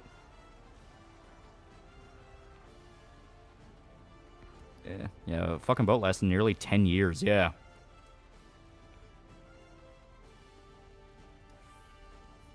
Ugh. Stop mentioning live action Berserk, only will into existence like the idea of evil. That is a good point.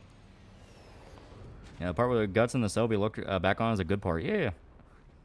Also doesn't help the boy show wants to make fun of Vince Vicney Corporation, but they're, I assume he meant Disney, but they're working with a big name corporation. Yeah. All now Disney, calling it now. If God is dead, Netflix gets to adapt Berserk Middle Eastern Cosca and a hit job.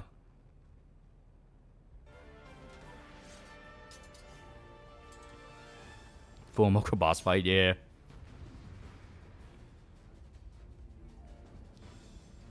Going on a limb here, but I really do blame the woke idiots for poisoning the well on women and minority characters. No, like, I've said before, I'm rapidly getting tired of that excuse because it's being used to justify dumber and dumber attempts at bandwagons. The whole Doom is woke because a chick shows up for 2 fucking seconds is a level of, no, that's stupid. That is just stupid. Like, there's no excuse around that. That is just fucking stupid. You get Iberian Tomboy Mercenary GF. I still remember they're off the boat meme, yeah. Kind of look like Kamen Rider villains. Yeah, the Empire's dicks. But they're great. I love them.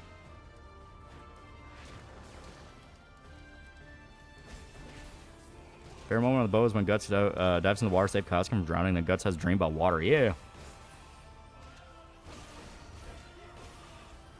Yeah, violence, world domination, glory to the ruffians. Bow, bow, bow.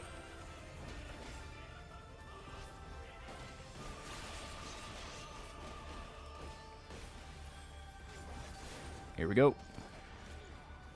And I see Vagabond's getting a special edition release. Yeah! Pretty fucking dope. Vagabond's peak.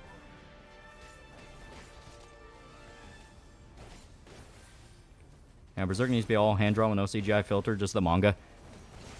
I mean, I wouldn't be against hand-drawn animation. It looks the best. I was talking about female and minority characters being used as defense by woke to justify the bad writing. Yeah, I know, but we are getting to the point where a chick showed up in the Doom trailer for 2 seconds and people were screaming, man, jaw, woke, this and that. It is at a level of this is getting fucking ridiculous. You know, people are trying to say Ninja Gaiden 2 was fucking censored because the jiggle physics were, like, slightly off. Same thing with Lollipop Chainsaws. Like, at some point, it has to click of, this is not people are just, you know, wary of woke stuff and do outright, no, these are people trying to get people angry on purpose. Like, this is explicit rage baiting for a different agenda.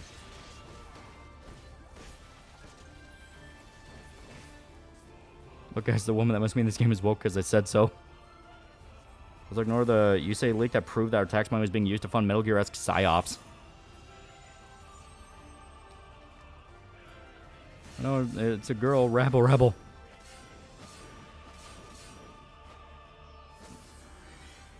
Yeah, that or their feds trying to get a rise out of people. Some of them are just outright rage baiting because it gets them money and clout.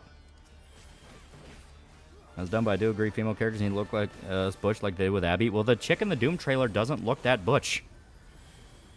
Like, she just looks like a military chick. If anything, she does not look half bad. Not perfect, but she looks fine. And when Ninja Gaiden Remake, I had trouble seeing a difference, yeah.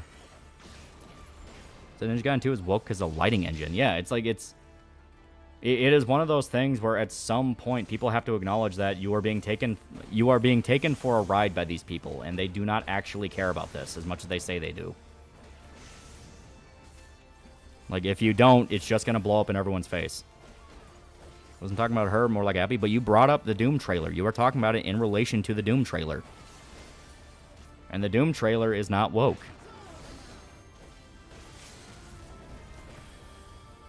What do you think Guts would fare in the Dragon Age world? He'd fare very well. He would be perfectly fine.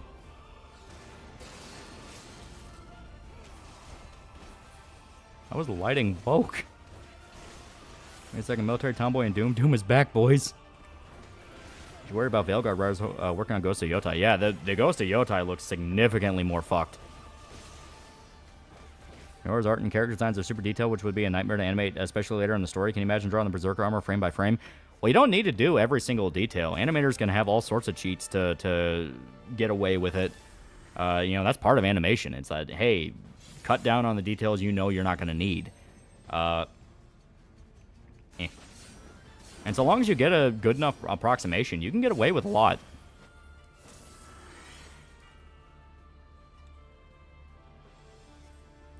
All rage baits like that one guy said 16's anti-woke despite having gay guy adds banned Saudi Arabia. KCD2 is still sold there on Steam. Yeah, it's like it is just silliness. It is just silliness. What type do you think Flora did, and who do you think the incarnation ceremony brought back before Griffith? If you're talking about like what possibly she got banished for, probably bring back Skull Knight, like putting his soul in the armor. I think the hype for Ghost of Yotai is significantly deflated. Well, knowing that two of the writers behind some of the biggest flops of BioWare history are behind it, yeah, I'd imagine. Yeah, Yotai's looking bad just around the Veilguard writers involved. Yeah, it's gonna be shit. Yeah, people called Space Marine 2 woke because that female lieutenant when the first game had Mira. I played into that a little bit because I thought it was funny, and also because Space Marine 2 pissed me off by needing an SSD. Not even that needing an SSD, it didn't recognize the SSD I had as a valid one, and that pissed me off. Because I kid you not, bisexual lighting. If you see blue, pink, and purple somewhere, it's coded. Yeah, it's ridiculous. Yeah, just like lefties make bait posts about how XP to me is X Pro Mac. I've said before, and thankfully I am seeing it pop up more with people who are getting annoyed with this shit, but you don't need to go digging for woke. They're not gonna try to make it subtle. They're gonna beat you over the head with it. If something is woke, it's not woke because, oh, there's slightly left-leaning message in here. It's woke because there is a 15-minute diatribe about a party member coming out as non-binary to their parents. Like, woke by its nature is low-hanging fruit because woke doesn't believe it's doing anything wrong. Honestly, SSD shit was more of a skill issue on your part. I refuse all personal responsibility and just blame it on skill issue of the game designers. We did it. I dare say. Gotta check out M.2 10 times faster than SSD. As soon as SSDs become normalized, there's already faster drives. It's fucking horrible. Yeah, if you tolerate now, they'll do it in the next game. Yeah, and I love the response people have had to that, where it's like, what the fuck are you talking about? Tolerate it now. Dragon Age Veilguard exists. Fucking Inquisition exists. Like, dude, the entire point is this is normalized in gaming now. This is the default culture of gaming now. Companies already talked about how to make woke stuff less noticeable. Only in the sense of the whole only hire minority groups and discriminate against white people. They don't believe they're doing anything wrong. Yeah, woke's about as subtle as a pride parade being held at noon in San Francisco. Yeah. Include every detail for still frames, simplified designs for moving scenes. Studios will have specific character sheets for stuff like this. Yeah. It's fucked up what's happened to Ghost of Yotai because Ghost of Tsushima is a very good game and now its legacy is gone before it even happened. Yeah. Yeah, Veilguard's the biggest example of showing you what woke is. It's in your face. Yeah. M.2 drive's been around for a while. I only just learned of them, therefore they only came out yesterday. Yeah, a 15-minute standing can easily be removable for Middle Eastern audiences. I don't care for Ghost of Yotai. Nothing even mad about who's involved or making it accessible for a modern audience. Tsushima was good and it doesn't need a follow-up. I'm seeing people think that Onimai is woke tranny pushing propaganda because it's about gender bending. People at Western brain rot keep them from enjoying things. Yeah. Like I said, woke is not subtle. Like, explicitly by its nature, it's not subtle. It's not trying to hide anything because it doesn't think it's doing anything wrong. It's a religious sermon. They are preaching to you.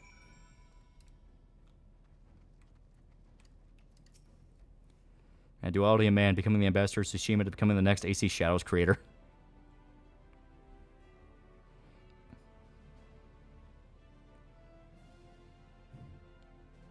Yeah, Velgar's the biggest example of showing you what woke is. In your face, yeah.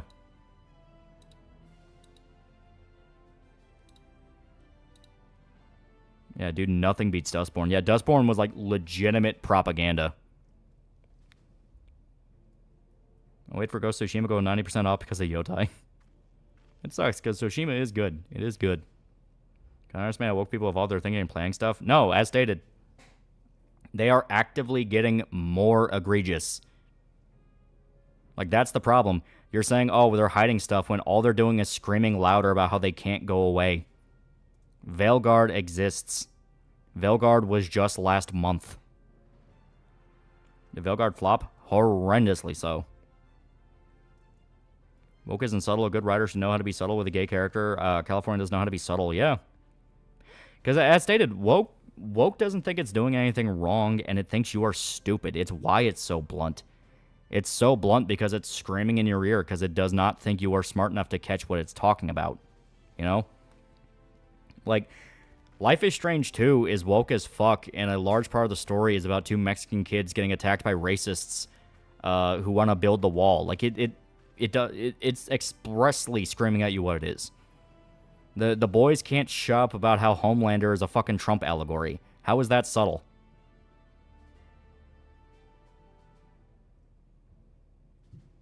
Oh yeah, I think EA is saying it didn't have enough live service elements. Yeah. I think Sucker Punch will get ambassador status for Yotai. I am very curious what they're going to do about those two writers, because if they failed upwards, oh boy. Now, once again, I am curious how the U.S. aid leaks are going to affect everything, because if we find out a lot of companies are being paid by, like, you know, are being paid by, like, federal grants, and that's how some of them are afloat, ooh. Jesus Christ, no. Race Fist basically said KCD2 is heresy and reply to Mongolore, also lying about the game. Yeah, that's retarded. It's retarded. Same Ghost Yotai's writing team is the same ones who did Bioshock Infinite. It's a damn shame because the potential being good, but now it doesn't. What would you want in a Wolfenstein reboot? For me, Cyborg Hitler. Yeah, Cyborg Hitler. Give us a good Cyborg Hitler fight. Speaking of flops, anyone remember what happened to Trench Crusade? And one of the Velgar Troons now works at Wizard of the Coast. Yeah.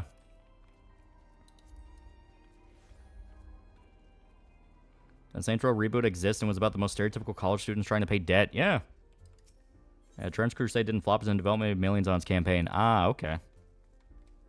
So Kanye is advocating for Diddy to get released. What? I think same people who are writing Yotai still get jobs because they network. They network. They go to conventions. They go to developer conferences, and they network. It's all about building relations. Business, like schools will literally teach kids now that that is what you do. You make connections at places. You go to college to make connections with people. Not actually learn what you want to do.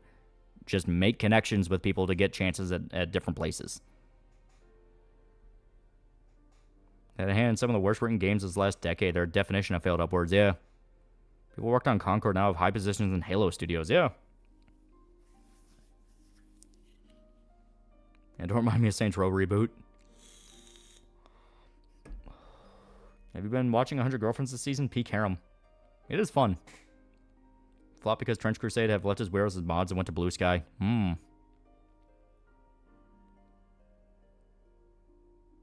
Everything I've seen of Trench Crusade just looks like Grimdark for the sake of Grimdark. And I didn't really care about it. And I'm going to bed tonight. Same with art. You're not there to make art. You're there to make connections. Yeah. Right-wing creators can't seem to make the same connection in the industry. They don't want to. Like, I've said before, the biggest problem of the right as it stands is that they actively refuse to get involved with culture. You either have guys who don't know where to start, guys who are in it just to take money and run for the hills, or guys who believe that they're all above it and it's like, well, who even cares? This is all slop anyway. They romanticize being miserable and stoic to a degree of just not getting involved with anything. Yeah, they all said church lived bad in a world where demons invaded Earth, yeah. And it's all just nepotism. That's why you let these guys, let these people fail and make fun of them, yeah. Tried so hard to get into D&D, but instead, just make wacky, weird and wacky stories based on D&D rulebook. I mean, to be fair, that's what a lot of, like, authors who write about D&D stuff do. Most dudes still 3-4-3-1 at the end of the day. Still, flag may be different, but the methods are the same. Victor Reznov. Just terrible people. I'm kind of easy to blackpill due to low self-esteem.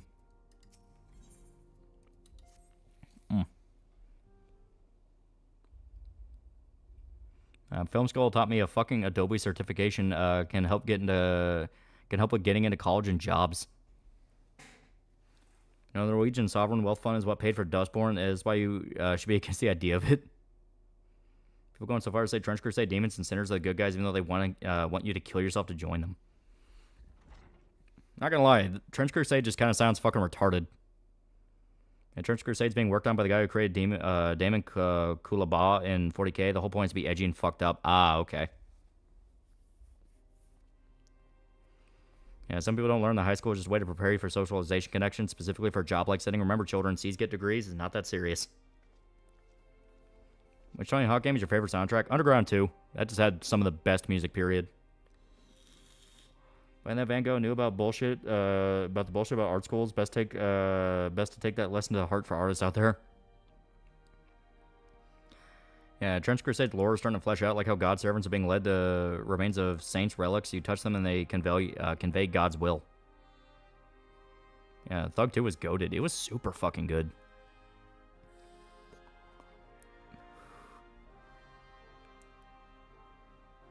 Yeah, Trench Crusade became Grimderp because my edgy.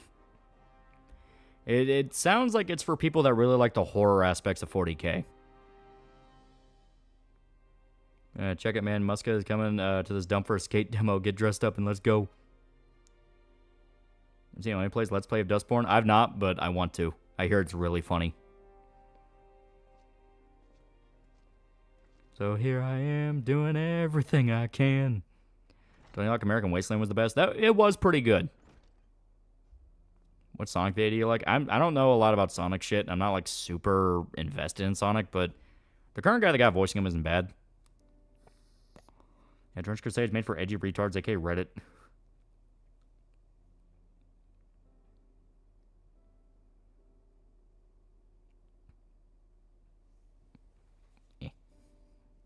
Holding on to what I am. Yeah.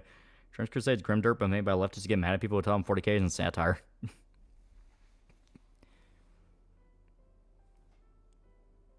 Do you think with the pendulum swinging back to the right, that we already have to deal with the same obnoxious people we had under Biden, but now on the right? Yeah, we're already seeing it.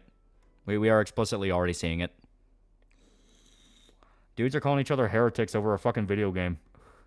You know? Not only a video game, a sequel to a game that already explicitly let you be a sinner to extreme degrees. That's what described Trench Crusade as Warhammer World War I without the stupid space elves or weebfish. It hasn't really fleshed out as lore yet, so all we know is everything's fucked up. Okay. Hopefully, as it goes on, they'll get a handle on that and go like, okay, we'll add in some more humanizing elements. And not just for the demons that apparently want to murder you.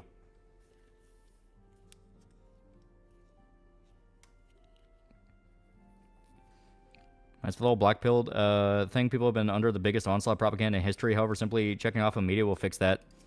Well, it's more of just, you know, allow yourself to enjoy the little things. You can enjoy stuff. You don't need to constantly think about propaganda and shit getting in your head and driving you nuts. Because, no. If you have your principles and stick to your principles, the propaganda won't be able to affect you. One of you guys accidentally predicted a major plot twist in Dustborn in the first episode. What manga do you think a prequel would make the most sense? I'm not sure. Maybe the Fable. Talk about, like, his time actually being an assassin. That'd be pretty dope. Marcus Survivor is actually Two-Faced liar. It's all overblown. That's all. He's not. He explicitly did not lie. The only people claiming he lied were quoting a fucking YouTube comment from 8 years ago, not even made by him. So the human factions like the Ottoman Sultans. Oh, okay. At this point, why care about right or left in politics? I want to hate you and on this, hate you and the other side. Yeah. I'm still right wing. I mean, I'm not gonna go like, man, fuck the right or anything like that. It's more the fact of, yeah, no, I can tell when a guy's just claiming to be on my side just to get something out of me. Yeah, reminder, don't be a slave in your own sanctuary.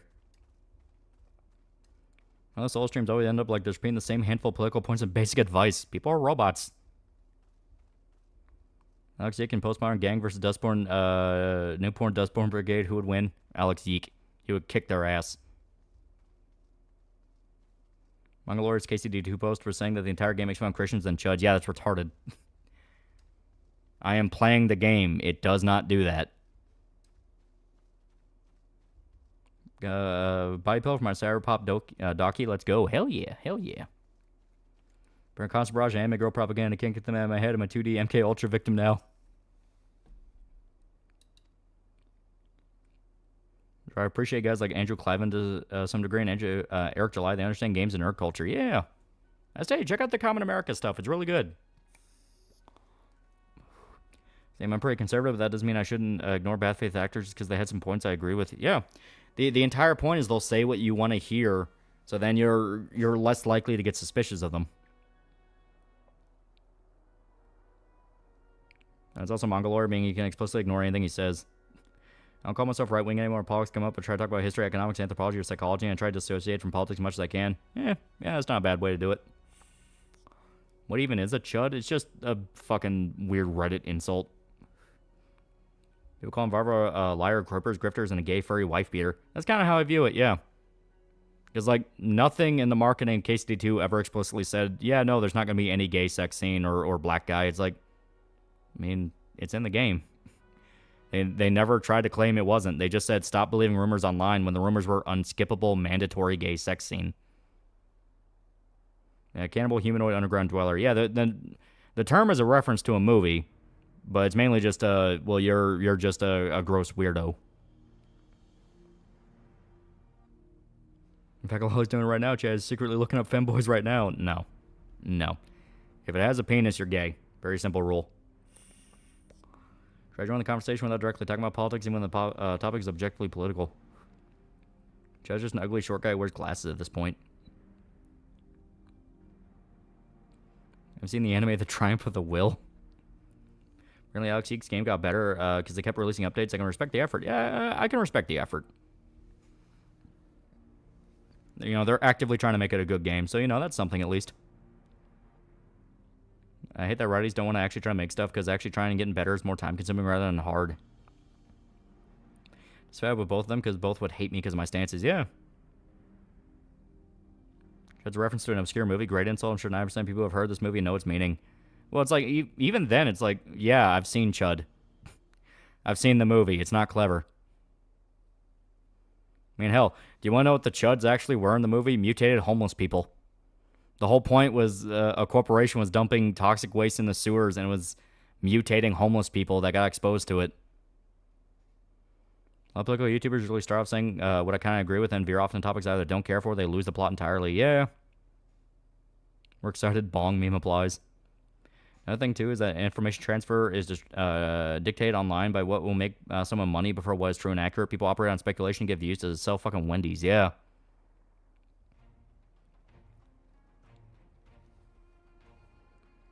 Another news, Ozzy's returning with Black Sabbath for one last tour. Oh god, he's gonna die. Yeah, Varva got blasted for no reason when KSD 1, dug in his heels, got blasted now for KSD 2, but the other side and dug in his heels again, he's pretty consistent. Yeah. Always the paid liberal show will be 20-minute unskippable gay sex scene unless you use gamer subs, unless you use code TAL for 10% off gamer subs. I supposed to lied about Joel being in the game more than he actually was in the marketing. Yeah, but that's outright a lie. As in, they were showing him in scenes he didn't show up in. KCD2 didn't do that. Yeah, Chud the film before Street Trash. I think a manga adaptation of a classic story like Treasure Island, Wizard of Oz would sell. Some exist. Some do exist. I mean, hell, how many different fucking Alice in Wonderland retellings are there in manga? Is bad learned about Chud from AK-11 from Johnny Cage versus Baraka intro? Actually, Ozzy and Black Sabbath are playing for one night with bands like Alice, Chains, Pantera, and Smashing Pumpkins, etc. all on the bill. Yeah, I know, but it's still like, oh no. That usually says something. It's random, but feel like leftists say everything's political to confuse every story they like as socialist and allegory. Yeah, they do it to claim territory. They do it so they can go like, well, actually, this thing agrees with me, and you're stupid for liking it. You need to get out. They want to claim stuff as theirs.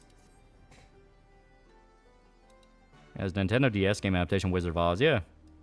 Manga adaptation of Frankenstein, yeah.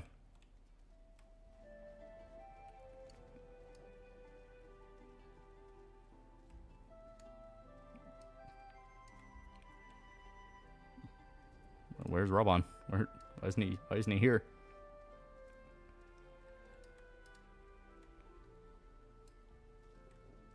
Oh, talk about sleeping. That's cute. Like, if Ozzy wants to do this, let him. Oh, no, I agree. He should, but it's still one of those of, like, Oh God, the one last tour. Oh no. Who's gonna outlive who? Keith Richards or Ozzy? I'm honestly shocked Ozzy's not dead at this point. He's a tough son of a bitch. Yeah, it's their way of seizing the means of production. Oxide for Dustborn. I was like you once, damn near the edge of doubling down like you did. My developer listened. Now this update was granting me the chance to yeek out again.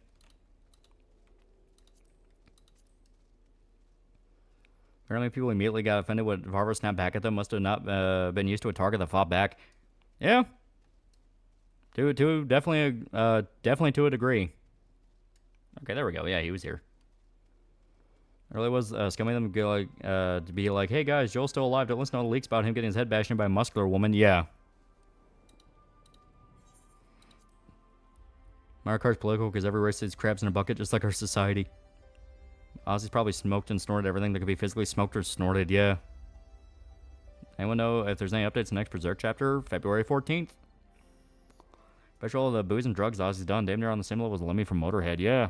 That's a tough son of a bitch. I'm starting to hate this saying, means of production. It means literally nothing. The people who use the term don't even know what it fucking means.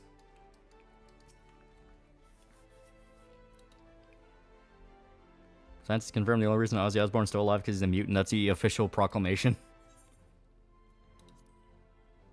You know, Neil could have just not wrote a spiteful shit story that he knew would piss everyone off. Yeah, but he couldn't shove in his OCs then. In fact, Ozzy's protein mutation in his gene that gives him a higher tolerance. Yeah, Ozzy literally snorted ants on a dare from Tommy Lee when they're on Coke Bender, yeah. ATV accident nearly killed Ozzy. It's still affecting him to this day, yeah. Even when Lemmy was a diabetic, dude was still drinking a whole bottle of Jack Daniels a day. Zero Quest and Xenoblade Chronicles 3 where they pulled marks out of nowhere. That's probably the localization. Let's be honest. I forgot who made the joke originally, but the best I heard was that Rolling Stones have done so much drugs in their time they technically died, all the chemicals kept them moving.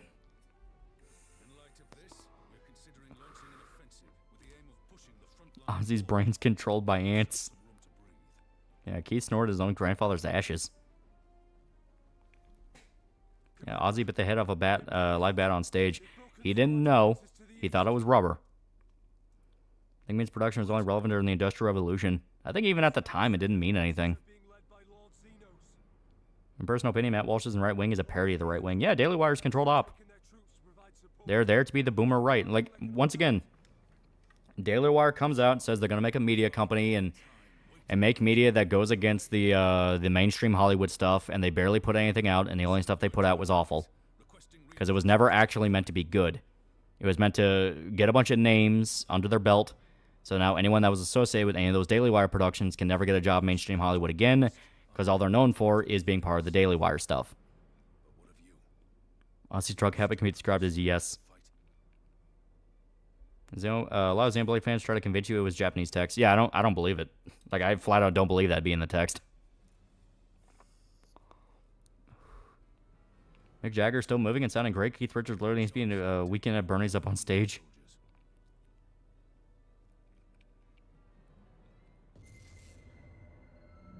Anything he says is actually Sharon, yeah, puppeting him.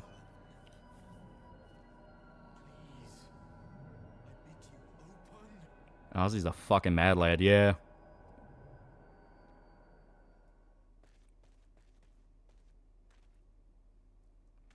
What's wrong? Is it the voice again? Yeah, considering that Keith and Mick are the only original band members of the Stones from 1962 that are still alive, I believe, yeah. May Ralga grant us strength. Give him a hand. What's your favorite Ozzy solo album? Defend this place to my dying breath. I'm easy. Crazy Train is probably my favorite. Just because it's good fucking music. It's good fucking music. Actually, I think Ozzy and Sharon split up, which is pretty sad. They were together for a while. Common writing is full of flowery but hollow terms that overcomplicate basic matters. Yeah, that's the whole point. It's about trying to feel smart. You prove why you need to be in charge of the aristocracy when it rises up. And all Daily Wire did with their shows and movies was insufferable Hollywood pandering, but right wing. Even then, being right wing was debatable. That is the funniest part of it all. The right wing politics of the stuff they made was outright debatable. For all the drama memes around it, have you actually read Metamorphosis manga by Shindal? Yeah, like once. It was okay. It's one of those, like, you know, tragedy porn things. Haha, funny. But yeah, it's just, and then things got worse. And then after a while, it just kind of got to the point of like, eh. Like I said, I'm not a fan of tragedy porn. You know, there comes a point where I stop feeling sad and I just get pissed off.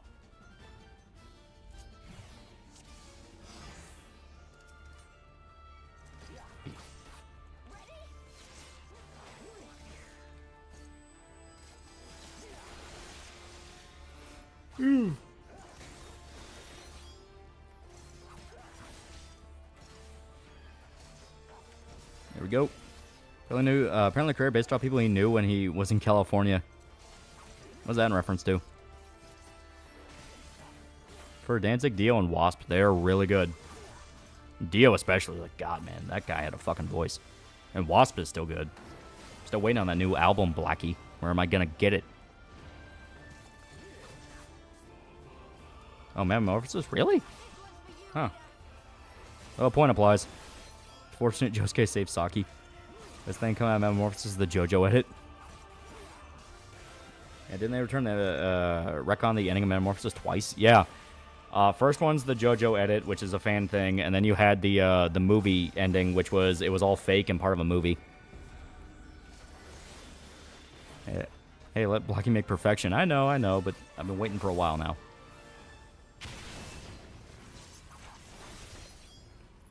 Fuck like a beast, yeah. Another video of someone asking Blackie on why he was in the Village People movie, yeah. Movie ending was funny, yeah. I'm familiar with any Hong Kong films. Personal favorites, 1989, Life is Cheap. Oh, yeah, I mean, I love John Woo. I love The Killer. I love Hard Boiled. Infernal Affairs is really fucking good. Like, yeah, there's a lot of great ones. Wait, Metamorphosis got a movie? What? Okay, that was a good idea. No, a retcon from the author, because the ending is so sad to people, was that it was all bullshit and it was part of a movie they were making. So the chick who played Saki is fully alive and okay. It was his way of kind of like fucking around with people.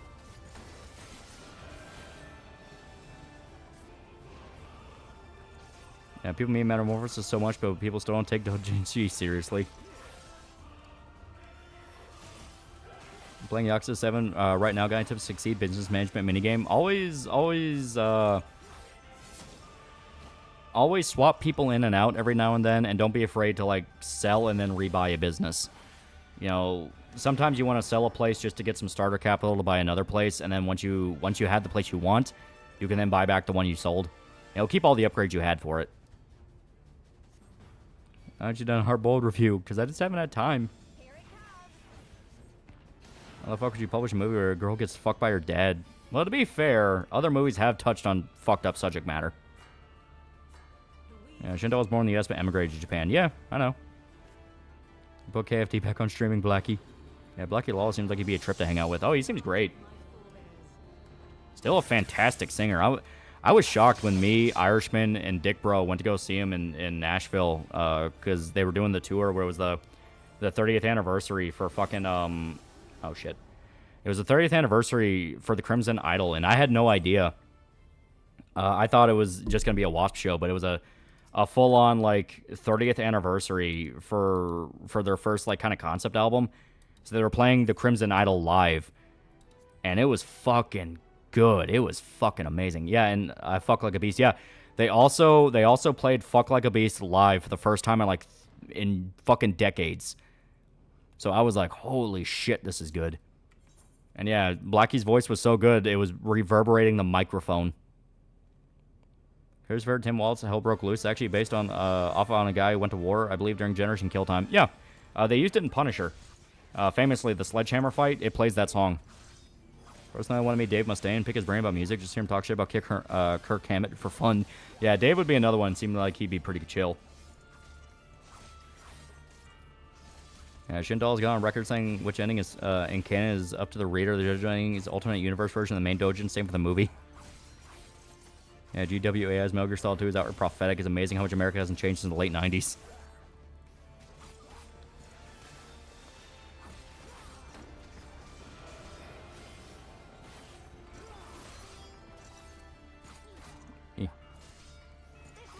Yeah, Crimson Isle is a masterpiece, same as Queen's Reach Operation Mindcrime. Oh yeah, it's super fucking good. Shindo Row manga about factory farms got someone to turn vegan unironically. Yeah, I know about that one. Like I said, I didn't really care. Eh. You know, Druckmann wishes he had the depth of Shindal. I'd like to believe it's Blackie's American Indian DNA gives him that voice. Dude's in his 70s. Yeah, like I said, fucking insane voice for an old man like that. Aside from social media and some weapon upgrades, technology really hasn't changed since the 90s. Start saying the whole thing about factory farms. Well, factory farms are a real thing. The whole idea around factory farms is animals are mass-produced and treated like shit, kept in very tight quarters, very bad conditions, and it is an actual thing. That animals that are kept in those conditions will taste worse to people, because you can kind of taste all the, you know, because they have, like, it's gonna sound fucking weird, but, like, negative emotions. Negative emotions will impact the taste of the meat. That's why animals that are cared for in, like, an ethical farm just taste better, in, like, you know, a more natural farm. And I'm fine with Dave Mustaine as a singer, but man, that dude knows how to write songs. Rest in peace. The full album for me is killer. It's really good. Yeah, adrenaline shit. Yeah. Yeah, stress and poor health affect the taste of meat. Yeah. Yeah, that's why a lot of you know, that's why a lot of like farms that actually do farming the right way and doing like the more natural way. That's why they taste better. You know, people just notice it tastes better. There's a better texture, you know, stuff like that. And funny thing about Tom Waits, he's been described as having a singing voice that is what whiskey could sound like if it could sing. Yeah, he's got good music. It's very out there music, but it's good. Plants don't get stressed out, so you like and call a dog shit plant. Yeah, you even taste depressed. Yeah. So like, a happy person eat them is going to taste good. We have to do it quick. Also, human meat will not taste good. You know, it tastes like bad pork.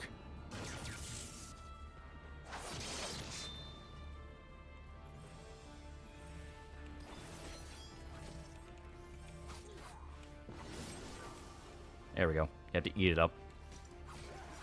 Kill yourself later, you're fucking shit.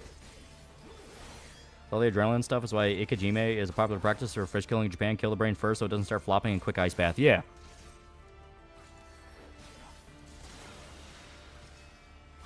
How do you know that? Because you can look it up from like different serial killers talking about what it was like trying human meat. And they all say it tastes like shit. Favorite Tom Waits story is when he went on a field trip with his kid to a guitar factory. He feared getting noticed, didn't get noticed. Next field trip, the dump, he got noticed. Yeah. I still love the homeless man story where Tom just did a show and he was walking around the city he was in. I think it was like Nashville or something.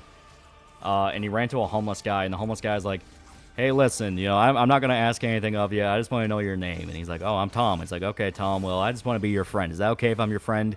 And he's like, yeah, no, that's fine.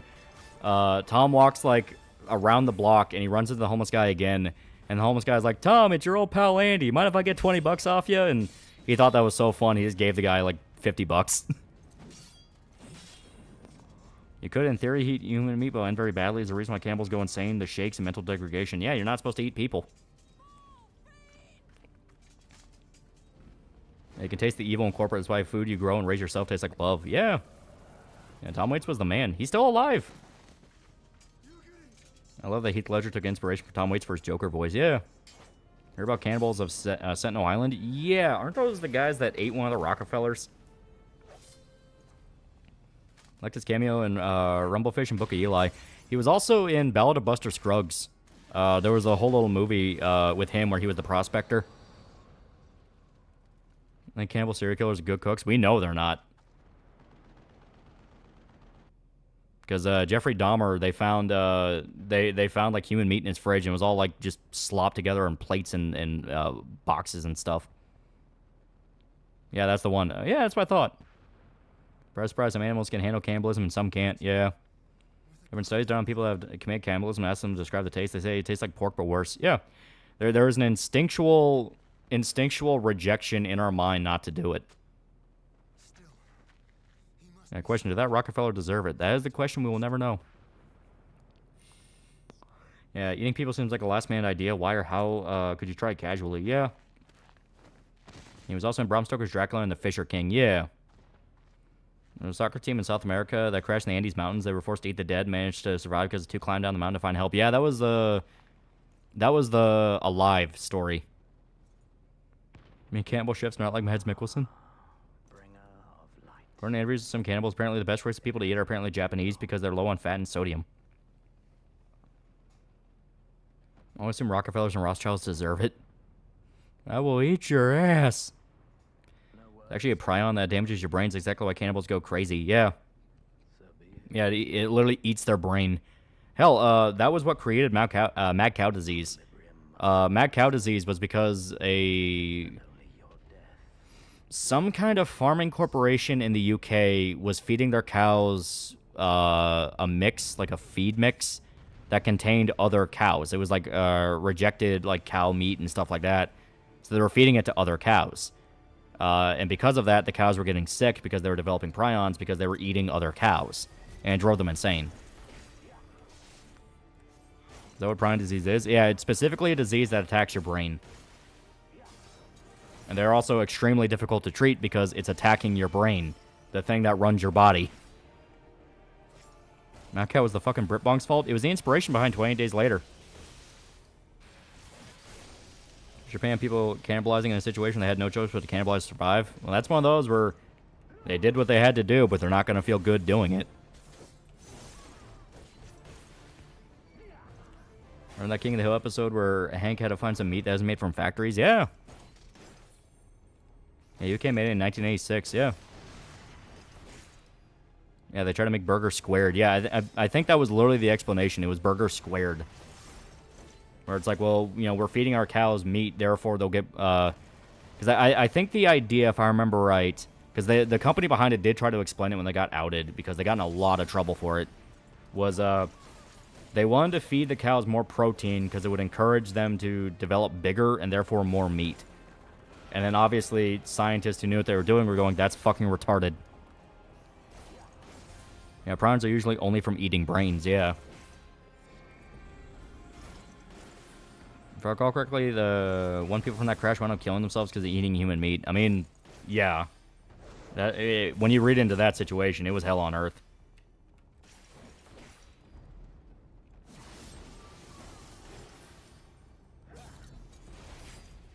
Here we go. Is this inspiration for Dead Rising? I think Dead Rising commented on it, but it wasn't, like, the main inspiration.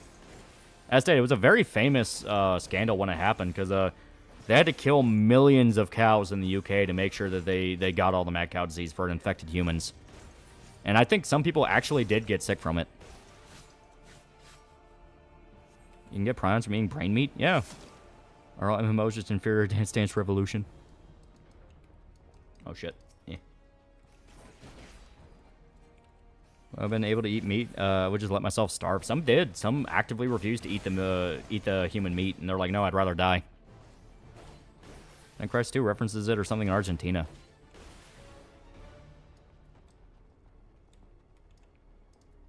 Come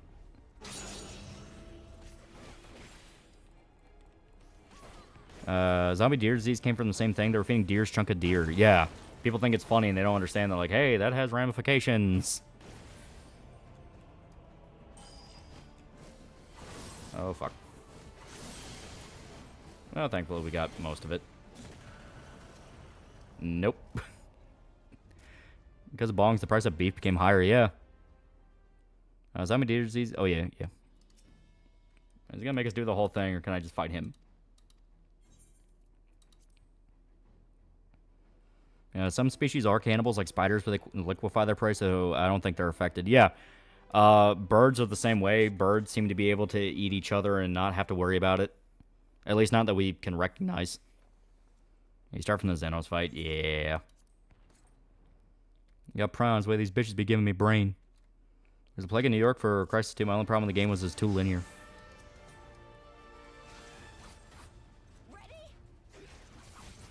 Always fascinates me how people always go with terrible ideas. Hannibal Lecter would probably say rapists and tax collectors taste the worst, while the best tasting are nuns and those who use code TALL for 10% off GamerSubs code. Exactly. You know, it's fucking retarded to me. They chose Limp Bizkit for DMC when Stag X was around at the same time, and their first album sounds like DMC music. Your bass spell ICUP. I think that one post on the food server for the Britpong eating raw-looking steak and calling it medium rare. We shout all the Brits from dealing with beef. You gotta understand, they have an entire generation that had to learn how to cook in World War II. They forgot what good food tastes like. Zombie deer disturb me. The fact that they walk around even though they're dead and rotting, always scary. Oh, yeah. My sister showed me a video of committees talking about science tests on animals. Dr. Fauci was involved in. One of the tests was feeding kitten meat to kittens. They were all very evil. Yeah. Said that about Stack X. Push it to sound like Prime. Push it sounds like Prime DMC.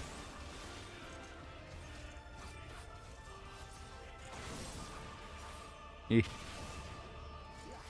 more from across the pond, you see Sarah Park try to praise the Shallow's Freedom tunes. Yeah, and he immediately got his ass ripped for it. Yeah.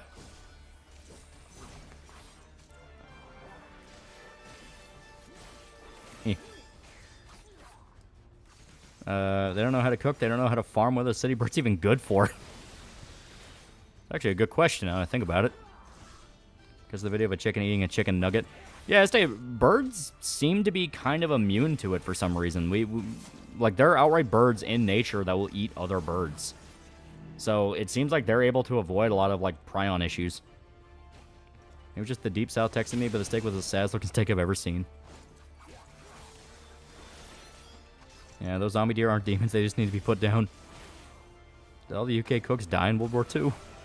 It was ration cooking. Basically, they were allowed very limited rations and they had to make do. That's where you get shit like bread sandwiches. Actually, in the movie Pitch Black, they theorized that bioraptors survive off cannibalism during their hibernation, but it's just a movie. Well, there are possibilities in nature of some species doing that. I mean, hell, fucking Komodo dragons will eat their own babies as soon as they're born, just because.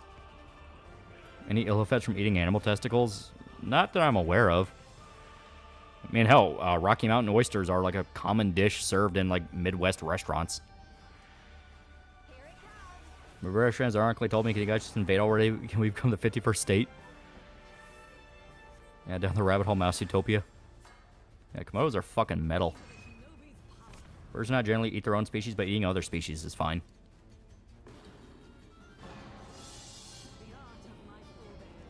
I guess that's because birds are descendants of dinosaurs, so maybe that's why I'm immune to brain-eating prions. Maybe?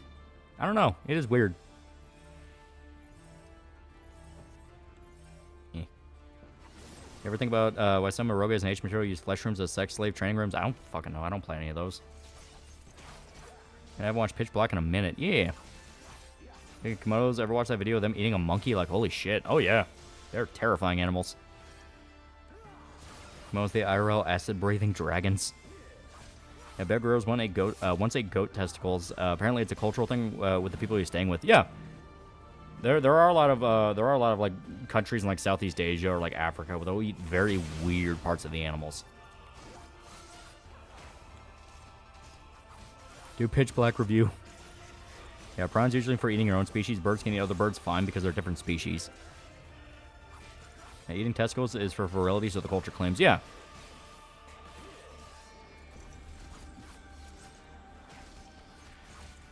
Like I said, Rocky Mountain oysters are a thing, and they are actually a pretty popular dish. Maybe it has to do with egg-laying animals, like snakes can eat snakes. I'm gonna be a gooner. How's the KCD romantic scenes? I mean, there are women with big tits. It's pretty good. Yeah, the Wendigo is a warning to not eat human flesh. You really do become a monster if you eat your own kind. Yeah. Prions only an issue if you eat something in prions. There are cases of ritualistic cannibalism that have survived the modern day. It's more so a matter of bad luck. Yeah, but the more you eat it, the more you up your chances of developing it. So it's best just to avoid it. Chat live action buck guns in the works. We're so back. Show my chickens chicken nuggets when they're young, so I can let them know what's up. Rather eat a brain than a testicle.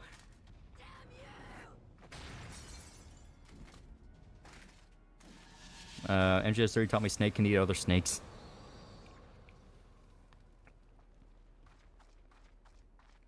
Remember when the actor from the new Spider-Man show wasn't woke? Yeah, we already got an official clip of Harry or Flash dealing with racism, like sitting alone or getting weird looks. Yeah, monkey brain's considered a delicacy in China. Might explain some things. Yeah, Komodos are terrifying. They chase deer. Let me repeat that. They outrun deer, something that is usually faster than humans. They have an anticoagulation venom, which means no clots. In fact, cannibalism isn't illegal in America. It's just how you get the meat. I've heard of two types of prairie oysters. One's a hangover remedy. The other's buffalo testicles. Yeah. Is eating cow brain bad? There are people who do use cow brain for stuff. I mean, that's how you get head cheese. Where they'll take the brain and turn it into a form of cheese. I've seen falcon pick up and fly away with a dead bird. Shit's wild. I'm looking to be a goon. Does KCD2 have any good evil bosses you can work for? Henry can be a fucking evil son of a bitch if you want him to be. And yeah, you can work with like criminals and stuff. It's not dedicated routes. It's more of you can use them to help you with the main story. Yeah, British do the head cheese stuff, which is why it's disgusting. Yeah. Cannibalism is like gay sex. Greater chance of catching a major disease when doing it often.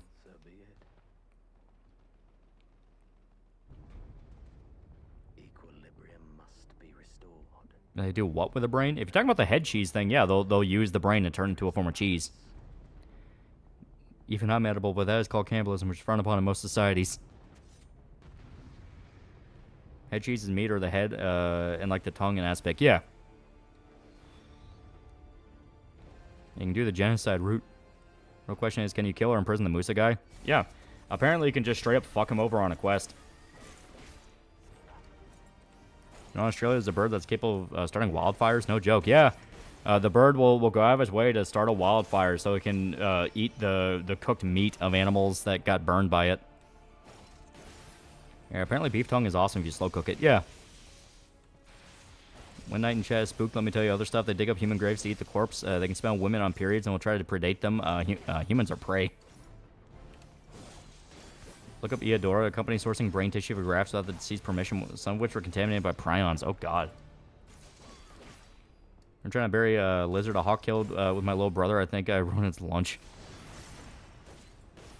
It just reminds me of the Hitchhiker talking about slaughterhouses and stuff in Texas Chainsaw Massacre. Yeah, because that's a thing they would do. Like, Texas Chainsaw Massacre does...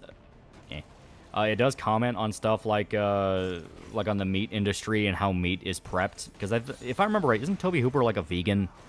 So he's trying to like kind of draw a relation to that of like, oh, well, if a slaughterhouse started, you know, treating people like they do animals, that'd be pretty fucked up, right? And it's one of those things.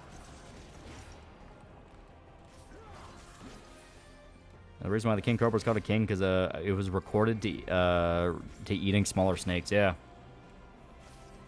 Yeah, beef tongue's very common in Scandinavia.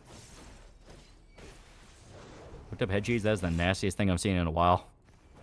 Yeah, he was a vegan. He's been dead for some time. Well, yeah.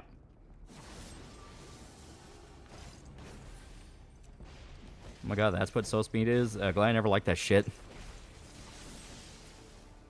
Texas Chainsaw Massacre is basically the jungle except in movie form. Yeah, to a degree. Because there are some very, like, blunt comparisons between how people are treated in the meat industry. The Sawyer family's literally living in the ruins of an old slaughterhouse. The Hills, have I said anything about cannibalism? I haven't watched it before. Yeah, they eat people. But the cannibals in that are just flat-out monsters. Have you eaten deer before? Yeah, deer jerky's really good.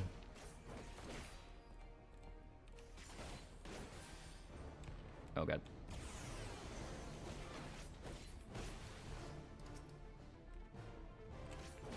What do you think Jujito would say about Space War, like System Shock or Alien? Well, he's done Space War stuff before. That's where you have Hellstar Remina. And it's really fucking good.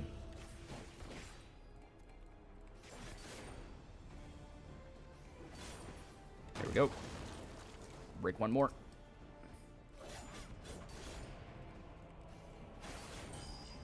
There we go. I think I got it. Nope. Ah, fuck. I was a little bit off. Thanks for recommending Gannimal, by the way. It's really good. Yeah. Ever worry about zombie deer? No, there's none in our area. Not that I'm aware of. And they don't really hurt you. They just kind of stumble around. I mean, they're just kind of like walking meat. I mean, as long as you don't eat it, you're fine. You know, Komodo dragons can swim. Very good, actually. Not only do their bites have venom, but since they're prey like buffalo, run to water to escape and die from sepsis, they swim. Yeah. I'll start my favorite long-form Jinji story. My favorite short story is Enigma and Amagiri Fault. It is really good. Yeah, brother had spiced deer sausage he got from a gun show. It's really good.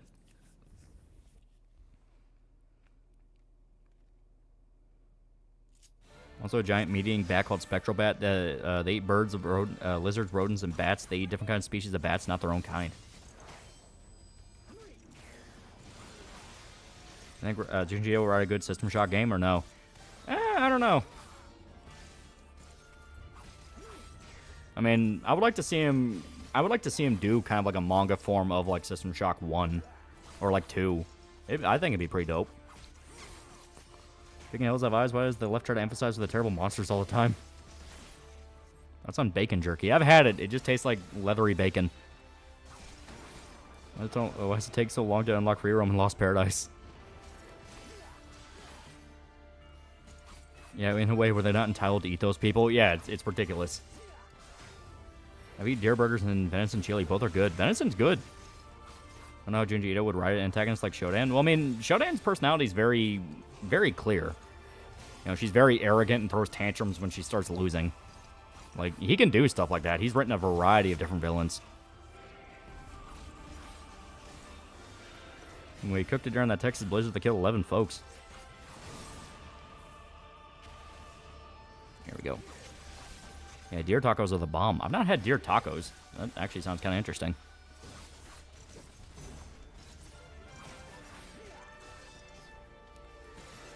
I heard this true story about zombie deers bashing their heads on rocks or trees until their brains are showing. Yeah.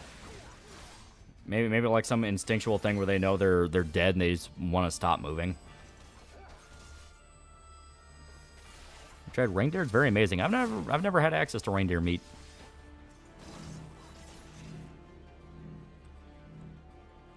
Where could I find deer tacos in Texas? Well, just, you know, I'm pretty sure you can go to like a butcher shop or something like that, or like, hell, just know a guy who hunts and ask him to get some deer meat for you, and then just cook it as tacos.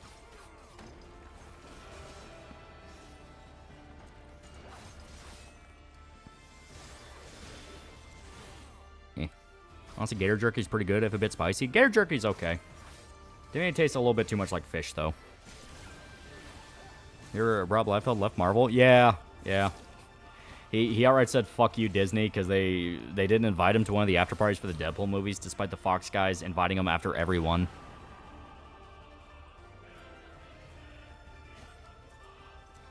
Yeah, maybe some Mastodons would have been cool to see. Or just go driving through the Midwest at night during fall, yeah. Wait until December 24th and you have access to 9 reindeer. Have you seen the Zombie Dinosaur episode Primal? Yeah, it's pretty good. It's pretty dope. Yeah, there's been no case of chronic wasting disease spreading to humans, but it's best not to tempt fate. It's spread from deer to primates in a lab setting. Yeah. Rob Liefeld is still with Marvel? Yeah, he's the creator of Deadpool.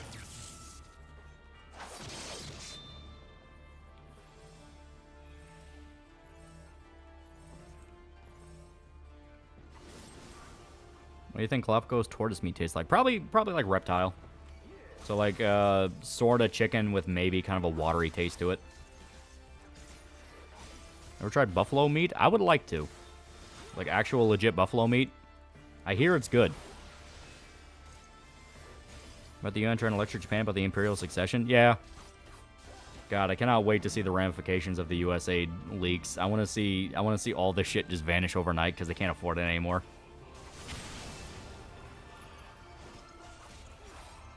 Yeah, woolly rhinos have been cool as well. I'd like to try buffalo steak. Yeah. Instead, I would like to try a variety of meats.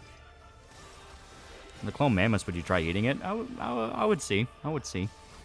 Confirmation Disney treats comic creators worse than Sony and Fox. Don't know what that says when they're worse than them.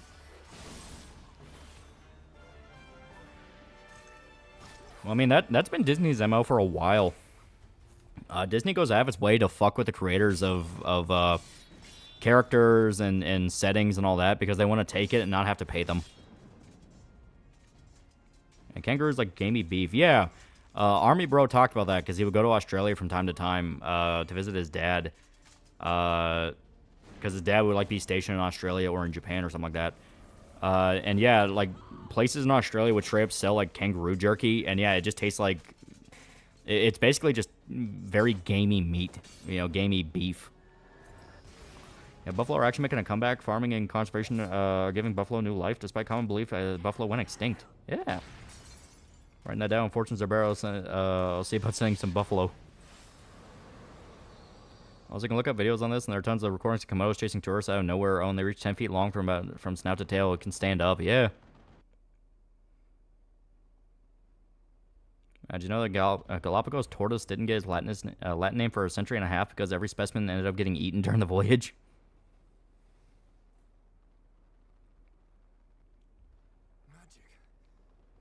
Are we playing this cutscene? Yeah.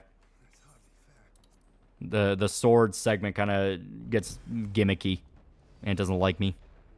Here, buffalo meat's actually more healthy and tasty than cow meat. I would like to try it, as stated. I hear it's good. You know, I kind of hope it's I kind of hope it's like lamb meat where it's very rich, because I like lamb meat a lot. Lamb meat is really fucking good.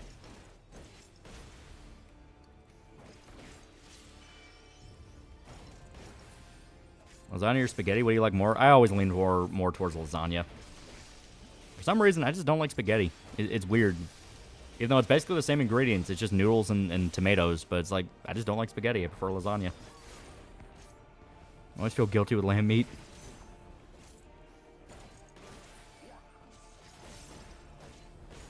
That's where Disney has been saying Marvel since they bought all the way back in 2009. Yep. Where's the lamb sauce? I love lamb chops. They're really good. I love lamb gyros. Like the gyro place that's where I go to. It's owned by those Egyptian guys. They know how to fucking cook lamb. It is addicting. They are fucking dangerous in that kitchen. Can't bring myself to eat lamb.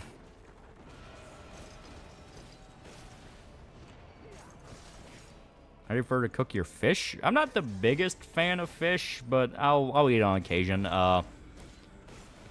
If it's like grilled and spiced, I'll usually end up liking it.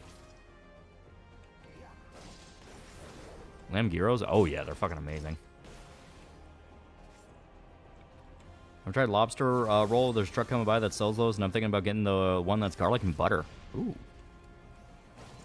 It was done that the UN tried to tell Japan their imperial succession process was sexist, not inclusive for women, which has resulted in Japan canceling their funding of a UN program. Yeah, smoked salmon's great, yeah. I like fried shrimp and catfish, yeah. Super good. How hard is KFC falling off? It's bad. It's bad. Hopefully with RFK pushing, like, new food standards for places, it'll get better. Because, God, I would love it if everyone's just like, yeah, okay, we're going to stop fucking around and stop dumping everything in vegetable oil and actually cook shit properly. It's like, I would die happy.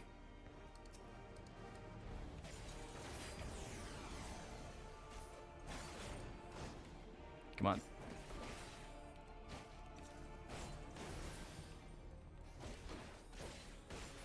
There we go.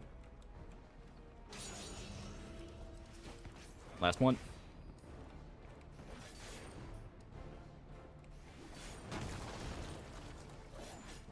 Here we go. Hell yeah.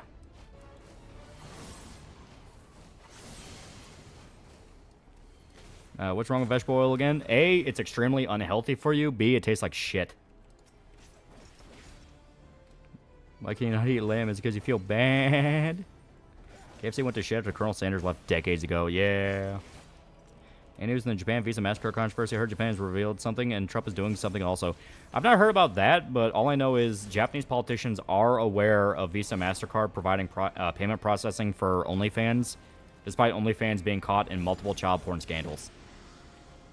So basically, Japanese politicians are very aware that the stipulations coming from Visa and MasterCard are hypocritical, and they don't actually believe in this. I mean, hell, there was already those leaks that came out that said they were getting marching orders from a company in Singapore to do all this shit. Which a lot of people speculate, yeah, that was China telling them what to do. Yeah, Popeye's better anyway, or local place, anything's better than KFC. You're not wrong. I mean, even the founder of KFC hates the ingredients they use instead of his original one. Yeah. They just taste bad. Like, they're the original recipe fries that they made are just, ugh, I hate those. I fucking hate those. I want the potato wedges back.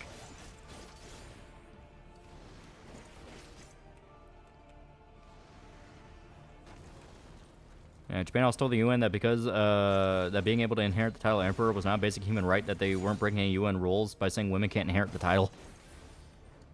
I think Chick-fil-A is the best. Chick-fil-A is really good. Girl also opened up a new chicken spot because how disgusting it was KFC cheaping out. Yeah. I miss KFC popcorn chicken. I think about Ronnie from Elden Ring would give a masterclass hand job with all those handovers. No, I don't. Think about Veilguard sales, at best they made under half their money back. How many actually bought it versus got via subscription like EA Play or Game Pass? Yeah. Also the fact that just nobody liked Veilguard. Like, nobody. It just wasn't a good game. Like, all the trans shit and, like, the non-binary coming out scene and the surgery scars, all that, that was all just salt in the wound to a game that just fucking sucked and was boring. Best fried chicken joint, and could you convince them to send a chain to Australia? I don't like the KFC in my town. Estee, Chick-fil-A is really good.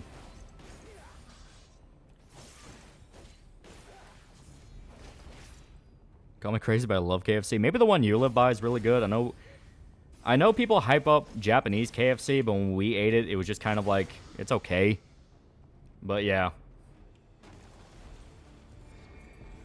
The hot minutes in the college dream. Quit my retail job and got a new job as a high school custodian. Much happier now. Some people like Veilguard, but I think some people just have a really high shit tolerance. Or they people saying they liked it despite people they didn't like online. I'm in the firm belief Veilguard and like Dustborn and games like that legitimately do not have a single person that liked them. It's just people who claim to like them. This KFC popcorn chicken so bad. You guys use fresh chicken in your KFC? The KFC we have tastes like fucking plastic. It's awful.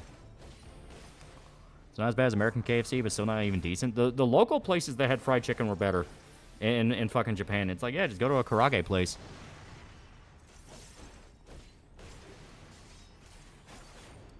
But lol, who about the 11 herbs and spices? They don't even use those anymore. They changed the recipe.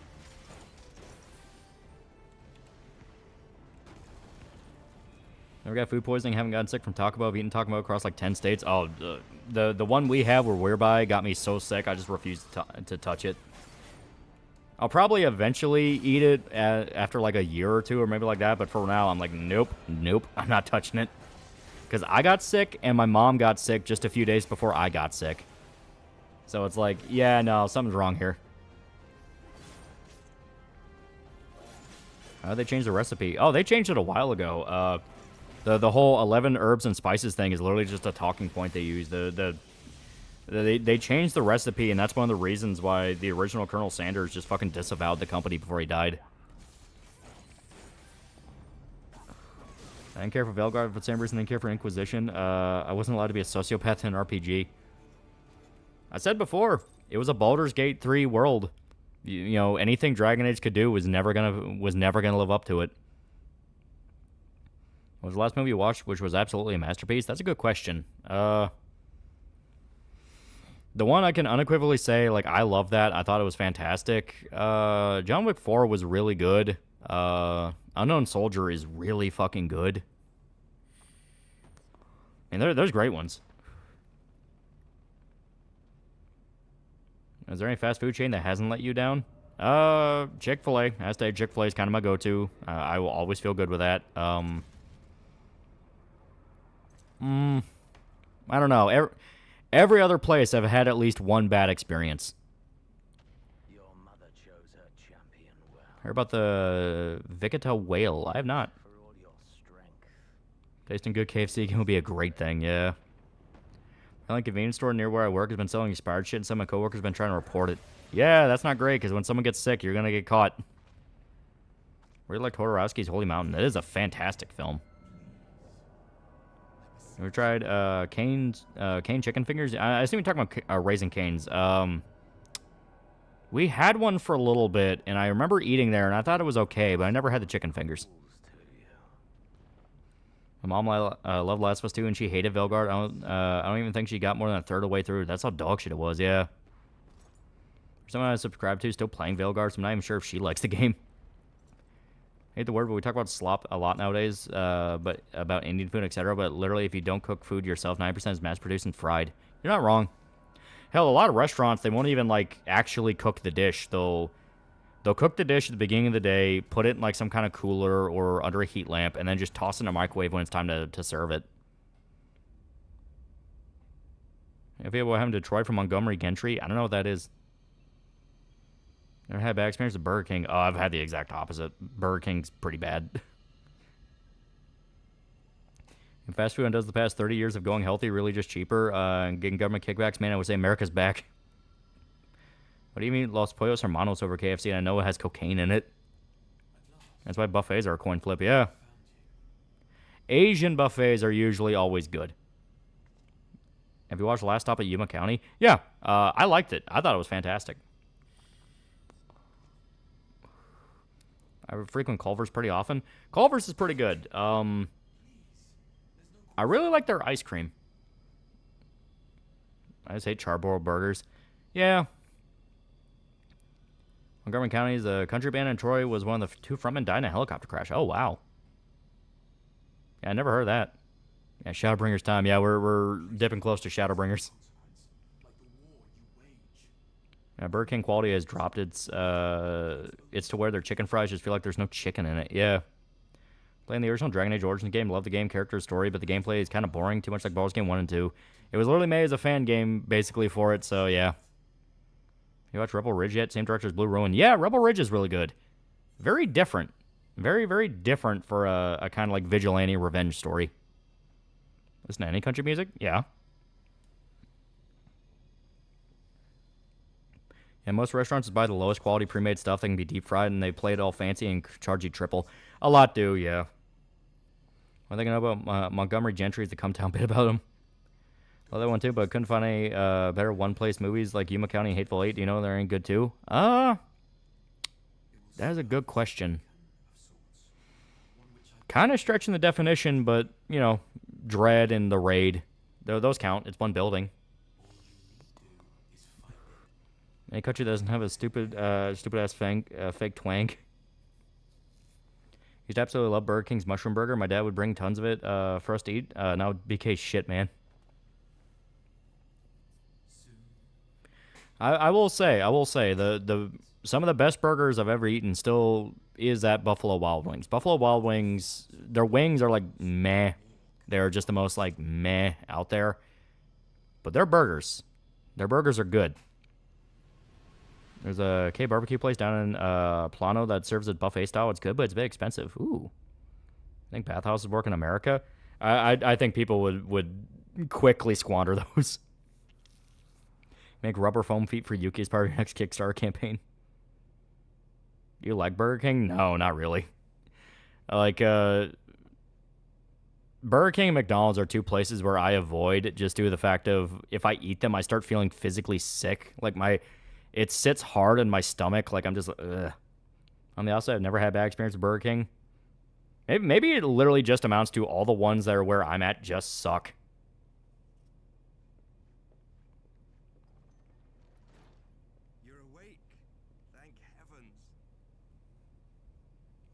That's on Wendy's. I still like Wendy's. I think Wendy's is still pretty good.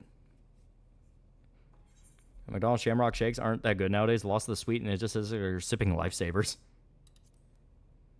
BK's breakfast always fucks me up. What about Jack in the Box here? I have a bad experience with them. I've not eaten at Jack in the Box. There's one up in Louisville, and I just never found a good reason to go up there because I'm like, when the fuck would I ever go up there? Why would I go up there just for Jack in the Box? I hear it's good, though. I hear people actually like it. Montgomery guy from Montgomery Gentry already lived through his son's death and his bandmate's death. To say he had it rough is an understatement. Oof. Vaquita whale is an extremely endangered animal due to cartel fishing for Chinese medicine. Aside from humans, what would you say your favorite fantasy race is, like in any fantasy setting? Vampires are pretty cool. As a Louisiana native, I'm required by law to like Popeyes.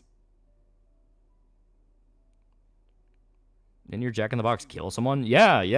One of them that was in Kentucky. I don't know if it was the one in Louisville, but yeah, there was one in Kentucky that straight up killed a guy with food poisoning. I also recorded my son from the movie Old Henry. Ah, okay. Yeah, I like Jack in the Box. I always get the ultimate cheeseburger. It's so bomb. As stated, there's just not one close to where I'm at. They have been adding a bunch more places and restaurants where I'm at. Like, we're kind of plumping up a little bit. So maybe we'll see one. But we're supposed to be getting a Korean barbecue place I really want to try. Have you watched the Escape anime? No. Jack in the Box painfully mid, but apparently tastes amazing when you're drunk or high. Source, I work at one. Ever been in New Mexico? No, but I would like to. I would like to go to the west coast of the U.S. because I've never been to the west coast. All the places I've been have strictly been east coast. That game almost died from over drinking too. Oof. Dairy Queen? I like Dairy Queen on occasion. Yeah. I live in Georgia, so Jack in the Box isn't here. Jersey Mike's or Subway? Oh, between the two, Jersey Mike's, but my actual primo sub place, Firehouse. The Firehouse meatball subs are fucking amazing. I was so heartbroken when we lost ours. The guys who own the property just like, yeah, we're not making enough money. We thought we were on it, so fuck it. It's like, where am I gonna get my meatball subs?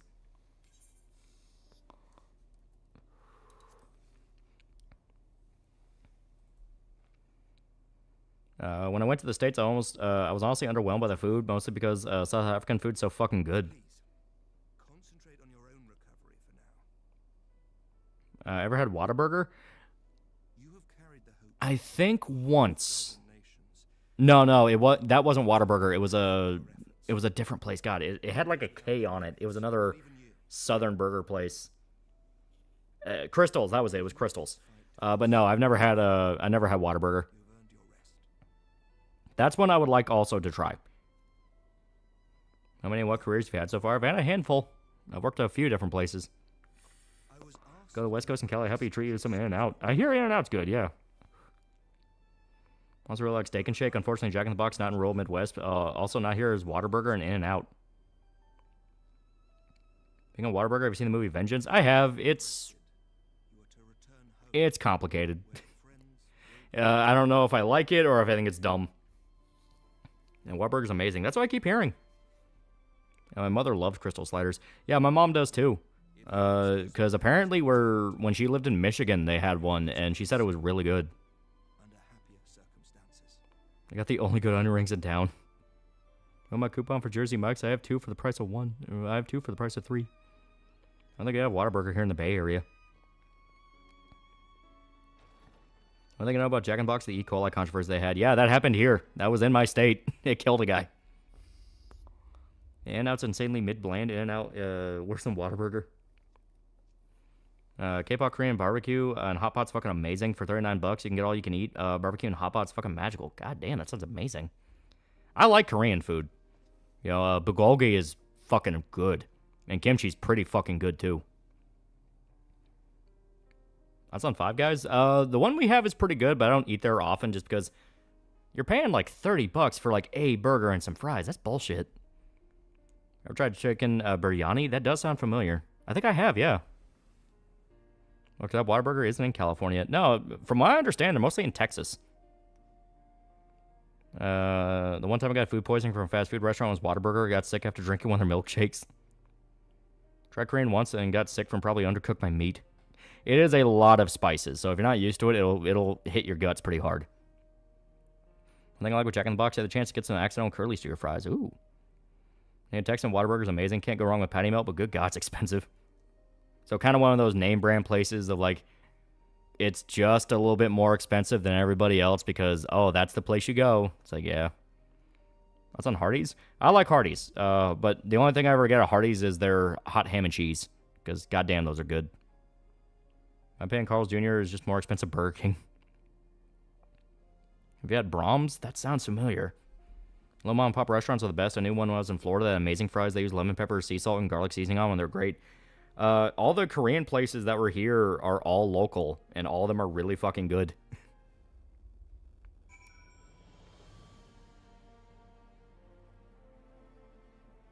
Okay, yeah. Okay, yeah. Brahms, yeah. I know about Brahms, but I've never eaten there. Yeah, Korean bulgogi is fucking delicious. Oh, yeah. I can't tell if two strangers are European or American. First 5 minutes, the American will talk about best fast food, and the European will talk about why they don't like Americans. Favorite type of Korean barbecue? Aztec bulgogi is really fucking good. I'm not sure if that fully counts as barbecue, but fuck it. Heard of Wings and Burger Factory? I've not. There's a bunch of Whataburgers down here in Florida. They're pretty good. Local place in Texas where I live called the Grilled Pickle. I love the food there. Burger King's comedically overpriced for what it is. Even McDonald's has better burgers by far. Hell, even Jack in the Box better burger fries. Last time I had Carl's Jr. was when I was back in the States to bring my dad in Mexico. And next time you drop Pensacola in Florida, try Lost Pizza. Best pizza in town. Yeah, I love putting kimchi in my noodles. Kimchi's pretty good. I like it. Browns does mostly ice cream, but they have other stuff. Haven't had them in like 10 plus years, but they're pretty good. When I was a kid, I liked their sundaes and hash browns. Heard you mention the Metro games. Which version of 2033 would you recommend? Redux is pretty good. I'd say that's the version. Yeah, that's probably the best version you can pick up. I don't know about all the intricacies that people don't like with the remasters. I know Mandalore talked about some of them with I think it was White Light who did a video on the Metro series, and Mandalore showed up as a cameo talking about the 2033 remaster. So you can check that out, but as far as I'm aware, Redux is pretty good. Yeah, kimchi fried rice is fucking delicious. Yeah, McGuire's best Irish steakhouse ever. It is pretty fucking good. They also have pretty good beer. We have something like the 21-hour video or something like that in the future, and what will likely be about. I'm working on the Dead Rising saga. That'll get close, but it's not going to be the same length. Jeremiah Henry, $5. You're ready. I'm so happy we're getting a new chapter next week. Let's go. Yeah, let's go berserk. Yeah, fuck yeah. It's going to be so good. It's going to be so good. I want to throw Tataru across the room. You're in Destin and Pensacola. Try McGuire's. Yeah, it's really good.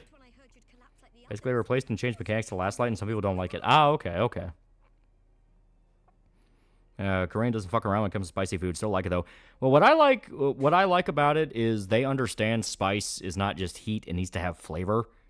That is something that I feel like a lot of other places don't really understand. Like, spicy food shouldn't just feel like you're eating chemical heat. It needs to feel like there's a texture and a spice behind it, you know, and like a flavor to it. Korean spice tends to do that pretty well for me. Where it's like, okay, they actually understand it's supposed to taste like something. You ever try Vietnamese food? There is a Vietnamese place that opened up here not too long ago, and I have been tempted to check it out. I have actually been tempted to be like, you know what? I want to give that a shot. And every day I'm like, nah, I'm not really in the mood. Maybe. But I do want to try pho. They serve it, and I do want to try it. So lads, if your significant other likes Berserk, might make a good Valentine's Day gift. Exactly. Yeah, ideal spice level is just enough to get a bit of snot going. DMC Saga win. Yeah, what food in Vietnam is communist? It's a big Vietnamese community in Louisiana, so I'm spoiled for choice when it comes to pho. Yeah, try pho. As date, I want to try it. The place that opened up serves it, so I'm like, all right, I'm going to try that. From my understanding, it's literally just Vietnamese ramen. Or, every Indian food like chicken kahari, butter chicken, and samosa, and chai too. Yeah, we have an Indian place here that's been in here for a little while, and it's got pretty good fucking food. Someone who had pho, do it. It's kino as fuck. Yeah, Vietnamese subs are good. It also serves subs. I guess that's just a thing in Vietnamese food. I guess they just like sub sandwiches. Yeah, heat tolerance generally plays a huge role in how much you can taste. Yeah, you should be part of the flavor, not just the flavor. Exactly. Go through the entire life cycle of 14 stream politics and basic advice to tallow, rant, and food real quick. If you want basic pho, try pho Thai, which is just noodles with beef slices. Okay. Get the snake gut noodle and drink the venom vodka. I was going to try butter chicken, but I've yet to find one good Indian restaurant. We ever seen an IRL stream? Probably not. Probably not. Yeah, spice have to have flavor like barbecue has spice, but has texture and taste. Exactly. Favorite Mexican food place to go? I usually go to local restaurants. The best Mexican places you can go to are local. I think sub sandwiches get Americans inside the doors, that and fried wings. There's a Vietnamese sandwich shop called Lee's where I'm at. Their sandwiches are great. Don't give commies your money. Well, they're in America, so I assume they're not commies. Favorite wing flavor? Mine's garlic parmesan. I usually stick with basic buffalo, but I also like lemon pepper. Lemon pepper wings are pretty dope. God damn it, I'm hungry. If the pho doesn't have beef broth that is made overnight, it isn't true pho. If I extreme hot sauce, the overwhelming majority just focus on being hot and ruin dishes. The only butter chicken I like has been homemade. I mean, the best food you ever had is homemade stuff. Made butter chicken a few times. Got my boomer parents try something with flavors they never tasted. Do IRL stream will dox you based on what your hands look like. I recommend a film called Boiling Point. It's all filmed in one continuous shot about a stressful night at a restaurant. If you like the bear, you probably dig it. Yeah, I've seen that one. It's really good. I even recommended it to Weed Bro, where it's like, hey, you've worked in kitchens. This is pretty much exactly what it's like working in a kitchen. I'm hungry too. I found this cafe in the downtown area where I live, and damn, it's nice. Yeah. I still really like the little Cuban cafe that I was at one of the times I was down in Florida that served actual legit Cuban espresso. That shit was good. Yeah, Ape Escape monkeys are in MGS Delta. Yeah, it's so good. Yeah, pho is ramen, but the broth isn't meat and fish based. Okay, that's interesting. Currently making chicken quesadillas. Local spot called La Colonia, Mexican restaurant here in Albuquerque. Best Mexican food. Shake Shack had an amazing burger. I only had theirs once when I went down to Chicago for a wedding. I'm not going to Chicago for burgers.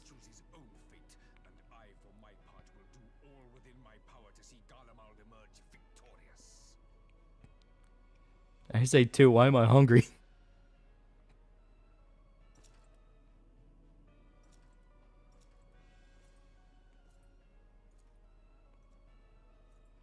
You like Greek food? Oh yeah, like I said, I love gyros. Like, gyros are fucking great. Lamb is fucking great. Like going to a place called Sadie's. Pray forgive the intrusion, Your Radiance. Yeah, let's move on from food. Now tell me what's your favorite sports. We stand ready to begin production of Black Rose upon your order. It's pronounced gyro. No, it's gyro. The guys at the gyro shop don't correct me, therefore it's pronounced correctly. So this North Star, one of Miura's influence has been noticing some similarities between the series and Berserk. Oh, hell yeah. Miura was almost outright an assistant on Fist of the North Star. Blitzball. I need a gyro. And a chicken quesadilla for dinner. Yeah, banh mi is also made with grilled pork, yeah. Yeah, Fist of the North Star influenced a lot of anime, including JoJo, yeah. Haven't tried Greek food? Yeah, I'm enticed by it, damn it. It's really good. Like, tzatziki sauce is really fucking good. Lolly, take my name, it's Assad. Fist of the North Star Wars asked the question what Bruce Lee was in Mad Max. Arigato, Giro. You know, it's actually pretty good. Take a box of Kraft mac and cheese, throw it in some goat cheese. The best mac and cheese will always be like homemade stuff, because goddamn, it's fucking good. Like one time my family made a recipe for like buffalo mac and cheese. Oh god, that was fucking terrifyingly good. Your GF is a weeb in your on carnivore, so you narrowed it down to yakiniku on Valentine's Day. That was one local Mexican restaurant that's best burrito tacos. In case you don't know, that has the red orange that has meat and cheese and broth you can dip it in. Yeah, burrito tacos pretty fucking good. What's your real name? Joseph Conrad. I never liked mac and cheese. I like mac and cheese a lot. I like it a lot.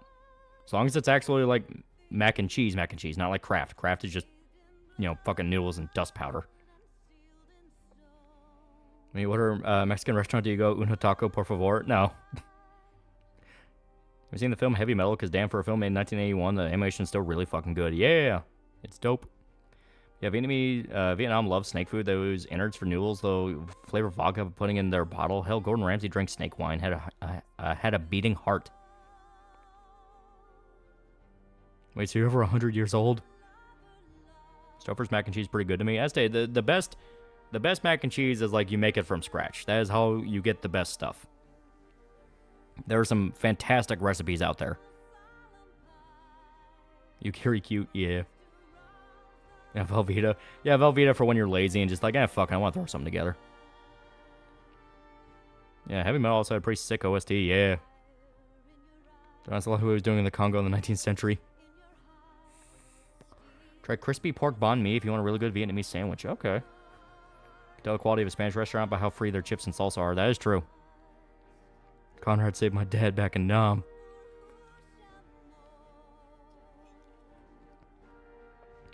Looked at a few of the anime adaptation of the fights in Fist of North Star. Having the blood-colored white makes me think Kenshiro made them bukkake to death. They're getting Ghost Recon Wildlands. Does it still hold up? If you have friends to play it with, it's not bad. Like that's how my brother said it was. I didn't play it a lot. Banh mi is pronounced bun mai. They made a version of Black Sabbath Mob Rules that was recorded in John Lennon's house. Yeah.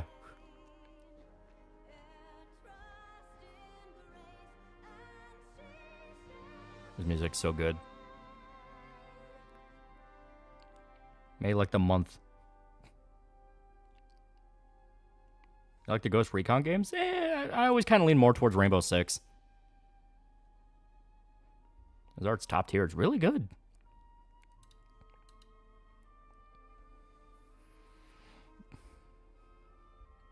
So, Banh Mai, written Banh Mi.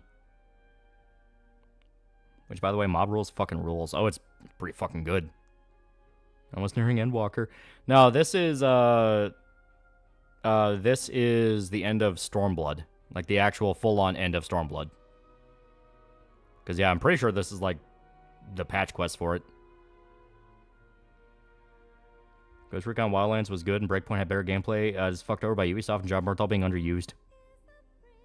I played Project EG. I have not. I'm Viet, you fuck. Devil You Know by Heaven and Hell was the last great Sabbath album. 13 seems weak in comparison. Oh yeah, early in the week, Puxatani Phil predicted 6 more weeks of winter. Hang that little fucking gerbil. Finally beat 14, now we can start on 15 next. We're 1 down. How many Fantasy Online quotes do you need to get it done? Berlin also had a big Viet community. As an Asian, I constantly have to say to aunties that I don't speak Vietnamese during commute.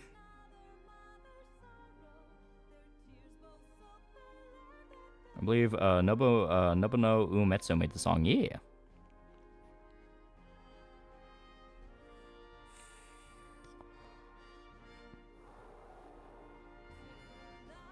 We beat 14. We beat Stormblood, which is one of the expansions.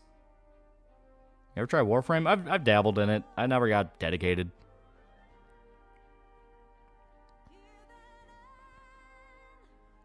Favorite villain in Stormblood? Fucking hard to say no to Xenos. He's fucking awesome. I love the Empire. Trying to copy some pages of Berserk to improve my art. Currently doing the page the Docker introduced. Been working on it for 12 hours, and I'm only 2/3 done. Mioro truly was built different. One time Phil pissed and shit all over its handler's arms. Will anime ever uncensor itself? Well, it depends on what the anime is airing on, because some anime air on broadcast television, therefore they have to, hold themselves to broadcast television standards. Others are on streaming services where they can get away with more. Some are just straight to DVD. It just depends. You don't beat 14, you keep going. See that Ubisoft adding R6 Siege event where Team Rainbow gets one of their bases raided and there's permadeath for the Team Rainbow side? Oh. Yeah, Miura literally worked himself to death. What Gundam series, the female villain fall in love with the male hero that you mentioned before? That sounds like Wing, if I remember right. Well, there's a Japanese buffet place close to where I live. Oh, that sounds dope. Do you know in English folklore there are woodland creatures called pucks that bring good luck to those they follow? I think that's where Miura got the idea for puck. Yeah, he looked a lot into like medieval history and folklore for a lot of the ideas in Berserk. So it would make perfect sense. Yeah, OVAs do whatever the fuck you want, yeah.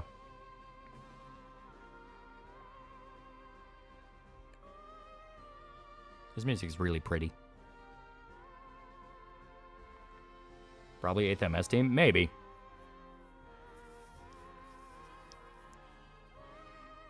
Yeah, ZZ technically.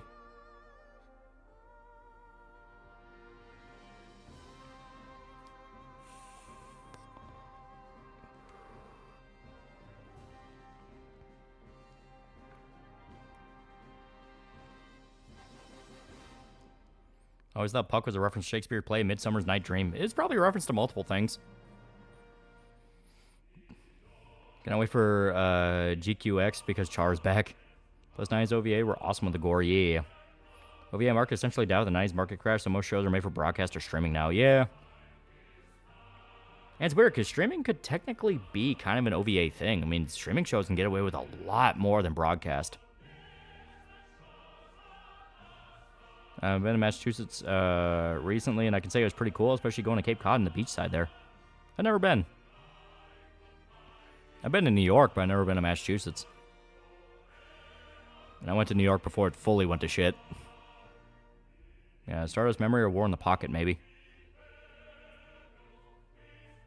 Or the Japanese have the same feeling for medieval knights as Westerners do for samurai. Like, oh shit, that's so cool or something. Yeah, that is very much a thing.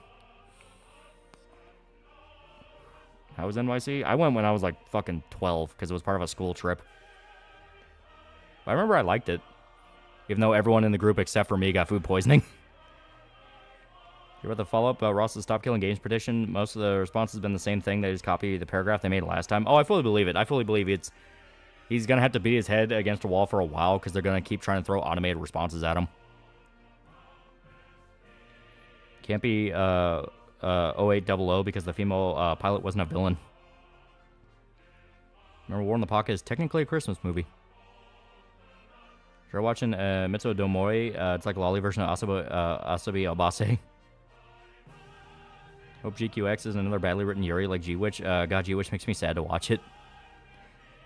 G-Witch's big problem is it kept holding, like, in very important context for the setting behind after credit scenes, and it's like, why do you do that? The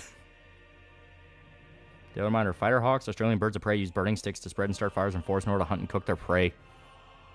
Considering the fact that it's an animal that's going out of its way to cook meat, that means that bird's further along on the evolutionary train than even monkeys. OVAs are the best anime syndication in movies. They can have the episode numbers of a show and the length of a movie and virtually none of the downsides. Yeah. NYC stopped being a good place to visit in like 2015. Stop Killing Games was fun, but the what can you do part of the video felt like it was mainly aimed towards Europeans. Yeah, that's what Ross is mainly trying to focus down on is the European market because they seem to be more willing to get involved. There are birds that use fire. Now, this thing about IRL live stream, just chatting is just a human zoo with boobies. We watch other humans like in an enclosed space for our amusement like monkeys. G-Witch focused too much on being a slice of life for most of the show. I think it should have been full slice of life with the usual Gundam formula. It was weird. Like, Season 1 leaned mainly on the slice of life stuff. Then you get the fucking death squads, and it's like, oh, fuck. And that was pretty cool. And then it kept trying to waver back and forth. Do you believe that anime GTA gotcha slop? No. Like I said, I like Witch from Mercury. I think it was relatively good. I don't think it's the worst Gundam by far. The people who say it's the worst one's like, dude, you don't know how bad it can get. But all around, it is one of those of this. No, this did not have anywhere near the potential it should have had. Yeah, G-Witch suffered a lot from cutting room floor because Bandai decided we're cutting your budget. Yeah. Yeah, Gundam's about the horrors of war. Can't remove that part of Gundam. Yeah, G-Witch was too short. Must bet that birds become the next sapient species alongside humans before the other primates do. Was the best character in which was the pink-haired guy. Ghoul is a good character. Also, the thighs were nice. Yeah. That's on Hell's Paradise. I like it. I thought it was dope. Using Bludgeoning Angel Dokuro-chan. God, I've never heard that in a fucking long time. Jesus. But yeah, it's funny. I think it's pretty funny. Crows have the IQ of a human 5-year-old. Very smart creatures. As a Gundam newbie, which series should people start with first? Iron Blood Orphans is one that got a lot of people in, so I'd say that. Did Bandai confirm the Yuri ship wasn't canon? I mean, they're already wearing wedding rings in the final episode. To be fair, Gundam AGE was never released in the West, so most fans don't know it exists. SD Force part of the SD series, yeah. Went to Chicago for a field trip. The bus driver crashed into a police car. Yeah, Ross knew the USA. It was a no-hope situation for no-killing games because we're already corpo controlled, yeah.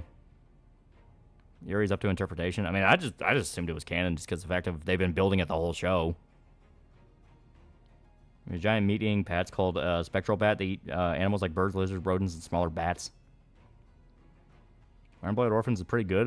Still got to finish season 2. All right, now let's get past this. We've already seen this.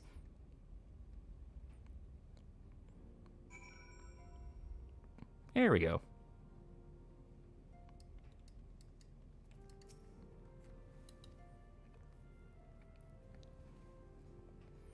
Historians will call these two roommates. Yeah, just because it was canon doesn't mean it was done, well done. I thought it was fine. It's like they were literally building it up through the entire runtime of G-Witch, so it's like, fuck it. It's fine.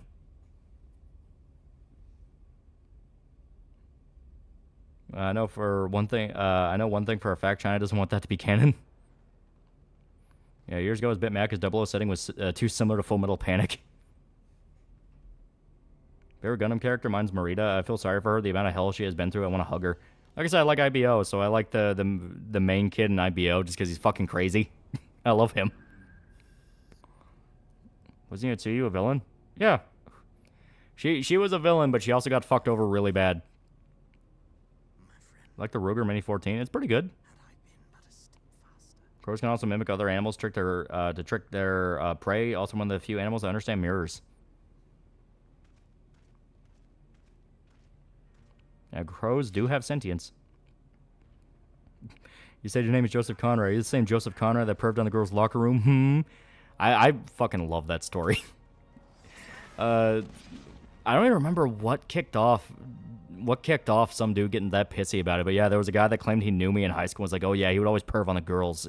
It's like, I remember that Joseph Conrad. And people even in the replies are like, are you a fucking retard?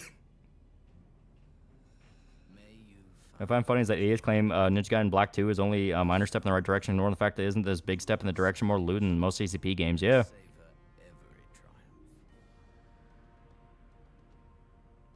I didn't feel like there was romance between Soletta and Marion. Yeah, as stated, a lot of the important context behind everything was fucking locked behind after credit scenes. G-Witch in general just needed more time. It needed more episodes. It needed to explain more. But was it inaccurate? Isn't Joseph Conrad the guy who made Apocalypse Now? He made Heart of Darkness, which influenced Apocalypse Now. You think your relationship between Sailor Uranus and Pluto is a positive one? I don't give a shit. I mean, that's not really why I'm watching Sailor Moon. Usually if I'm watching Sailor Moon, it's because I'm like, I want to watch this thing I watched when I was a kid. Yeah, the guy who said, welcome to Dubai is a pickup line to girls. Which animals do you think is most misunderstood? Mine personally are vultures. I like snakes. I think snakes get a bad rap. I think they're cute. At that point, I'm pretty sure that was bait, but if it wasn't, that's pretty stupid. I hope it was bait, because if not, it's like, goddamn. Yeah, Uranus and Neptune were in a lesbian relationship. Wait, was that whole Joseph Conrad thing back in June? I think so, yeah. It was Neptune and Uranus, you Philistine. Yeah, wasn't Pluto the small one, like the little lolly one? Is the Gundam Revenge thing any good, or is that Castlevania writing? I haven't seen it yet, I don't know. Nico Molrat's objectively the coolest animal on the planet. Not so cute slithering on you. No, I think they're cute.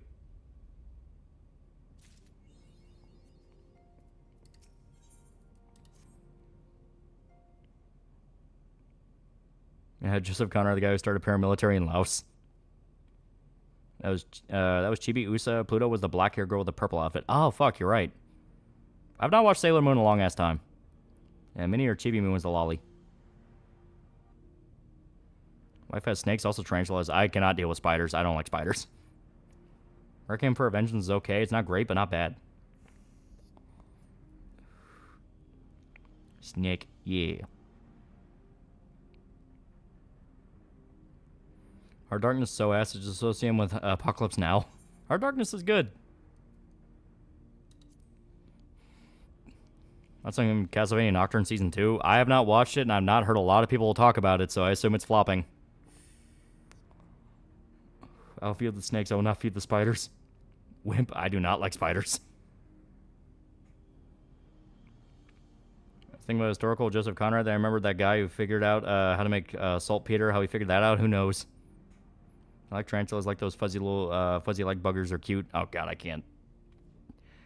I'll literally feel my face getting cold as the blood rushes out of me if I see a spider like that. It's like, I don't like that. I like spiders. I had a tarantula on my hand once and I freaked out because their feet kind of pinch you. Question isn't if Pluto's a lolly. Question is, why should she not be a lolly?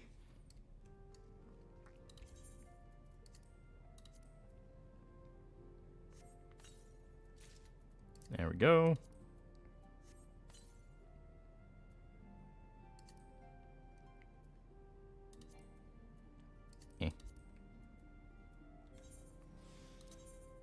Alright, and that's all full up, so. May as well take care of that now. Because otherwise it's just going to bite us in the ass later. Don't need that.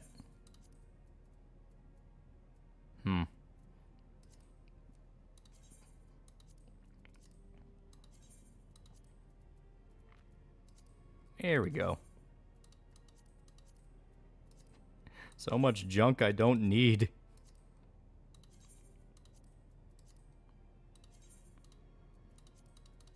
There we go. All right, yeah. I need the...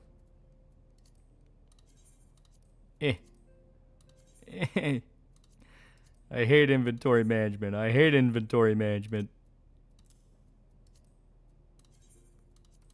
There we go. Well, I was afraid of spiders. I fucking hate spiders.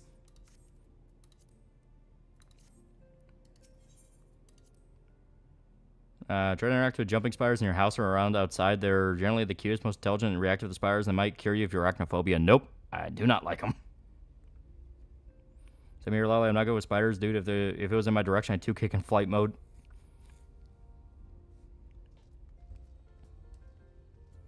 I understand the fear of spiders personally. They just freak me out. I do not like them.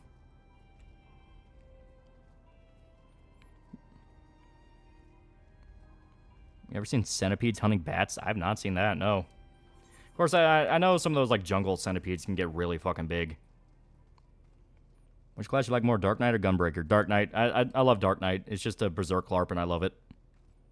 Gunbreaker's not bad, though. It is fun. One of those people who turns the arachnophobia option on. No, I mean, I can deal with spiders in, like, a video game. Because at least you're killing it. I was made a date the other day, and it sounded like there were ghosts in my walls. All the humping and thumping and moaning going on. Why won't you love me, Dad? I want you to be dead. Yeah, I love Billy and Mandy.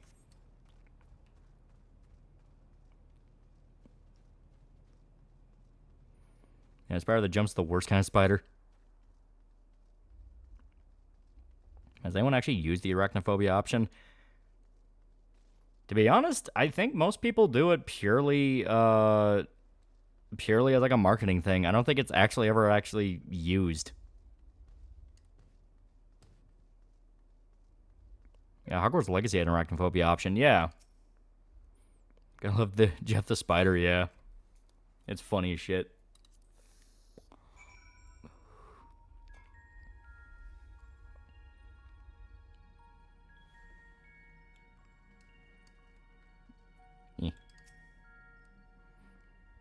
I kind of want FF5 Gladiator as a 14 job, but we have those regular Bozo class. Yeah. Well, they replace spiders with an arachnophobia mode. I know in that one Honey, I Shrunk the Kids game, I think it's called like Grounded or something, they just turn them into like big blobs.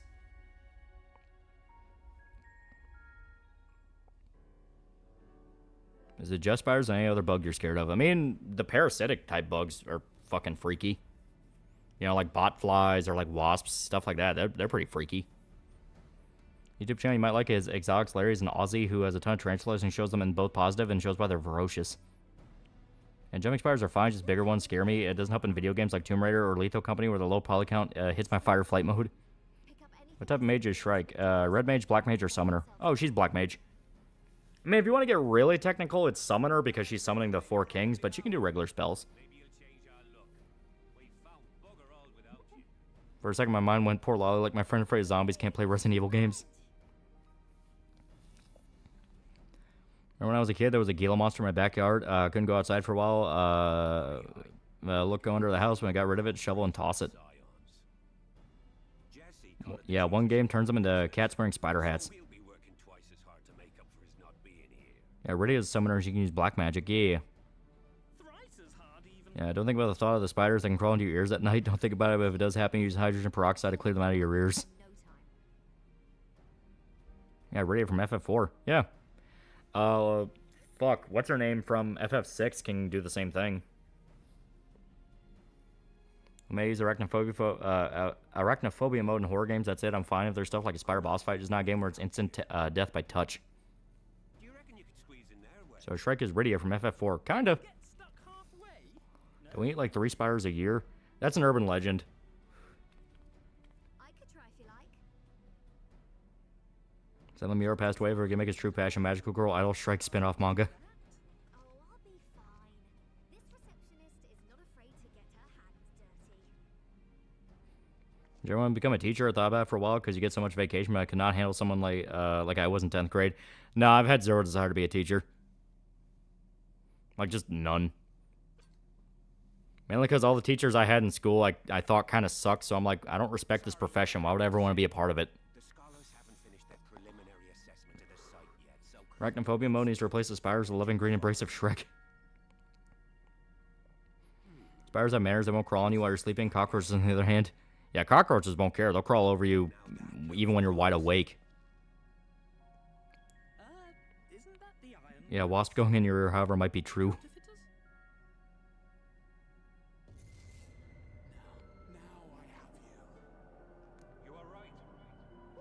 And why is Easter give me the feeling he'd watch Magical Girl anime? Not that there's anything wrong with that, but it makes me think he likes Sailor Moon. He'd watch it for the reason a lot of teenage boys watch Sailor Moon. Girls in leotards. He's a pervy little shit. Ant's the fucking worst. Ants are just annoying.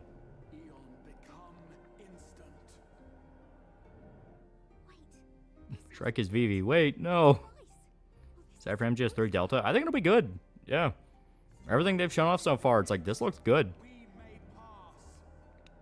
Yeah, if you had a favorite football team, what would it be? I have to go with UK, because my grandma likes UK, and she'll get mad at me if I say otherwise.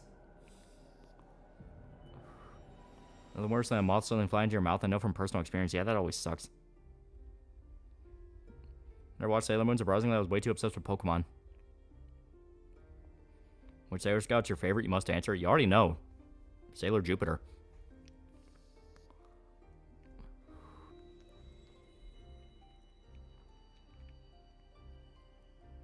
Yeah, Sailor Moon turned me into a leg man's understandable. Tell Grandma UK is full of British people. Should scare her off. Hope that the weird game that that Snake dreamt about. Yeah, the weird zombie hack and slash just shoved into the middle of MGS3 for no reason. Yeah. In the basement of an old house in college for a while with cockroaches. They gave 0 fucks. It would just crawl on me while I studied. Fucking nightmare. Yeah, Sailor Venus best. She was pretty good. Yeah, American football, you dweeb. Exactly. Mars Ray was my favorite. Like Sailor Jupiter, I like bigger girls with bigger boobs and brown hair. Exactly. Any West Kentucky Hilltopper fans? No. No. They hate them. We did everything right. Everything that was asked of us, and still it came to this. The guy made a Fox in Space story. It told the story of cockroaches were sucking on eyelash moisture while he slept. You watch football or baseball? Not really, no. I have bad news for you. Jupiter's merely tall for a girl. No, I know. The official character stats came out for all the Sailor Moon girls because I think it was part of a manga extra or something. And they said Sailor Jupiter, despite them treating her as a fucking 6'5", is only 5'8" or so. She's still short as fuck.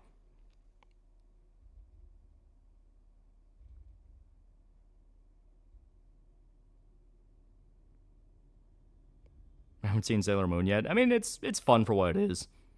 If you go into it just wanting to see kind of what helped kind of popularize and cement the modern idea of magical girl, yeah, that's pretty much what you're getting out of it. I'm 1 inch taller than Lita Makoto. Yeah, as far as I'm aware. 5'4", and girls still pick me. What does that say about you, chat? Yeah, Sailor Moon's like 4'11". She's a midget.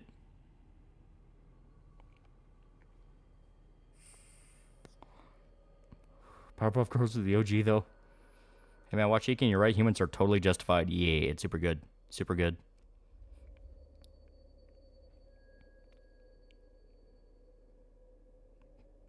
Jupiter says most talent of all of them, so it doesn't matter. I'm not seeing Sailor Moon when I was growing up. Only thing I knew about was censorship. Maybe I should check it out. As stated, it's you go into it knowing it's a fucking magical girl thing. So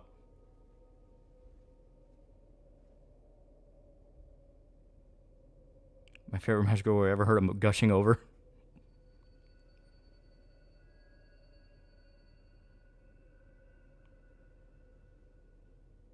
And now we're in Shadowbringer.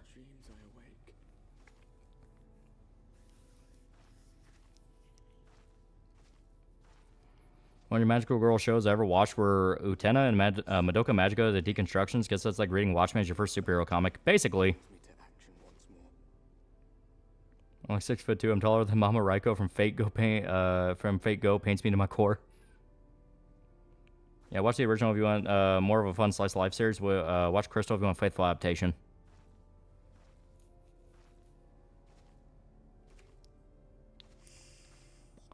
Yeah, if you're gonna watch Magic Girl stuff, there's much better stuff out there. Sailor Moon's more shoujo. I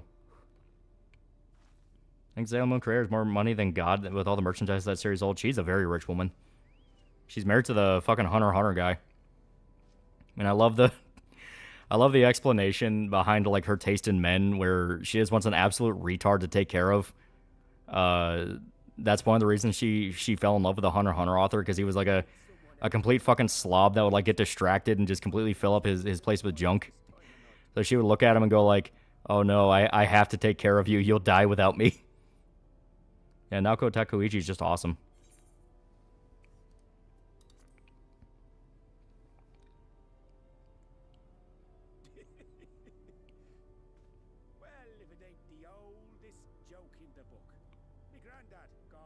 Anyway, you should check out Smoke Pit Fairy Tales. Hopefully they adapt it one day. I have not. That actually sounds kind of cool. I'll say some of the DIC changes are hilarious. They even kept the sound effect in when Jupiter talks about her tits. Rama's career also has more money than God. All the shit she's made is tons of money, especially Inuyasha. Oh, yeah. I think she's still like one of the best-selling mangakas in Japan. You've got to take out the leftovers. God, I want to suck his cock so bad. That dumbass.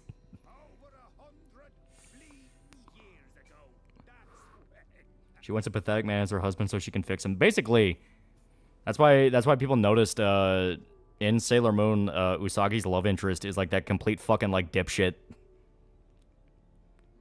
Tried sleeping on a couch surrounded by a roach repellent in the center of the room. A ceiling fan was above him. The roaches figured out how to drop on him between the blades. Yeah, Rumiko Takahashi is still making manga, yeah. Do you like Inuyasha? For what it was, yeah. I haven't watched it in like fucking 15 years, though.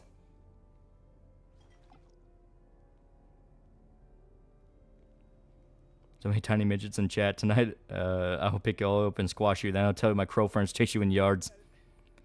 Yeah, Rama's very popular, and I don't care if he's a guy on the inside. I love girl type. Rama, I love a redhead with big tits. One magical anime I've seen was on Funimation On Demand, where one guy would have to kiss a girl in order to activate her powers. That's been my Moby Dick ever since.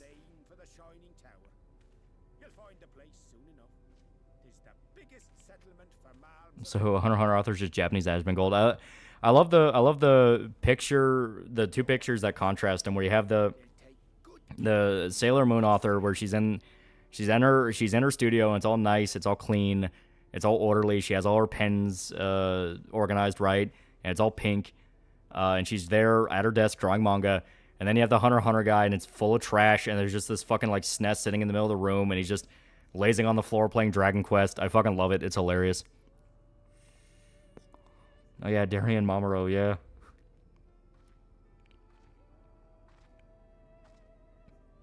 Which Yamada-kun? Is that the one the guy was talking about? God, I wish I was talking to Ashi in his shoes, damn it. Its tip threatening to pierce the blinding canopy. Women like Rumiko is rare as hell. It's the ideal male space. Between dark and light, the pure and the corrupt, the one true struggle.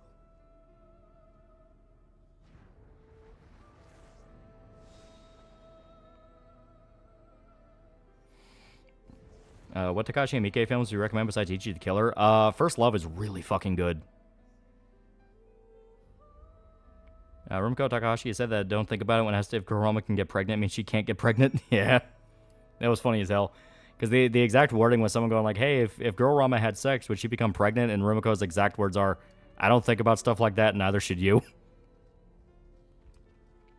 Audition, one of the best films ever. Audition's really good. Yeah, it's a harem where the guy kisses a witch. He copies her powers. Have you seen Old Boy? Oh, hell yeah.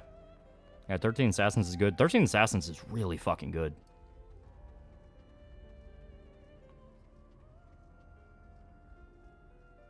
Never mind, looked it up. Sailor Moon author is worth 10 million or so. Ramen's author is worth 60, 70 million. Well, yeah, because Rumiko Takahashi has made multiple different series that all became roaring successes. Because she has Inuyasha, Rama 1/2, Urusei Yatsura. That's just 3 off the top of my head, but she's made more. And a lot of them have been, like, very, very successful. Did you make an Old Boy video? No, that's what I've been meaning to do, but I need to get around to. But I've talked about Old Boy a lot. Yeah, Rumiko Takahashi prim and properly tells people to stop being horny.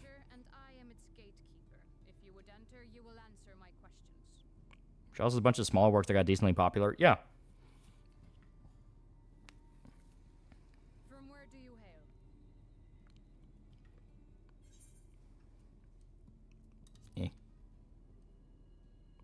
Rabbit fight, rabbit fight. Do you take me for a fool? No such place. Gonna do a double feature, the original and the shitty Spike Lee remake. Oh, God. Had you given me an honest answer, I would not have. My friend showed me a weird Miike film, Happiness of the Katakuri's, really trippy. Oh, yeah, Takashi Miike has made a shitload of movies. I think he has, like, over 100 different directorial credits. He's made a bunch of movies. Mermaid's Forest, a good underrated horror work from Takashi.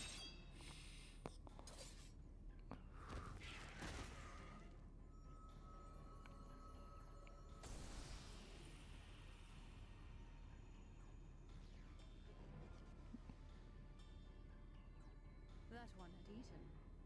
It must have gulped down the whole hand, ring and all. Would you recommend the original Old Boy manga? It is very different from the movie, but I'll recommend it. It's fun. I'm seeing a Japanese live action film. Story of Yonosuke was good, quite elegiac. I also watched one called Low Life Love by Phil, director of Pink Films. First Love is really good. 13 Assassins is really good. Ichi the Killer is really good. The Vengeance trilogy is really fucking good. Ron is really fucking good. Akira Kurosawa in general is really fucking good. Check out One Cut of the Dead. One Cut of the Dead is one of the best horror comedies out there. Go in completely fucking blind. Don't look up a single thing about One Cut of the Dead. Just start the movie and watch it. And don't read anything about it. Don't skip ahead. Don't do anything. Because the second half twist is one of the most brilliant twists in movies.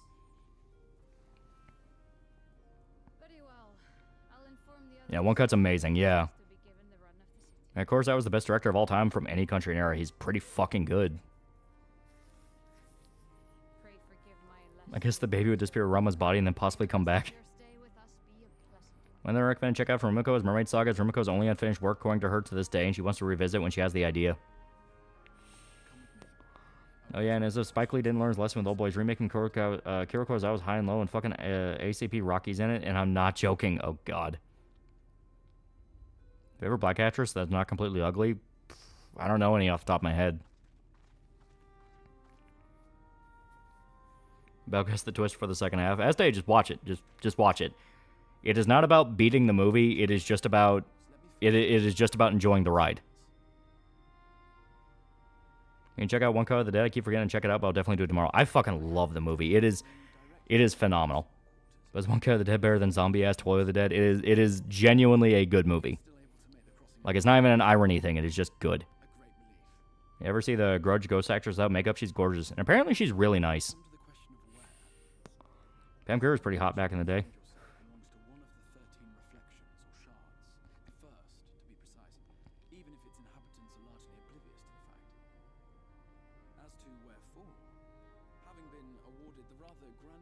Ever watched Master of Horror Show? That sounds familiar? Is that one of those horror anthology shows? Because I might have seen an episode or two of that. Yeah, One Cut of the Dead. Okay, I'll give it a watch. It is really fucking good. Pam Grier still looks damn good for her age. Well, night, folks. See you all Monday for the FF10 stream. Yeah. Bike hanging up. You had your 3 good movies. Yeah, the lady plays Storm from the X-Men 1 to 3 is a hot black female actress. Yeah, good point. Okay, Kayako can kill me afterwards, but would. Don't your reviews scripted, non-scripted? It kind of just depends. Sometimes I'll remember to go on tangents in the middle of it. One movie I highly recommend is a Korean Western comedy called The Good, Bad, and the Weird. It's fucking awesome. It is pretty good. I like it, yeah. It is Korea's remake of Good, the Bad, and the Ugly, and it is fun. It began a century ago, by this realm's reckoning. A luminous flood swallowing everything in its path. I have an 18-hour shift to get to. Wish me luck. Oh, God. Poor bastard.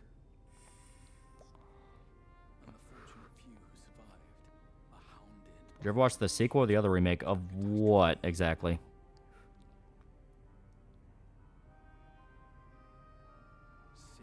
Now, Masters of Horror is an anthology where each episode is directed by a different well-known horror director. Takashi Miike episode Imprint is the best. I need to check that out then.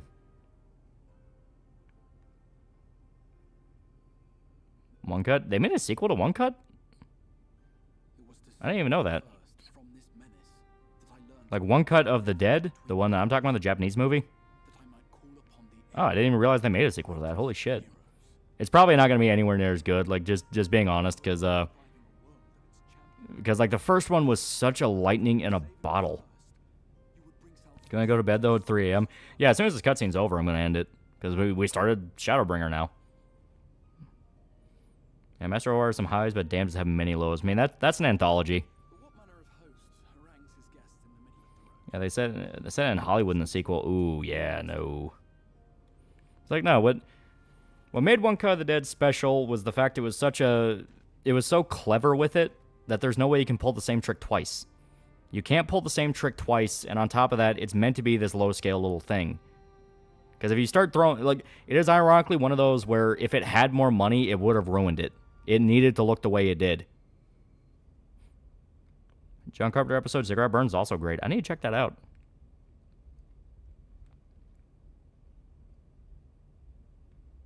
Recently got hooked on Severance. I keep hearing Severance is really good. You ever seen the Korean War film, My Way? I think so. Is that the one where it's during the Korean War?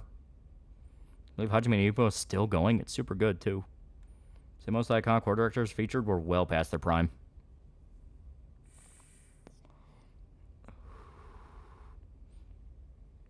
Come on. Let me back into the game so I can quit. No, I was during World War II. Oh, okay. Then no, I haven't seen it. Did you hear that Arnold's originally going to star in I Am Legend? Man, that would have been interesting. Yeah, that would have been very interesting. Dear Woman's a good episode, mainly because it's got the deadly premonition type of fun monster horror. Ooh. Godzilla Minus One's a fantastic Godzilla movie, but damn, didn't it draw in the wrong type of people to the fan base? Like so many new people do not understand Godzilla. Yeah. Yeah. Well, this guy being in the Imperial Japan Army, then Soviet Army, then German. Oh, okay. I might check that out then.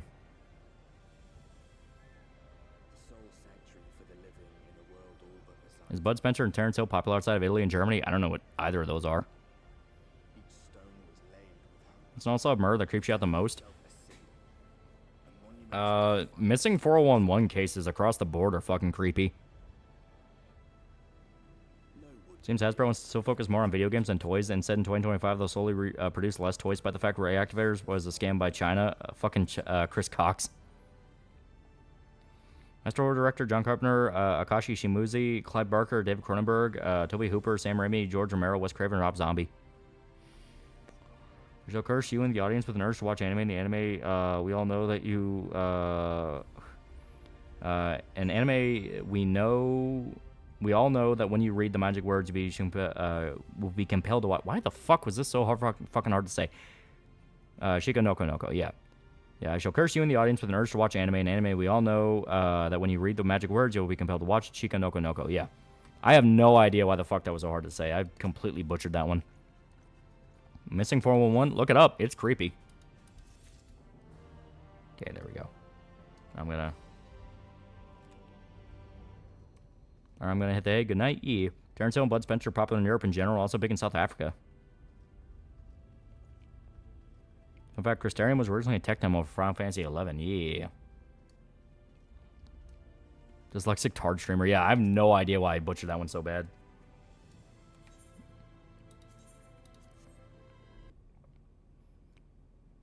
Yeah, you're tired. Maybe.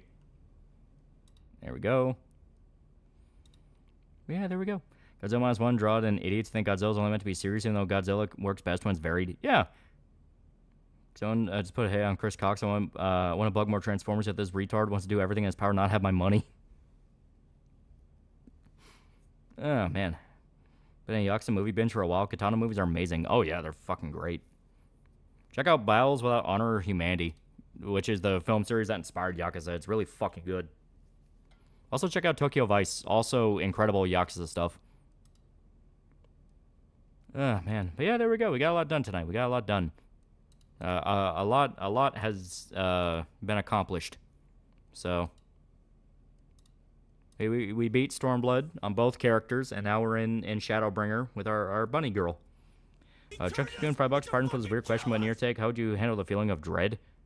How'd you handle the feeling of dread? What do you mean? Like when I personally feel dread, or like how to make it apparent in like a story, or like I'm not sure what the question is.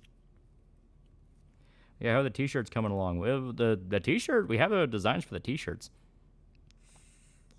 Like if you mean for the comic campaign or for my own personal Teespring, like both are there. Both are good. Just made in Neverland as Terra. Gonna call it soon as I have a save point. Yeah. The first one, like when I feel dread, I mean, I don't know. Usually when I'm watching something, and I usually feel hyped. Japanese grindhouse films are especially great. Check out Lady Snowblood, the Street Fighter and female prisoner Scorpion. Yeah. Yeah, the Lone Wolf and Cub film series is basically Japanese grindhouse, and they're all fun. When I feel dread, just ignore it until it goes away. Yeah, Missing 411's pretty damn creepy. In fact, I'm surprised nobody made a horror film out of the stories. Yeah, dread's overwhelming fear and basically being frozen. Yeah. I feel dread, I ignore it until it goes away. Okay. Wasn't Lone Wolf and Cub a manga originally? Yeah. But it got a bunch of live action adaptations in the 70s and the 80s. They're fun. Hey loser, you want a comic? You want to buy a comic book? I have comics now. I have nothing to add this late except I'm halfway through Twin Peaks and it's phenomenal. It's a very good show. Very good show. Very good show. But okay, so like I said, I'm going to call it here. We are very close to the end of this next batch of pages. So we'll be at page 45 pretty soon. After that, we'll be to page 50, and then page 55, and then 60, so on and so forth. There's only about 6 or so drops left. Yeah. Like 6 drops of comic pages to get through. And our letterer, a guy by the name of Squid, that is how he wants to be called, Squid, he's going to start lettering pretty soon. Because at first he was like, I'm going to wait till all the pages are done. And then he just messaged me today and was like, actually, you know what, I'm going to get started now. It's like, yeah, that's what I thought. That's what I thought. But yeah, I'll keep everyone updated. Yeah, definitely check out Lady Snowblood. She's partially responsible for influencing my main girl, Yukiko, and Frostburn. Yeah. Lady Snowblood's classic. But yeah, I think everybody showed up. See you guys.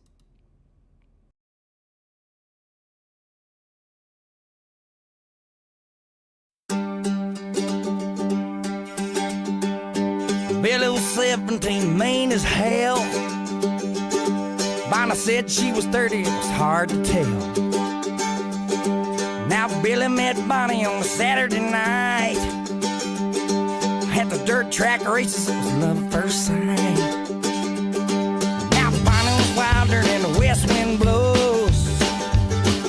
Taught Billy every single thing he knows.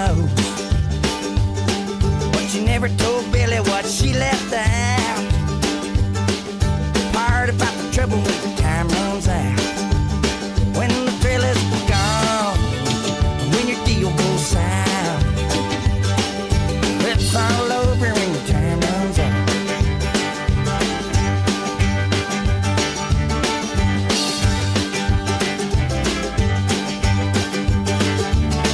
Well, Bonnie said, Billy, don't you think it's time we moved on a little further down the line?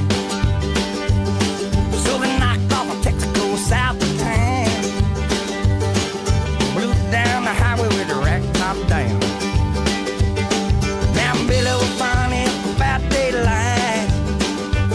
He said he'd drive honey out up all night.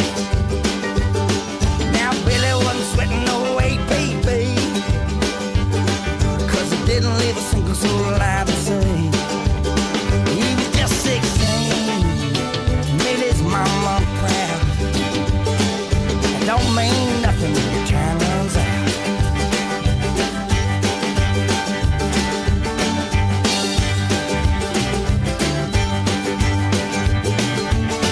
Nobody kept on pushing that Cadillac. Billy passed down with the seat reared back.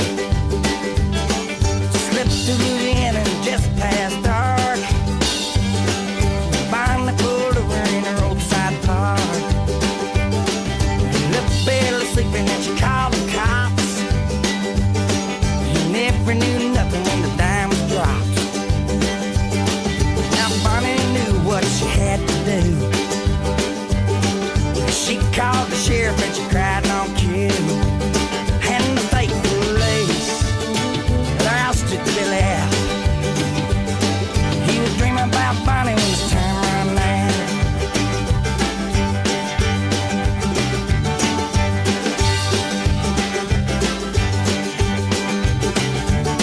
Well, the sheriff told Billy, boy, you're bound to die, 'cause this young lady's gonna testify